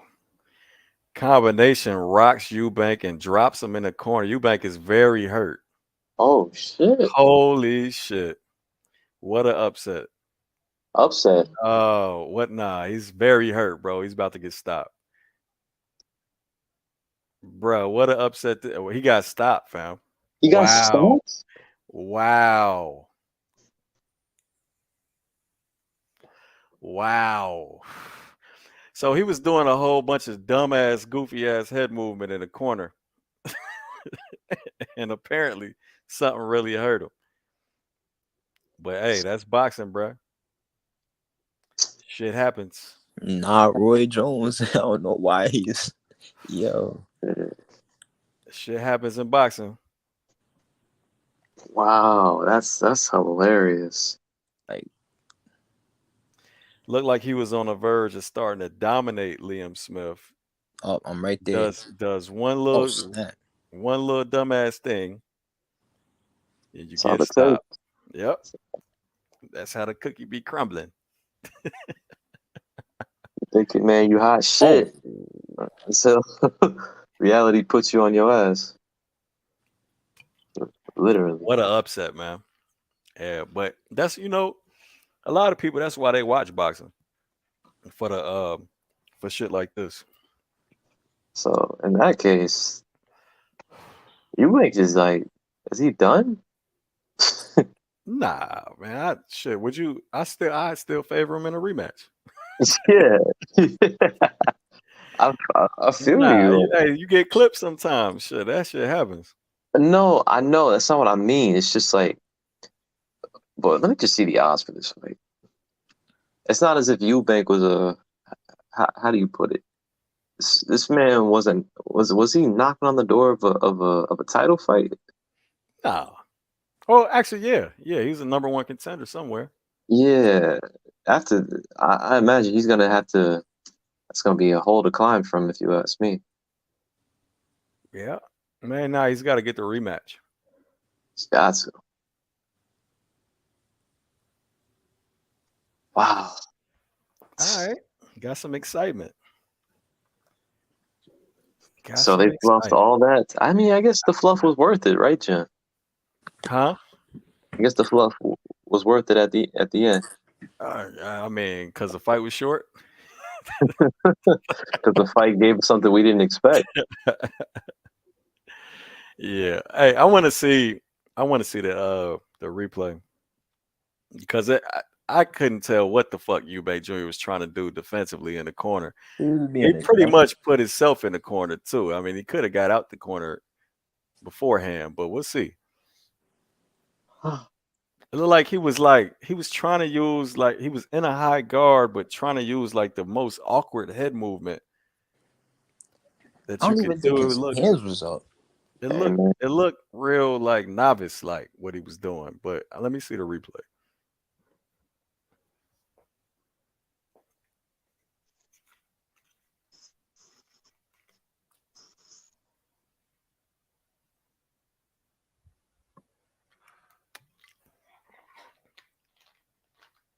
That's a hell of a knot underneath Eubank Jr. eye. Was that not before or after the knockout? Had to, what? What, Joey? I didn't see the I didn't see the fight. So yes, are you saying? Wait, so you're saying something else might have caused it? What? No, I'm saying was that did I say after the fight? I meant after the knockout. Like was he taking punt? Like was he getting hit enough to? No. That was that was the ending sequence is how he got it. Oh, okay. Yeah. Eubanks got It his was ass. actually on the wrong side of the punches that were. All right, here we go. Oh, he tried a pseudo Philly shell. Oh yeah, it was horrible, bro. It was damn near like a half shoulder roll he tried when he got caught with the with the overhand that hurt him. Then an uppercut. Yeah, he was out of it. He was out of it, fam. His head movement was terrible. Eubank exposed, bruh. What? Mm. Your man has losses.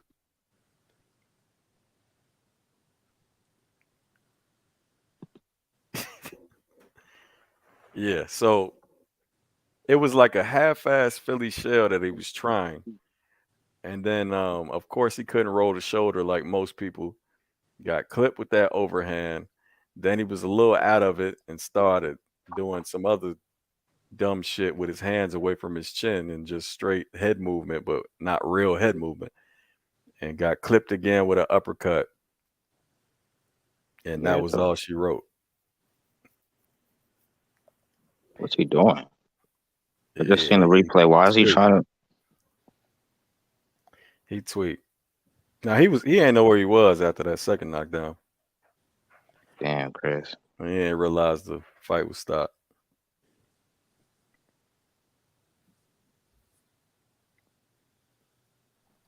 Wow.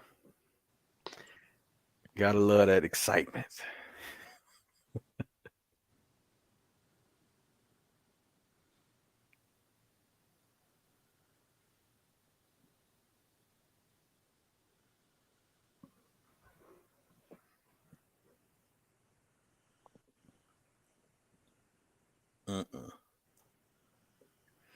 Damn. Shit, I just saw that. Damn, that man was done. Honestly, the ref didn't even have to continue that shit. Nah, he did all that stumbling he did at first. But shit, man, we answered like that's what you get for talking about keep my wife's Bro, name hey, out your everybody. fucking mouth. That's what he said. Nah, I was just reciting Will Smith. Damn. Bruh, hey, comment section, man. Chill on the goddamn comparisons to this fighter would have did this, that fighter would have did that. What are y'all talking about? Connor That's not how Ben. this shit works. Yeah, Connor Ben, Triple G, like, bruh, that's not how this shit really works. Now I'll say this though, James. Eubanks was trying to fight a YouTuber plus Connor Ben, so it looked to me like they were trying to cash him out because they knew that he was done. But I digress. Yeah, you sound just like them. I just told you not to do it. God damn. I Shit mean, don't make no I'm sense. saying, bro, why is a professional boxer trying to fight a YouTuber at whatever age he's at right Because now? he's trying to make a bunch of money. Okay, because he knows he's pretty much done in this game, right? What? No, You don't see because he any wants to let prime fighters I doing that. can name you a Canelo fighter who considered did it. What are that. you talking about? I can name you. Mayweather did that. De La Hoya did that. In his peak. Yes, Mayweather went to that WWE shit. Wouldn't mind seeing Derevianchenko versus Beefy. Who the fuck is Bro, Beefy? Liam Smith. Oh, nickname's Beefy. Yeah. It's a horrible nickname. Yeah, how you feel about that, Joey? Liam Beefy Smith, bro. You couldn't have just been like, man, I would have done something with his hair, man. You know, silverback. It's way better. So I don't think Chris Eubank Jr. is done. I think he got clipped. I think why do people automatically assume a fighter is done when they get clipped? It's not that. He just pretty much dominated around beforehand.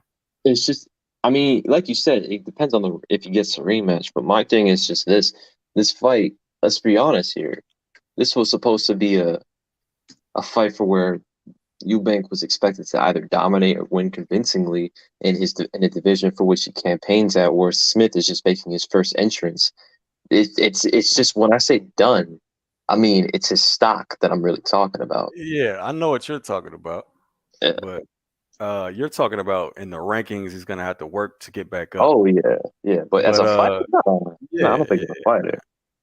Now, unless that really like rocked his shit, and you know what I'm saying, he has like gun shy problems or some shit like that after this, then okay, he could be done. But you know, to automatically assume that, you know what I'm saying, he's past it or whatever, it's kind of ridiculous.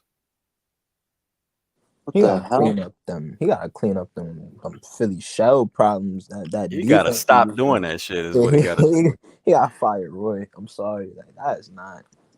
Wait, Josh Taylor and Jack Catterall were at the fight? Yeah, I seen Jack Catterall. Yeah, they were about to fight at the fight. Are you serious? Yeah, that's so dumb, man. Because the motherfucker was injured. Yeah, that's what I'm saying. Yeah, Donald Lyons, appreciate the super chat. Yeah, Eubanks was boxing well before getting caught. Yep. Shit happens, man. That's why it's gambling. For all you bettors that bet with me.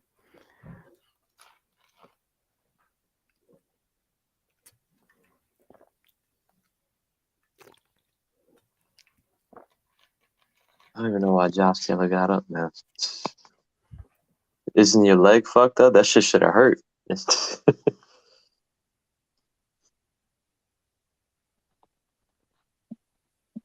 Yeah, as long as he can sell tickets, he'll be fine after 2 interim fights. Yeah.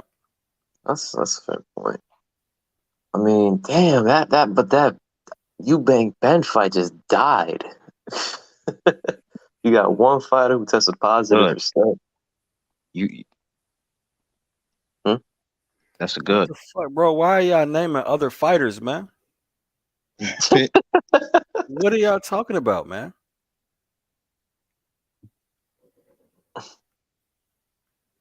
Bro, he got clipped. That's all that happened, man. Munguia get clipped the same way. So could Triple G. So could everybody else y'all naming. Connor Ben. I don't know about Triple G, man. That's his first time getting knocked out, right? He might have lost. One thing about Munguia, the motherfucker's durable. If Munguia has a nasty body shot, I mean, not Munguia. If Eubank has a nasty body shot, now we might be talking about something. But clip to the chin, I've Yeah, seen yeah, Triple G it's hit with just yeah, about everything, man. yeah. You're right about that. You're right about that, boy. Everybody else they Right. name they could also get clipped. Oh yeah, Anybody for in sure. boxing could get clipped, bro. Munguia's been hurt before for all we before. So Has he?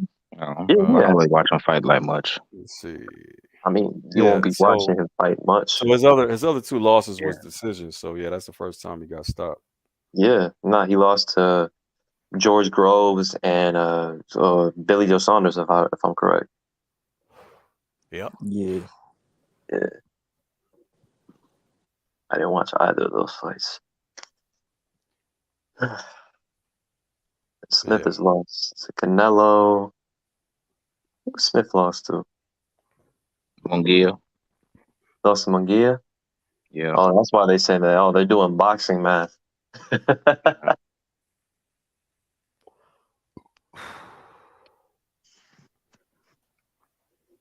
Oh, that's what that is. Boxing Mm-hmm. mouth. Yeah, okay. Yeah. He got UD'd by Munguia. Munguia beats Smith. And Smith beats Bank. And obviously, it's not how boxing works, bro. Yeah, that's a classic triangle theory. Mm-hmm. The classic version. And then that shit gets. It's funny when it gets complicated. Oh man. Well, that was Look, nice. it's not. It wasn't even like a. I couldn't even say it was like a strategic thing or a style thing. It was just he literally just got clipped doing some dumb shit in the corner. Hmm. Because I mean, you don't even normally catch Eubank in a fucking Philly shell. Violent chess. I haven't really seen it.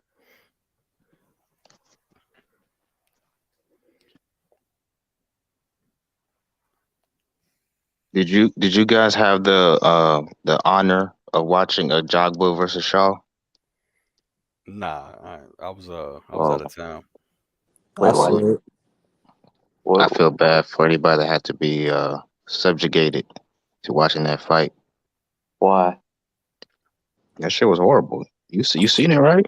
No, I I didn't. saw I it. heard of it, but I didn't see Oh, it. it was a horrible fight. Yeah, it was terrible. What was horrible about I'll it? be right back. They was throwing jabs back and forth. Really, it was like it was heavyweights though. Like Are I you don't want to serious? a heavyweight jab wolf. Like nah. Yeah, That's fast for round 1 looked like round 12. that's horrible.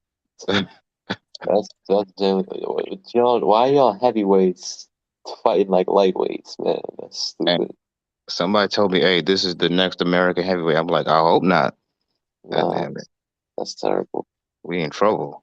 At that point, give me Jared Anderson's wild ass. What do you think? What do you think of Jared Anderson? I He think likes to use that, like, he just leans his head back like as defense. I think he's a talented, like, I guess, contender now. He's a talented contender, but Hmm. he could be overly aggressive at times. Like his last fight, I know he got a second round knockout, but damn, I didn't like the way he was getting clipped like that, just going in like that. He was so defensively irresponsible that against a Hmm. heavy-handed fighter, like really like at the championship level, having excellent timing, he could go to sleep like that. He's trying to make a statement. Like nobody's ever stopped this dude like You can this. make okay, you can make a statement and still be Hmm. defensively responsive. Tank Davis has made a statement before. Like you've seen fighters make statements getting knockouts and still have like be defensively like sound. Shit, we Right, that's all the championship level. That's natural. But right. that shit He was threw just 100 punches in one round for a heavyweight, though. That you don't see that shit. nah. I mean, but then again, the fight only went 2 rounds. So the question being is, if that fight Hmm. would have been 6, 7 rounds, what would his pace have been? It probably would have dropped significantly because, like you said, you don't see heavyweights throw 100 punches per fight or per round because that shit. Most heavyweights can't sustain that type of output. G Funky, I see what's good with you, fam. Oh, I did not hear that right.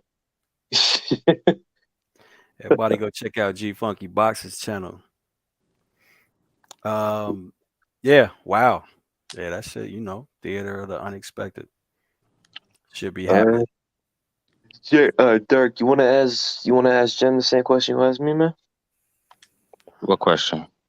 Well, you just Oh, asked me. about Jared Anderson. Yeah. Yeah, actually, I kind of know. I already know what Jim's opinions on him. I talked to him a little bit about that already. Okay.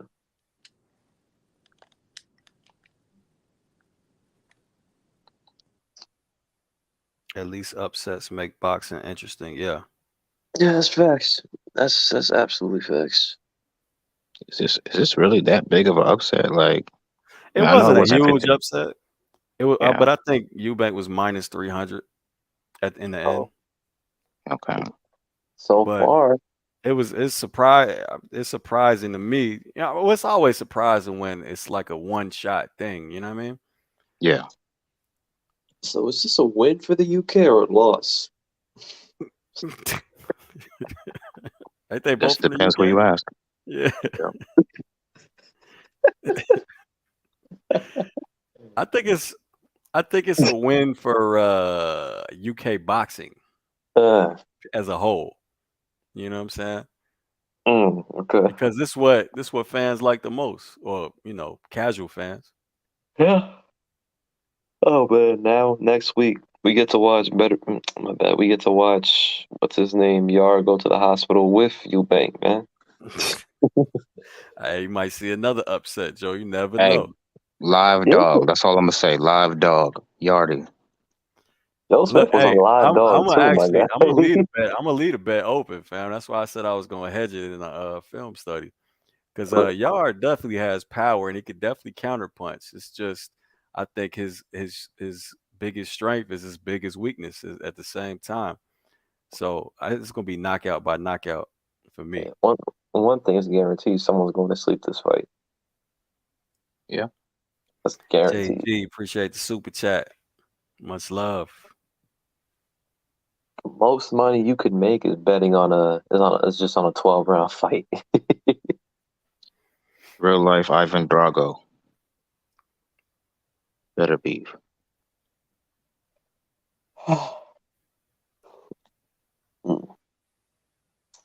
It's a damn shame because I was hoping Throw because the damn towel. Oh, my bad. I don't think Better Be a Bivol is probably gonna happen after this, from what I'm hearing from Eddie Hearn. He wants to do Buatsi and then Canelo at 168 for Bivol. Eddie Hearn is a shameless. He was talking about Inoue and Fulton. He said, when Inoue wins, we would like to fight him next. I'm like, well, motherfucker, what about if Fulton wins? Like, that should have been the next fight for Undisputed. Will you be? Wait, Appreciate he the did. super chat. Hold on. Will you be? Appreciate the super chat, fam. He says keep up the good work. Most definitely. Wait, so he said he didn't. He said anyway. He didn't say the winner. Yeah, no, he basically said like the only scenario was if Inoue were to win, we would like to fight him next. Ah, Like, that's interesting. like, Yeah, what were like the there would be odds? no scenario with Fulton winning, and they would have to fight him for Undisputed. Which is ironic considering this is, if you look at the fan base and just overall, this is a 50-50 fight, at least on paper. Right. Yeah. Yeah, let me see if I can go back and look at what the odds were on Liam Smith by knockout. Shit. That had to be good money. Jeb, did you bet on this fight? Yeah, I bet straight up Eubank. He didn't hedge Smith KO. Hell no. Hell no. Ah. I would do it. So say they got an immediate rematch, I would have to head Smith by KO just in case Not to Eubank this Jr. time. Yeah, Eubank Jr. got like that soft spot now. You know what I'm saying? But I would still bet Eubank Jr. in the next fight. I think it'd still be Eubank Jr. straight up. Hopefully the odds would be better. You know, some people are gonna be like, "Oh, don't put him in the ring with Triple G." He was talking about Triple G. I'm like, fam, before or after this Liam Smith fight, I still would have not favored him to beat Triple G. This Yeah, I don't doesn't know. Yeah, I don't even know where that question came from. Like, bruh, when do we ever favor Eubank Jr. to beat Triple G? like that's my thing, man.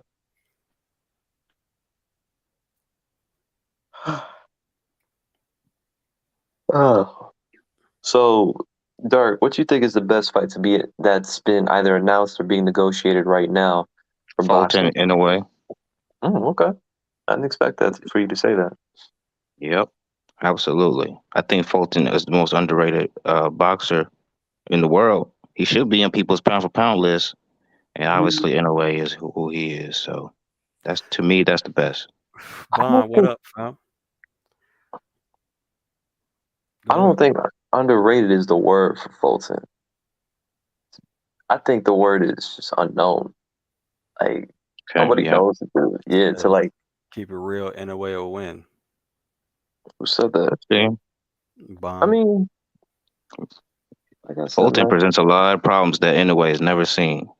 Of course, and it goes both ways, man. Like that's the beauty of the fight. Like I said, Bolton Yeah, has not fought. Neither has Inoue, a fighter yeah. who I would say just overall just complete as a complete skill set. Now I would say Inoue probably has fought a fighter more complete than Fulton, being Donaire, because obviously Figueroa and Angelo Leo were anything but complete fighters.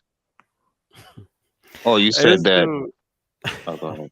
Nah, I'm just it was flashing back in my head the highlight of the end. Like this dude went into a Philly shell and became completely squared in his shoulders. You understand what I'm saying? Yeah, Like, Just what the do fuck that. was you? What the fuck was you protecting, bro? All right, go ahead. I'll just a little flashback of the highlight in my head. what you better say, Yeah. Dirk? You said that Inoue fought the most complete opponent out of the both of them. Yeah. And okay, yeah. What is Even that? That's the though, question. He fought a Hall of Famer. No, no, not even. yeah, I don't mean that. I just mean just like complete skill set. I Like mean, skill. that's is Donaire usually. really a complete fighter? I feel like he's No, like 90 all offense, and I mean his defense is okay, but it's not like no. What uh, I mean uh is, hmm it's okay. If you had to say who's more of a complete fighter, Figueroa, Leo, or Donaire, Come it's on, man. Donaire. It's not even close, bro. It's yeah, Donaire. What are we Like yeah, talking about? Figueroa and yeah. Leo only have one style. You're never gonna see Figueroa ever be anything but a swarmer, a brawler, just one who just puts a ridiculous amount of pressure on you. I Do you think Figueroa will, let's say he were to fight anyway, you think he would give him issues? Let's say in a way is not really able to hurt Yeah, dude like that. I do. Figueroa is gonna Okay. give everybody issues. Yeah, Yeah. absolutely. And I what do you think think of the theory that Fulton chose to fight Figueroa that way, or was he forced to fight him that way? What do you think? I mean Fulton came out later and stated that he didn't have the stamina to box him for 12 straight rounds Hmm. and was put in a position for where he just didn't have the energy, so fought an inside fight, not because he wanted to, but really because he pretty much that he had to, just based off of conditioning. Okay. But then again, in fairness, I also don't think Fulton really had a lot of. Figueroa didn't let Fulton really use his legs like he normally could. He just didn't give him the space to just move. Every time Figueroa, like that first round, you could see Fulton was extremely frustrated because Figueroa wasn't even really he wasn't applying pressure in the sense that he was closing distance, but like I liked honestly Adam Lopez's performance against Fulton more than Figueroa's because he applied pressure and gave Fulton issues on the inside and especially on the ropes. While Figueroa, he just applied pressure and made it difficult for Fulton to really get any shots off. Yeah, But he and was, what at 122, Figueroa is just big as hell and he's tough as hell and he has a very difficult style to deal with. So he'd give at 122. He'd give anybody issues. Exactly. Anybody. Yeah, Yep. that's the thing with Figueroa. Like, I don't think like saying that it would bulldoze through Figueroa. I think is ridiculous. Personally, I think Nah, Inoue would. nah. Yeah, I don't believe that shit. Yeah, I think Inoue would have his hands full with Figueroa in a lot of instances. You would probably see the complete like what you would see how Inoue is a complete fighter in that fight in particular, because you're not Yeah. going to see Inoue coming forward to Figueroa. At least I hope Nah. not. Nah. Yeah, that'd be Well, crazy. yeah, Figueroa ain't moving backwards. Exactly. So, I mean, like I said, man, any of those three, I would like to see Inoue fight first. Fulton, Alim, or MJ. All three of those would have been a great start for. I'm surprised his first fight is Fulton, but Straight into the smoke. hmm? Straight to the smoke. I mean, salute to Fulton because that man. It almost makes me think: was he ever really like gonna fight Figueroa,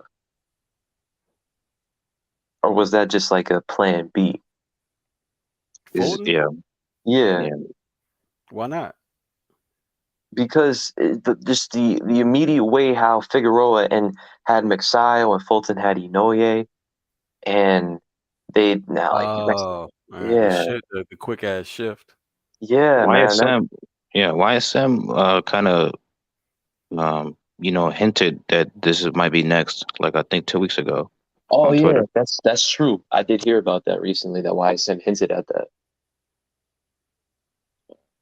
So, Yeah, I ain't complaining. That's for damn sure. hell no, man. Plus, Figueroa and Max Howe is a great fight too. Yes, it So, is.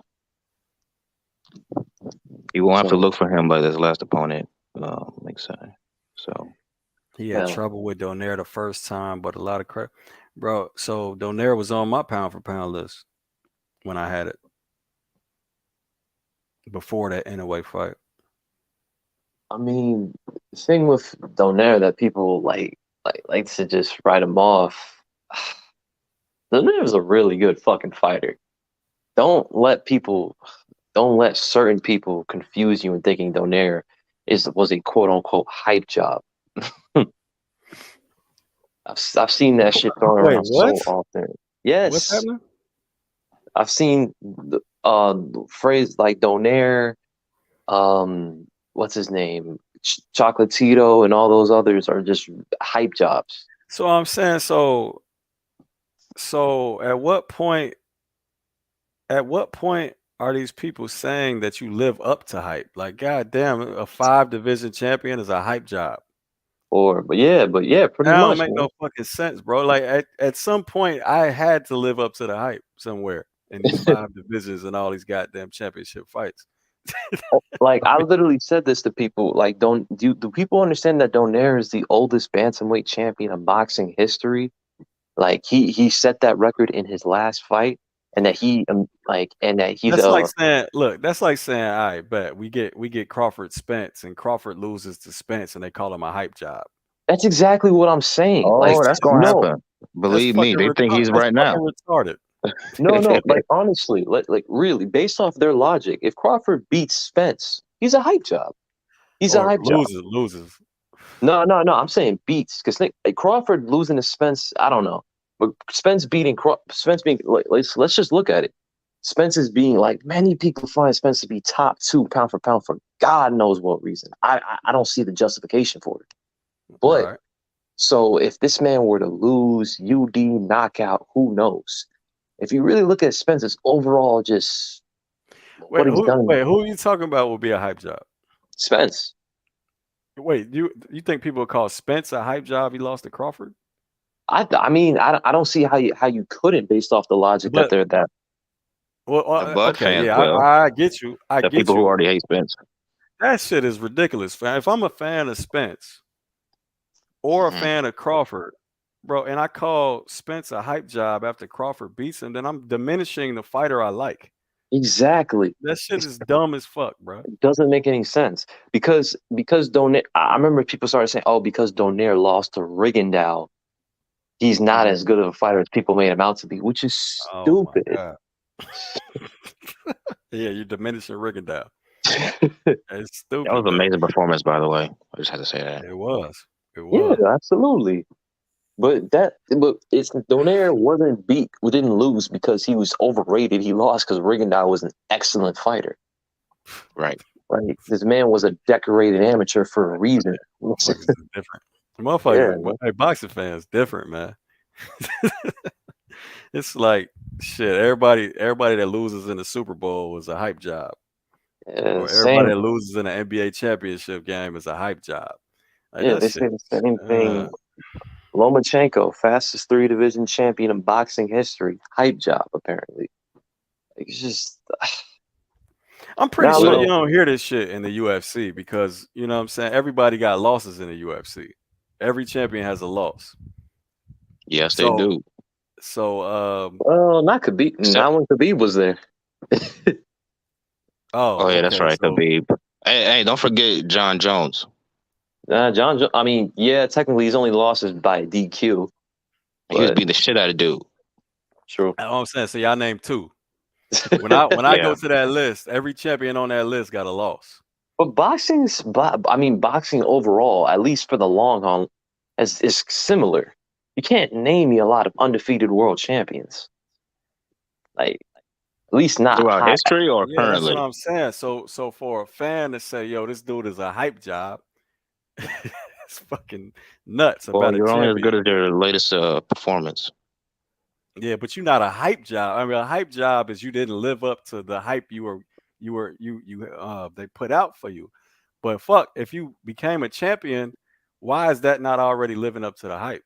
Yeah, like people say, look, I'm not gonna say that Lomachenko. Look, there's a difference between being overhyped and overrated. Was Lomachenko possibly overrated? Arguably, yes. But overhyped? Because he lost to Teofimo Lopez? That, What's the difference between overhyped and overrated? so Come on, bro. basic. That's you know that shit, Dirk. I mean, come I on, mean, man. it just seems similar to me because overhyped means that there's a lot of plaudits coming your way from people, whether it's fans or media, Let me, and overrated isn't kind of the same thing. Like people put you in a certain Now, so the tier. difference is you got scales like pound for pound list. Like Hmm. you put Loma number one on the pound for pound list over guys that maybe more had a better accomplished. more accomplished guys or Hmm. maybe guys with just flat out better skill sets. Then Overrated. Right. that could no so that could be overrated. But he Yeah. already lived up to the hype. You wouldn't Yeah. be on a pound for pound list if you didn't live up to the hype already. You Let know me what Well, I give I'm have you a an saying? theory. I have a example. theory about that before you go, Jims. It's not. It's not. It's because not obviously what Loma was doing in the ring, but it's how he looked. You know, people, it captured people's imagination. Not me. I'm not. I like Lomachenko, but like, there the Wait, angles Dirk, and like, Dirk, are you not? You're saying you don't like Flash? of course I do. All Like that's right. good I'm to about to me. That's say, good. bro, I'm about to roast your ass, but go ahead. No, that's good. That's good for boxing. That's how you bring in, what you would call the casuals. Yeah. So, um, but I can understand why people like were infatuated with Loma. So I don't blame them. But people were saying crazy ass shit. He would have beat Floyd in his prime. He's the greatest fighter I've ever seen. So I was hearing But all Yeah, kinds cool. of I'm stuff. just saying, but but I'm just saying, look, that's the same shit I could say about another fighter that you like. exactly. Like, look, let's be real here. Let me just say this real quick. By that logic, every fighter Yeah. ranked in the pound for pound top 10 is overhyped. I've heard the same shit about Crawford, Hmm. Spence. I've heard the Yeah. same about Yeah, Inoue, it's impossible Usyk. for pound for pound list dudes to be overhyped. It's Yeah, like impossible. if you're on the pound for pound list through the Hmm. accomplishments that you've achieved, look, my thing is that an overhyped person. Let's say if shit, give an example. Now, my question is, let's say if Ryan Garcia gets knocked the fuck out by Tank Davis, is he overhyped? Of No. course. Yeah, Yeah, that's he my is. But he's the underdog. I don't see him on anybody's so-called pound for pound, obviously. But I don't think I've never heard anybody say that he's a great fighter or anything like that. People just see him as a guy that could give Tank issues because of his reach, his power, and all that stuff. But I don't think anybody really like rates Ryan Garcia.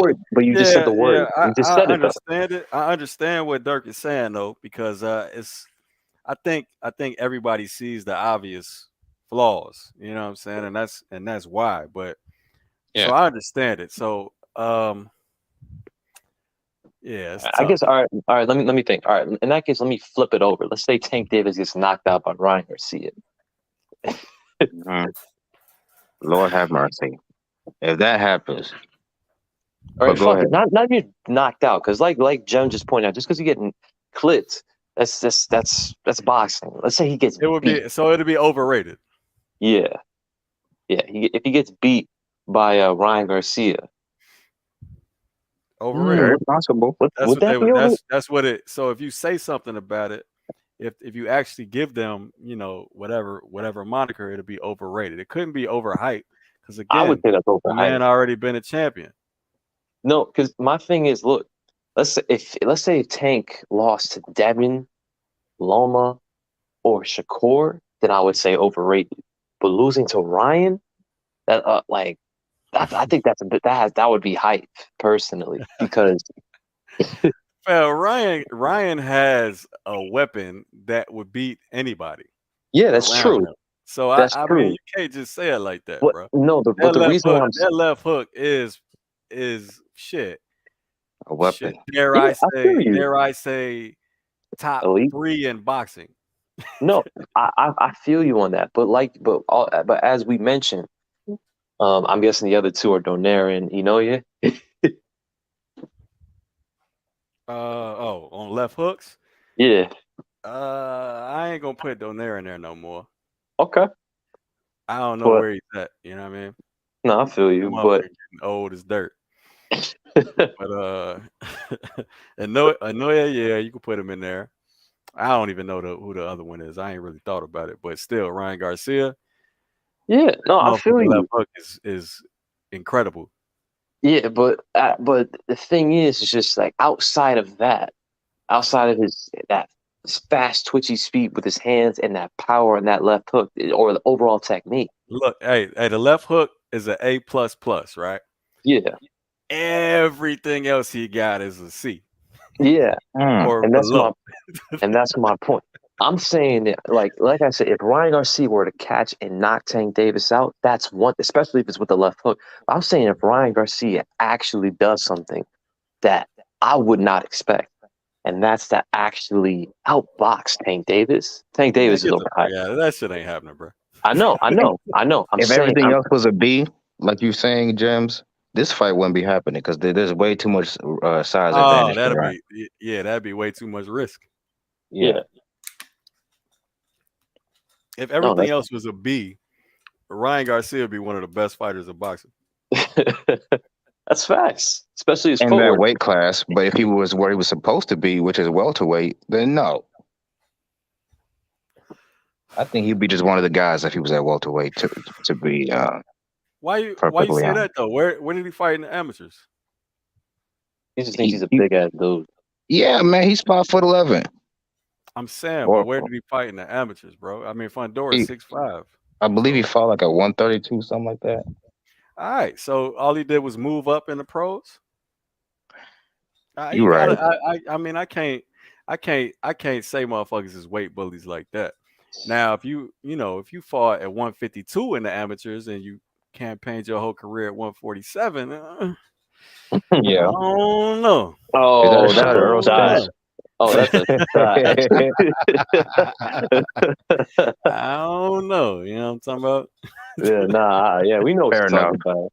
But but let me just say, like, in favor of like Ryan Garcia, man. Like, the thing is, reason why I say overhyped is Ryan Garcia has been in 3 different weight classes No and belt. hasn't no belt, nor has he fought a former, current, or future world champion. And if he were to beat Tank Davis in his next fight, Tank Davis is overhyped. Yeah, that's a bad look for Tank because I feel like somebody with his boxing IQ, like, watching out for a left hook. That's really all you gotta look out for, right? Um, Uh, he does do a good job disguising it. definitely, Like, he can definitely try to gotta. go to the body, go up top, but You can't um, reach. You can't reach with Ryan Garcia. yeah. No, But Tank has shown he's very patient. So like, But Tank it's, has shown he reaches to it somewhat. You know what I mean? But he cleans it up real quick. But he will reach on you. I mean, the But only thing I would so say, yeah, go ahead. I think honestly, let's say the first round. I believe it or not, I think Ryan Garcia is probably going to win the first round, simply just due to. But that's Oh, only activity. Yeah, yeah. an yeah, activity. yeah, yeah. I think unless Ryan Garcia decides to do something I don't expect, and that's be extremely patient, which is not his game. In that case, he will be Hector Luis Garcia all over again. But if we're talking, but I think Tank Davis first round, he's going to give that first round to Ryan Garcia. That's what he typically does anyway. He did it with Rolly. If you just step if you step to Tank with some decent degree of jab, and he has feels you out and notices that you're a physically strong fighter with some degree of just like hey like danger behind it, Tank Davis is going to give you that first round just to assess you. Yeah. You Well, know, look, if Tanker had the same exact game plan to beat Ryan Garcia, he could just be patient in a high guard and then start to walk Ryan Garcia down. Now, does anybody think Ryan Garcia has good lateral movement? Hell no. Does any you know what I'm saying? Does anybody else think Ryan Garcia fights superb off the back foot? hell no. He got that left hook, right? Yeah, that's about So it, so so imagine an inside fight. So Tank making it an inside fight versus Ryan Garcia. He's beating his ass. bro. He's Man, beating his ass. I Have just we see. ever I even don't seen Ryan Garcia fight on the inside? know. I mean, or if we have, it's very ugly. I think I might have seen it, but it's just really ugly. Yeah. But Yeah. So and let me just say this straight up. Like I don't know why, but I see Ryan Garcia that setup for Luke Campbell, man.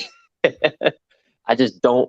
Ryan Garcia is just. I think that same setup is very very likely. Just an easy level change, jet like feint to the well, body, that's Tank shit overhand. anyway, fam. Tank does that shit all Exactly. the time. That's my. It's not that Tank can just emulate Luke Campbell. That's what Tank does. He's a monster with the overhand, and he has excellent technique with it. With the level change. Yeah. And he'll do So, that. He'll do that stab jab up to that cross. Like he hmm does that shit all the time. But yeah. So Ryan he gonna be in trouble unless Tank gives it to him. You know what I'm saying? If he starts reaching the shit, that left hook will come into play and it's gonna rock the shit out of Tank if he oh yeah, reaches. because let it be known, man. Tank, at the very least, I think I've seen Tank hurt to some degree, or at least buzzed. Yeah, he got hurt. I By saw who? I Barrios saw it hurt. against.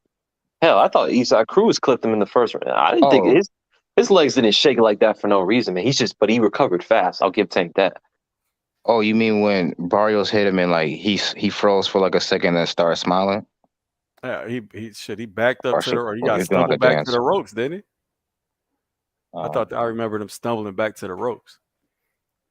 I don't know. I've never seen this dude hurt. Well, here's the thing. There's between hurt like for a moment and just sustained.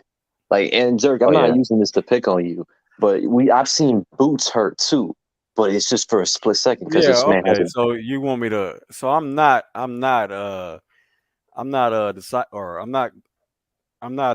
specifically saying hurt or buzzed. I'm just calling it all hurt. That's yeah, so yeah, buzzed is I guess would be the better term for it. yeah. I've seen buzz. I guess that's the word for it. But Oh, so he was doing like I'm looking at it right now. He did like a little dance after he got hit Yeah. in the which one are you talking about? But the Mario Eastside Barrios Cruz one, fight. I thought like Eastside Cruz hit him with a good shot on the ropes, and Tank's legs buckled. I remember that shit because that surprised me. Yeah, Mm. If Tank So loses to Ryan, they're gonna say he's too small. He already fought at 140 though. it was a nice little setup by Mario Barrios. Shit, yeah. Barrios the same size as Ryan Garcia? Hell yeah, Yeah. man. 5'10", same Yeah. size and everything. My thing is with Tank that Talking I about just don't skills. like. Yeah, Yeah, and one thing I don't like about this fight is that it just screams A side all over it because that catch weight is bullshit. Uh, That's Hey, like man.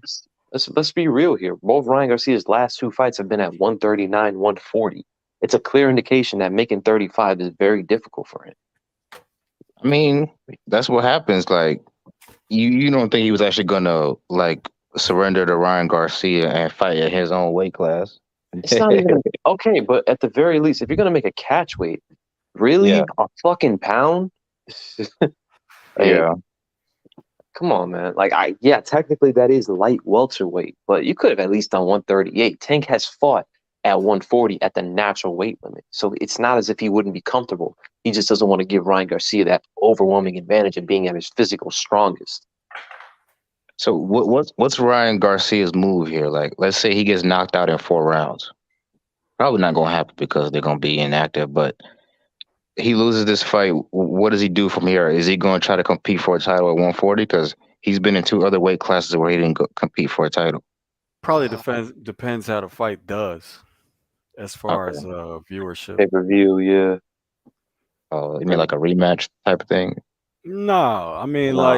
I mean like he'll probably take both them feet out of boxing.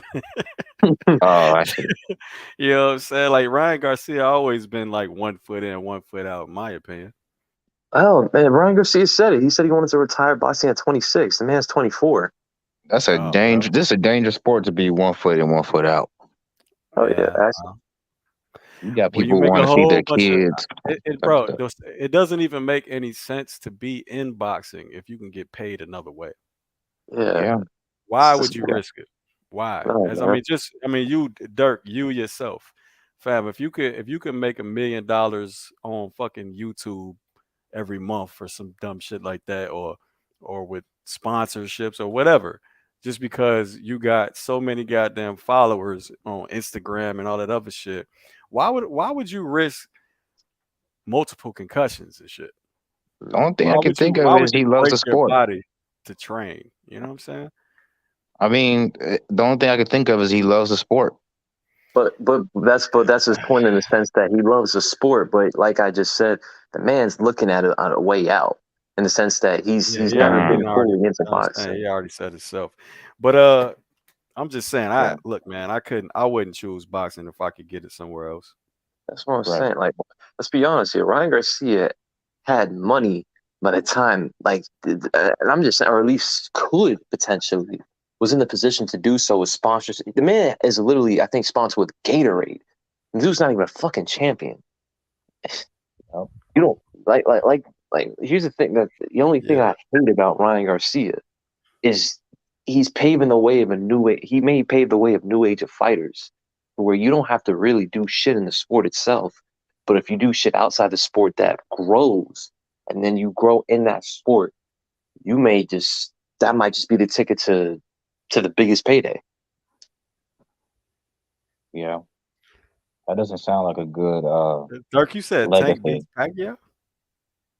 Who said that? I thought he was saying you said it. I said it'll be a good fight. I ain't say he'll beat him. This tank beats any version of Pac. Who said that? Dirk said that. I said he'd be competitive. Yes, I did. I said he'd be competitive with any version of Pacquiao. I never said he would beat him. Yeah, Like I think that'd be a good fight because I that'd be always say tough. Pacquiao struggled with counter punches. I know we don't like talking about fantasy fights, but Pacquiao did struggle with counter punchers, and Tank is a pretty good counter puncher. So Yeah, Yeah, he will present some problems to Pacquiao. I would just say that. man. But all I right. mean, I also think Tank's high guard would be Pacquiao's bread and butter, my guy. Yeah.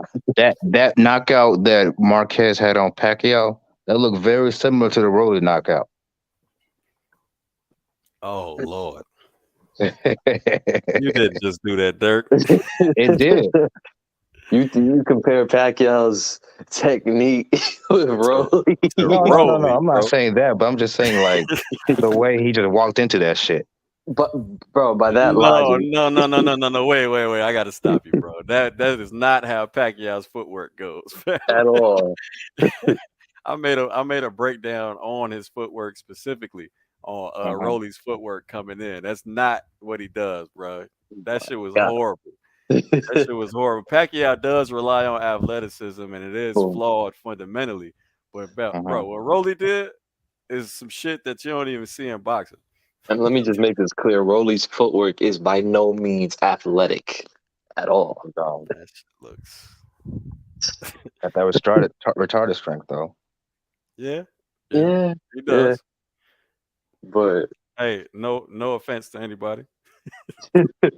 but nah, man, like that shit. That was funny. You trying to get them politically correct people after me? I see, Dirk. Nah, man, I'm talking about the whole Pacquiao Rolly knockout comparison. That's- Yeah. fuck that. If Bernard feels some type of way, he should hit that link. Okay. Smoke. I don't like when people talk from like. Bernard, like it. You say you talking from the comment section. Right. Call Smash you that a. link. It sounds like he's calling you a. What's that called? What's It's that called? A Dirk. Talking from keyboard the warrior. sidelines, or Who is a rare breed? Is Dirk not? What the fuck does that mean? Who is rare breed? I I don't don't know who that is, bro. Timmy Strength Dirk. I don't know what that means. Why y'all heating Dirk in the comments? Thanks. Timmy Strength Dirk. He BDA boxing said he beats any version of Pac. Yeah. Nah. I don't think Dirk is that guy. Unless Dirk, are you another name somewhere? what? Are you rare breed? Yeah, that's my name on the BDA channel. Oh shit! Oh You got shit. your ass. Oh, okay. All right. Oh, then he I mean, did but comment like I on you, bro. like I Got said, like your ass. if he feels some type of way, he can always hit that link. No, but what he's saying is, if that means he quoted you more than likely, Dirk. But He's saying that you did I say did that. not saying that. I just Oh, never said you that heard he that would. stutter. You heard that stutter, Joey? That motherfucker said, but. Not. Oh no, he said that's what he said. He's like on this channel. He said he beats any version of Pacquiao Friday. Go listen Friday, Yeah. motherfucker. It's Saturday. Does it mean this Friday? Hold on. Yeah, bro. The fight's coming on right now, bro. Hurry up and turn on the zone. All right, go ahead. Nah, bro. Wait, Menard, was this recent?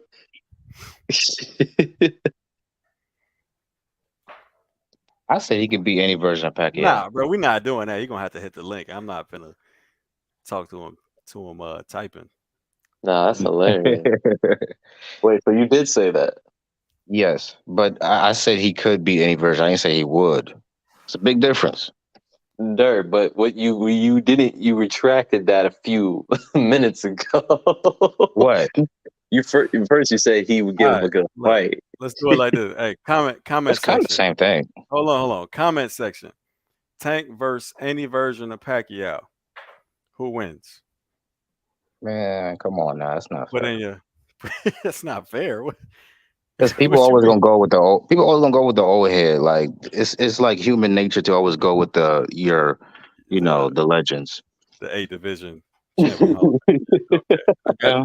10-time world champion, pound for pound, #1 during his prime. The man who fought damn near everybody known. Shit. By that logic, I'd pick Tim Bradley over Tank Davis. It's only because he's an old head, Joey. Yeah. I mean, I would argue Tank will probably one of the most talented people he's ever fought. Top 3 at least. Top 3. Fuck. Ooh, have you seen? Nah, you tweaking, bro. Have you seen? Let's go through that resume real quick. So he fought Bradley. He fought Mayweather. He fought De La Hoya. Bradley, Mayweather, Thurman. So Cotto, so you're one of the dudes that agree that Tank beats Tim Bradley? I'm not going to do that to Tim Bradley on this channel. So that's a yes. Wow. I'll say this. It'll be a good fight. So why you say you wouldn't do that to Tim Bradley? I just said it'll be a good fight. That's all I said. All right. So is this a skill argument or is this like a Like, what type of argument is this? I'm not Tank, really Tank, understanding it. Tank can compete with any 130 to 140 pounder in history. Oh my Like, God, you said in Mm. history. yeah, Holy fuck. compete. Yeah, you tweaking, bro. Not necessarily beat him, but compete. He could hold his own. All right. So who? So there's no lopsided fight in history for Tank Um, for You 130 do to know, 140. oh, can you I see, just say y'all not gonna like this, but I think he would do very, very well against Julio Cesar Chavez. I'm saying, bro, that's not what I said. There's no lopsided fight that Tank could be in from 130 to 140 in history. That's what I'm Yeah, asking. that one. Oh, you mean so like for him? Oh, No, him getting beat? lopsided. Yeah, him getting beat. Oh, Lopsided. probably he probably get UD by Floyd Mayweather, probably? or he would. All right. But So, I but don't. that's it. That's it. That's it? Duran, Dirk, It's come man. not on, at man. All right, look, 135. let's stop. I'm Let's trying stop, to bro. think. Let's stop. Let's stop. Jesus I mean, you fucking killing me, crap. bro. What about Pernell? What What about about Aaron Yeah, Pryor? I was about to Aaron say Purnell. Pryor, Roberto Duran? Like, bro, Tank ain't did shit compared to none of Prior. these people. See, you see, this is what I mean. We mean Pryor. Hold up. I don't like the way you said that shit. That'd be a good fight. Man, what? Because the Man, way because Pryor if would kill you're Tank not finna Davis. out dog Tank Davis. Fucking What? yeah, he outdog Tank Davis. I'll put any amount of money on that shit. Are you kidding me? Aaron Because that's how Pryor. Aaron Pryor is gonna take that type of fight. Bro, I almost fucked up and threw my headset, bro. You, Have you ever That seen reminds me Aaron of Pryor Stephen A. have fight? you Smith. You gonna ever make me walk off seen the set. Aaron Pryor fight? You telling me? Oh Yes, my God, the man was relentless, but that's what Tank likes. bro. Logic has now left the chat. Damn, cuz hey, wow. I thought Boots was your Boots, top dog, but now I see it's Tank. Tank, bro. I don't think you've No, ever no, said no. something as wild as that for Boots, bro. I don't think so either, has he? Nah, hold up, real quick. Yo, Dirk, who do hmm you think wins between, like, let's say Tank versus Haney, Shakur, Loma, and all those dudes? You think Tank just beats them all? No question. He would have his best chance against Lomachenko, but I think he would lose to both Dev and Shakur. So What you the think fuck? everybody is better than everybody from the past? No, I didn't say that. It's Yeah, But just you you that said are it's saying hard. that. It's harder on top of your head to just think of every 130 to 140 pounder in history. But styles make fights. I feel like all the pure boxers would give Tank Davis trouble.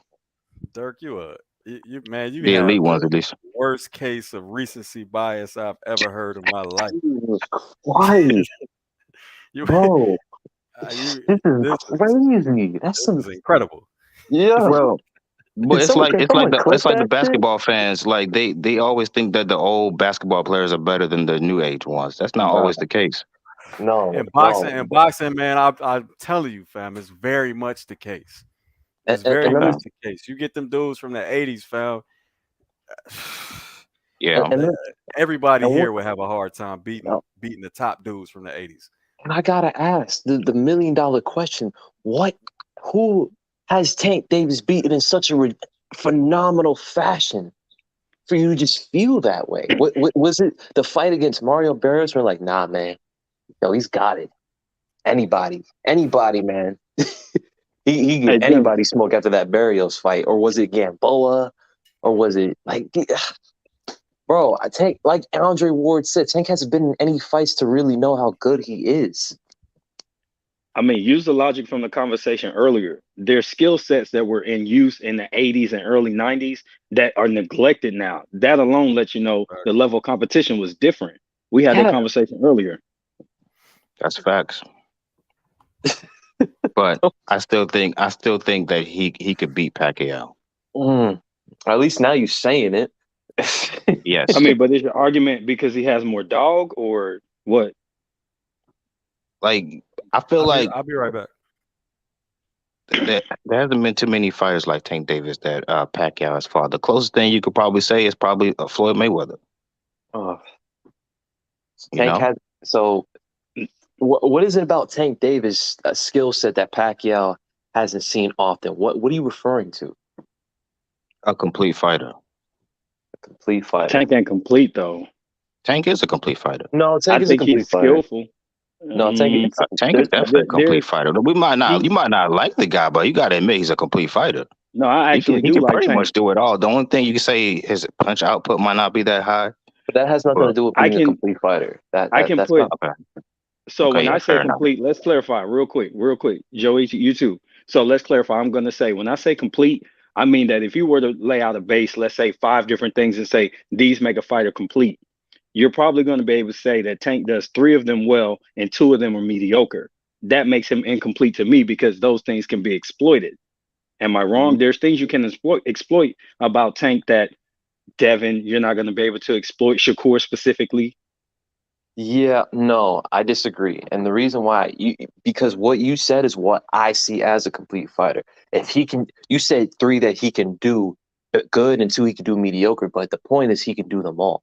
That's what makes you a complete fighter. There are certain fighters like that just can't that either do them at such a ridiculously low level or just doesn't do them at all. That's what makes them not a complete fighter. Lomachenko being, for example, he can't fight moving backwards at all. Like But for me, if you can do something, if you can only do something at a mediocre level, you're not really complete because you're not executing it well.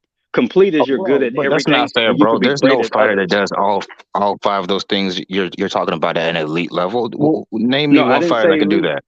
No. So Okay, there's a difference. Let's say you've got mediocre, good, and then elite capability, and then you give 5 categories. There's a handful of fighters that can actually do that, which makes them complete, which is why it's a rarity. There's not that okay, many okay. complete I, fighters. that I'm sounds fascinated subjective. now because if he's not a complete fighter, who is a complete fighter to you? Well, I Actually, don't think he is at this point, but I would say Terrence Crawford at some point was more complete. I think just age is what? making him What do not you as mean, good at what? certain things. He's Wait, not as good at certain things, but he's still an elite fighter. So do you don't get think me he's wrong no, and no, think no, it. no? We're not talking about elite. We don't. We're not in question. We're talking about complete fight. Do you think Terrence Crawford is a complete fighter? I think depending on the opponent, he's going to look better executing certain things. That So it's a that's a styles honestly, thing. bro. It's a yes and no question. it, Well, it's not really. You ask it me a is. question It and you is. ask for No, my because no, explanation. no, It because doesn't have to be yes or no. the reason why is because I'm asking you very simply, at least in my definition, do you think Terrence Crawford can do just about everything in the ring? Yes, he can, but I think some things he's not as good at as he used to be. Like what? I feel like before, and I don't know if it was because he was at the smaller weight classes, I thought he was a little better working inside than he is now. Is it a thing because he relies more on being able to use angles and work from a distance so he doesn't really execute? I can't tell for sure, but it doesn't look like it's the same to me. So I don't think that's an unfair assessment.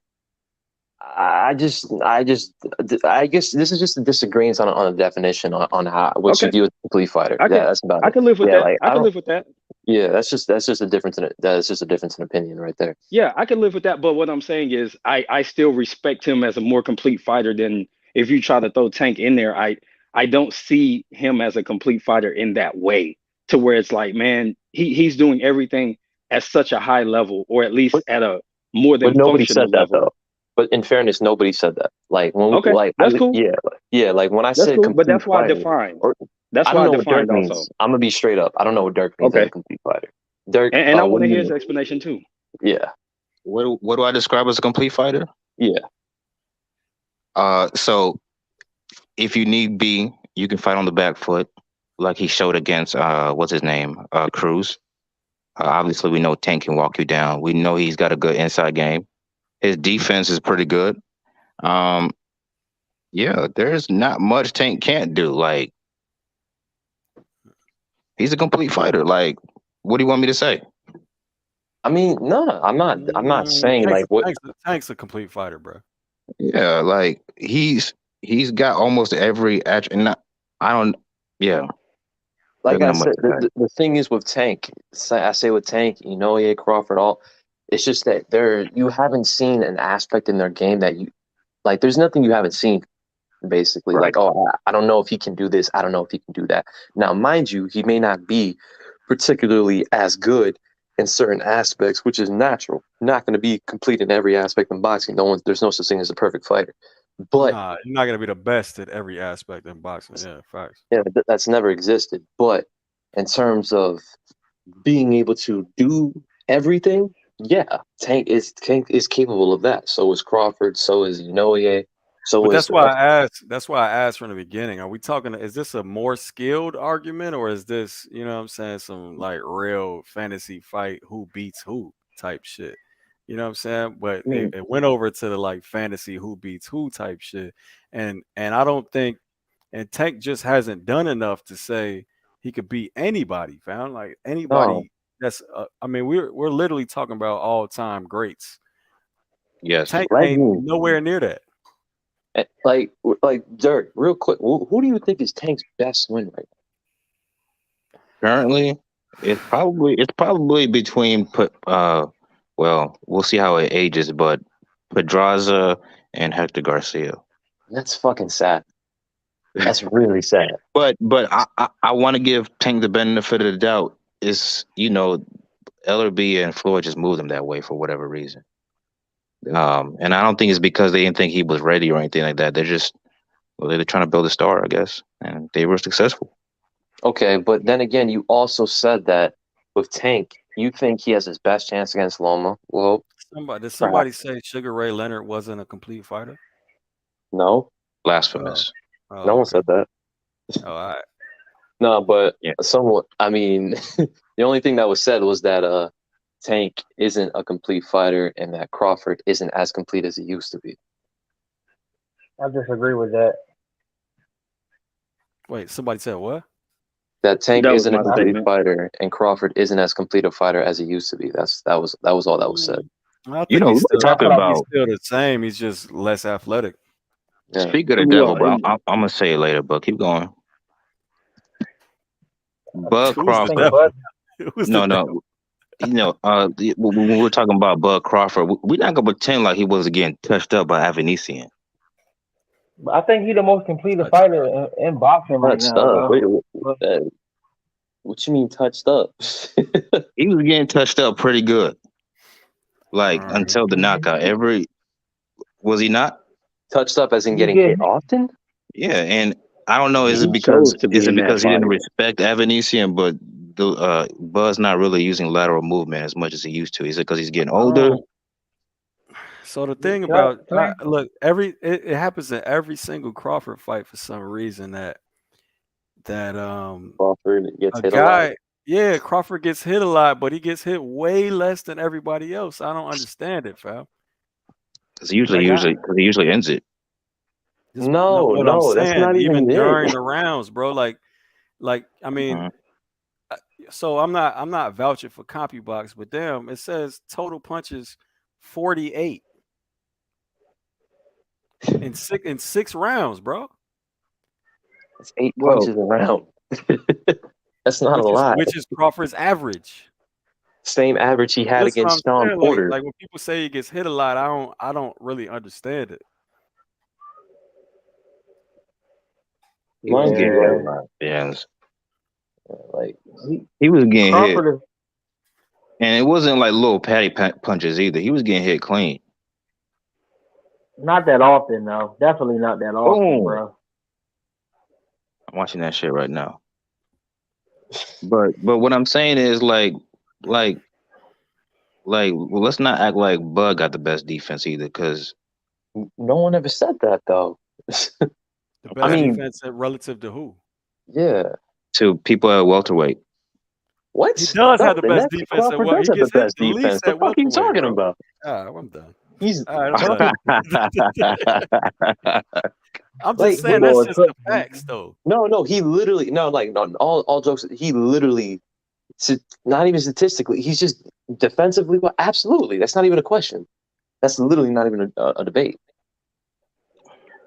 There's not one I fight think you I can name think that. I think it's to be determined.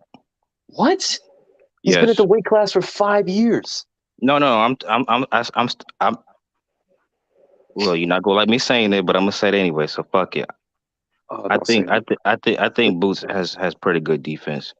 Um, Oh, yeah. You can't. You said it yourself. He has good defense, and he was coming forward all night against Karen. It's hard. Eric, It's hard to stay untouched when you coming forward like that. you something. What happened to you? What? What did somebody mentally abuse you or some shit? Why would you say boots, bro? Of I don't all people, understand it. I I don't don't see understand it, anything. bro. All right. I don't know. I was impressed by it. I was impressed by the defense. If Look, you it's comparing them, Karen. Yeah, Karen didn't throw a lot because he would get countered. His counters would get countered. That's why his punch output was so low. but let me, Dirk. Do you think Boots was more defensively responsible against Karen than Crawford was against Avaneson? I mean, well, for one, Avaneson Hey, threw away more look. punches. Hey, listen to this though. What? So it says CopyBox says Karen landed 97 punches. You know what that averages out to? What? 8.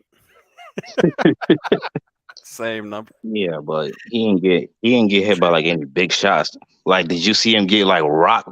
Well, forget rock. I actually did, and I was gonna put it in the breakdown, but it ain't really had nothing to do with the breakdown. So about the Those were footwork lava shit, punches. because you couldn't see their footwork at the time. But let me see if I got the clip. I'll load it up for you. Is this about to be a part 2? Yes, Possibly. please load up the hype, because we've never seen Crawford Did I fucking have to delete cut off the it? ring like that against the mover. We haven't. Damn it. Crawford he do did it other a things little to bit. prevent that. He What do did you a little mean? bit when Like, he had. if I don't if know. if Crawford gets in the ring with a dude not interested in engaging, it's Crawford gonna has. be the same shit. You Damn. don't think Crawford was cutting off Nah, the ring It's not against gonna Amir be. Khan? It's not gonna be the same shit Amir because Khan was Crawford not is a running from this finisher. man.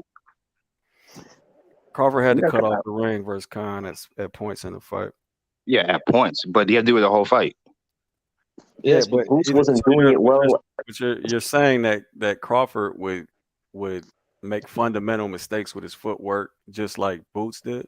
I think Crawford and Spence would struggle with knocking out Karen, same way Boots did. They would looking for that knockout for 12 rounds. But we're When not you talking when Them you about. two put dudes in would have cut the ring off in the third round. It would have been over early. I look, disagree with that. but we all agree Karen has good footwork. You It's combine not that great. with I wouldn't even call it good footwork.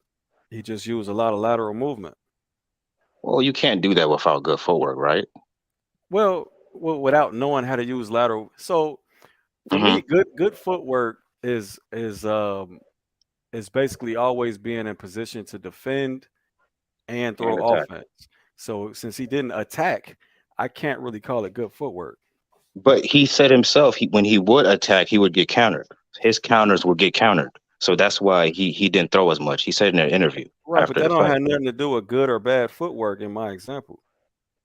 Okay, fair enough. But what I'm saying is, when you get a guy in there who knows what he's doing when it comes to lateral movement, it's Yeah. hard to knock them out if they don't want to get knocked out, especially if they're not interested in engaging. It's always hard to knock somebody out that's not engaging. Facts. Yeah. But you're But I making don't it think that. worse on yourself when you're not using fundamentals to cut off the ring. Well, And good thing is I when you think get here. Go ahead. to go with that though, it wasn't just about getting the knockout. He couldn't even get his offense off because he was just following the guy around. So he could have still put himself in a position to be more effective offensively had he Yeah. used lateral movement to cut the ring off and stop his opponent from using all those escape routes. Yeah. And part of it was him switching back and forth instead of picking the stance and forcing this guy to move one way. So at least you could walk him into shots. And now all of a sudden you've canceled his game plan because he can't go either way. Yep. At the Well, it's gonna very be interesting least, to see man. Karen. Go ahead. At the very least, look, it's just like all the flaws that Jem pointed out, man. He was just technically sloppy, man. Like I've never seen Crawford, let alone Spence, that technically sloppy. And the thing is, you can make the argument, oh well, Boots was rushing to get the knockout, then that's already an issue on its own. Like, look, at the end of the day, man, compromising yourself in order to get something that doesn't change whether you win or lose, that already, like I've never seen Crawford or Spence do that. Like in a sense, like these Styles guys, make fights. Luckily, he won't have to do that shit against Spence. Spence is not gonna be. It's gonna be right there. Who, Boots? Yeah. If he were to fight Earl Spence, it's a different fight. Yeah, especially if Boots decides to fight on the inside. You know All what was right. on On there. that note, man, we just shit then dove into a fucking Boots conversation. And But Tank Warren. yeah. I'm out, man. I've already been on here for 5.5 hours. But all right, hey, appreciate y'all for joining the panel. Appreciate everybody in the chat. Much All right. love. Finna work on some other shit. Peace. Peace.